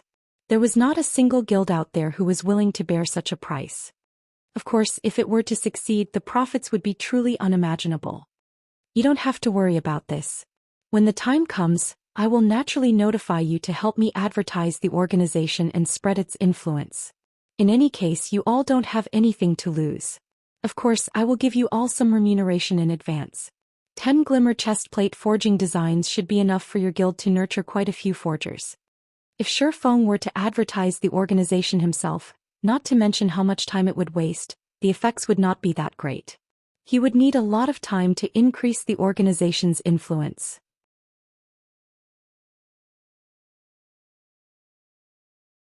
However, it was a different story if Ouroboros were the ones advertising the organization. They could practically cover the entire Star Moon Kingdom, greatly shortening the process of gathering influence. Gentle Snow gave Shifeng's offer some thought. It was not much work for them to do the advertising. They could also obtain 10 glimmer chestplate forging designs now, allowing them to widen the gap between Ouroboros and the other guilds. They would also be able to nurture a large batch of lifestyle players, earning even more coins.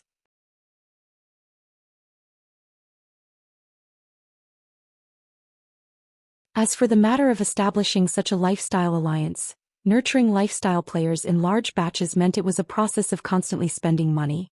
It wouldn't be long before such a plan would collapse. Nurturing lifestyle players was an extremely tough task.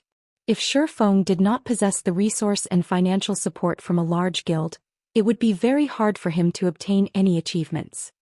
Following which, Gentle Snow signed a contract with Shifeng, stating that she was willing to help Shifeng spread his organization's influence throughout the entire Star Moon Kingdom.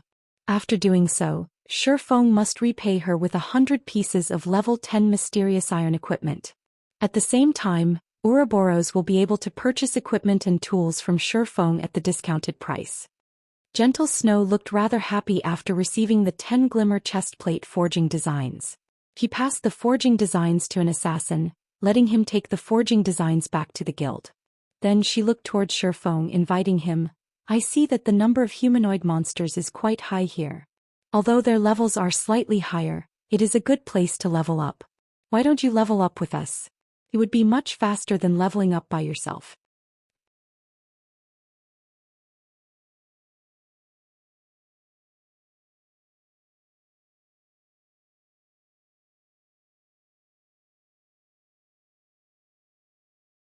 Chapter 85, Birdman. Gentle Snow's invite caused both Zhao Yueru and Xiao Yuer to pay attention. Shifeng's strength must definitely be great. However, they have never specifically seen him in action, so they were extremely curious about his capabilities. They wanted to experience the strength of the rumored chief forger of Star Moon Kingdom. Right. Join our party, Big Brother Black Flame.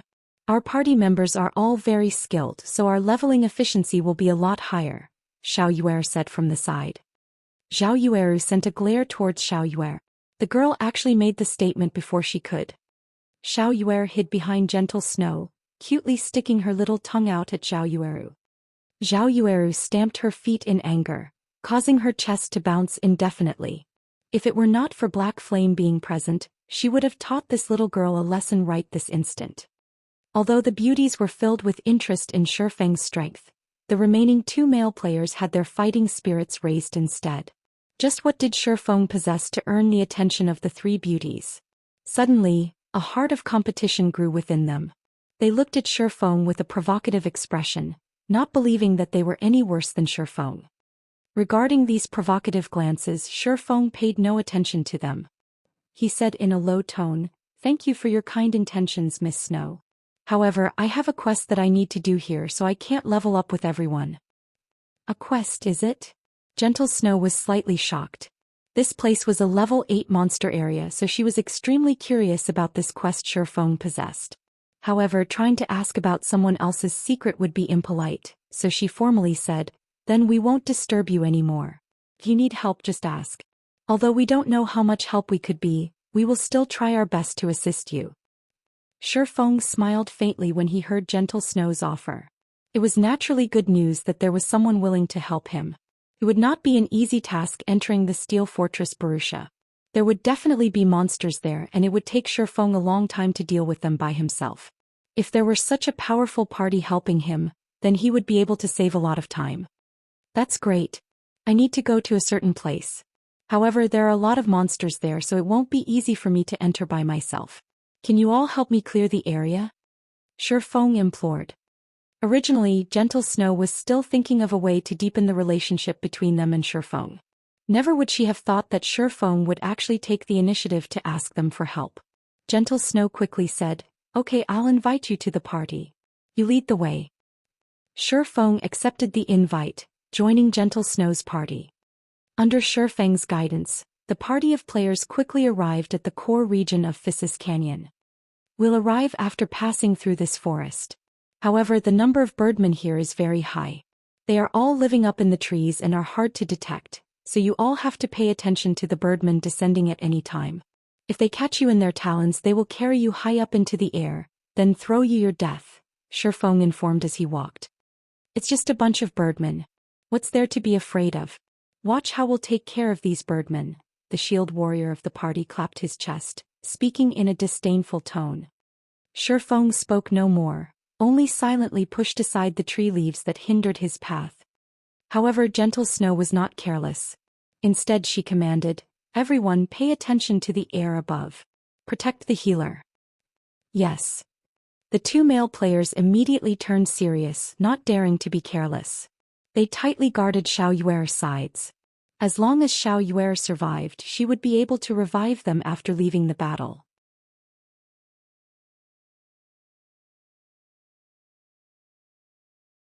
That way the EXP and skill proficiency lost would be massively reduced.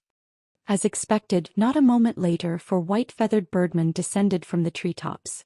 The sharp talons on both of their feet shot down with shocking speed, like an eagle hunting its prey, catching the male ranger in an instant. The remaining party members reacted quickly, either using their weapons to block the talons or avoiding them completely. "Get rid of them."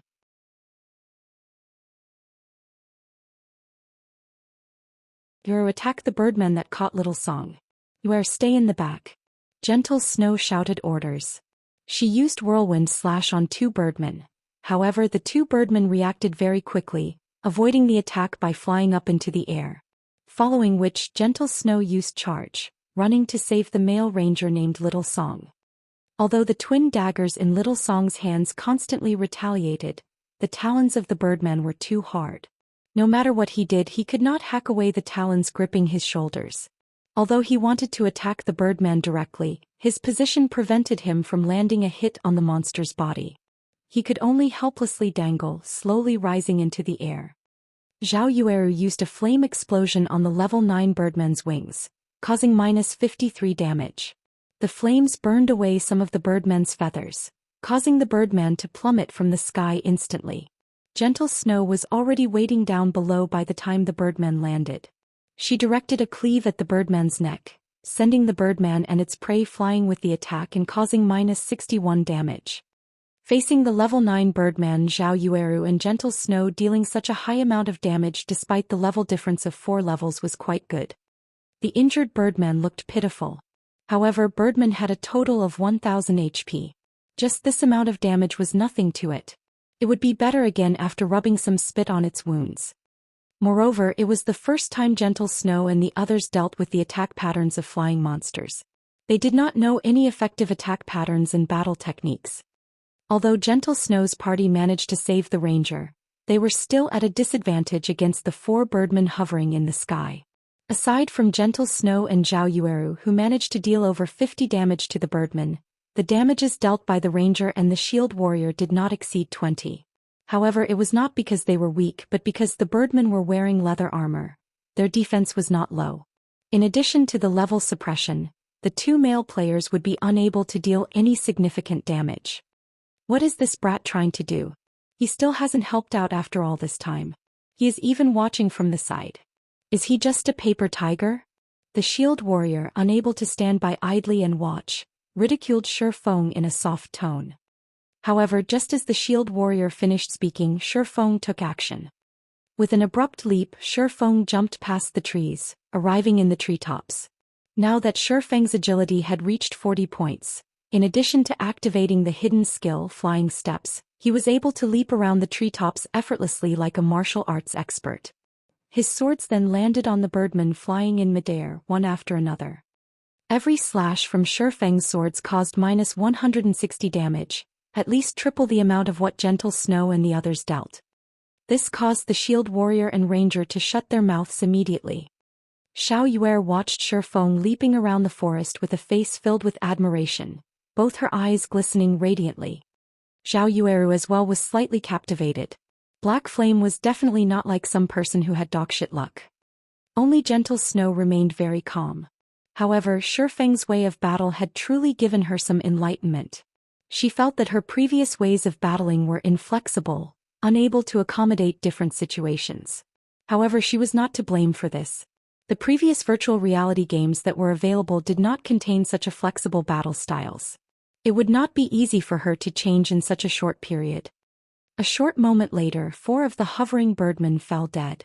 Their bodies fell heavily to the ground, dropping several copper coins and some light feathers. "Let's go." Shi Feng sheathed his pair of swords after landing on the ground. He then walked in the direction of his destination.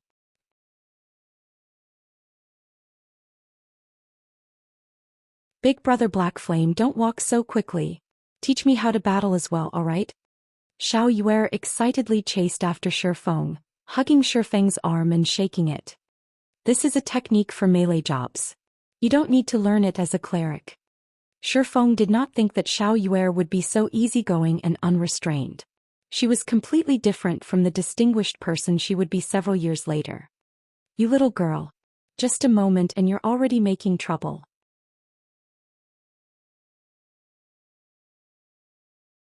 Didn't Big Brother Black Flame already say it? You're not suited for it. Xiao Yueru pulled Xiao Yuer away, panting in rage. Unconsciously, the way she referred to Shifeng had changed as well, suddenly becoming much more intimate. You're tuning in to the Zhou Xian's Legacy YouTube channel. Don't forget to subscribe and join us on this journey to catch the most captivating stories.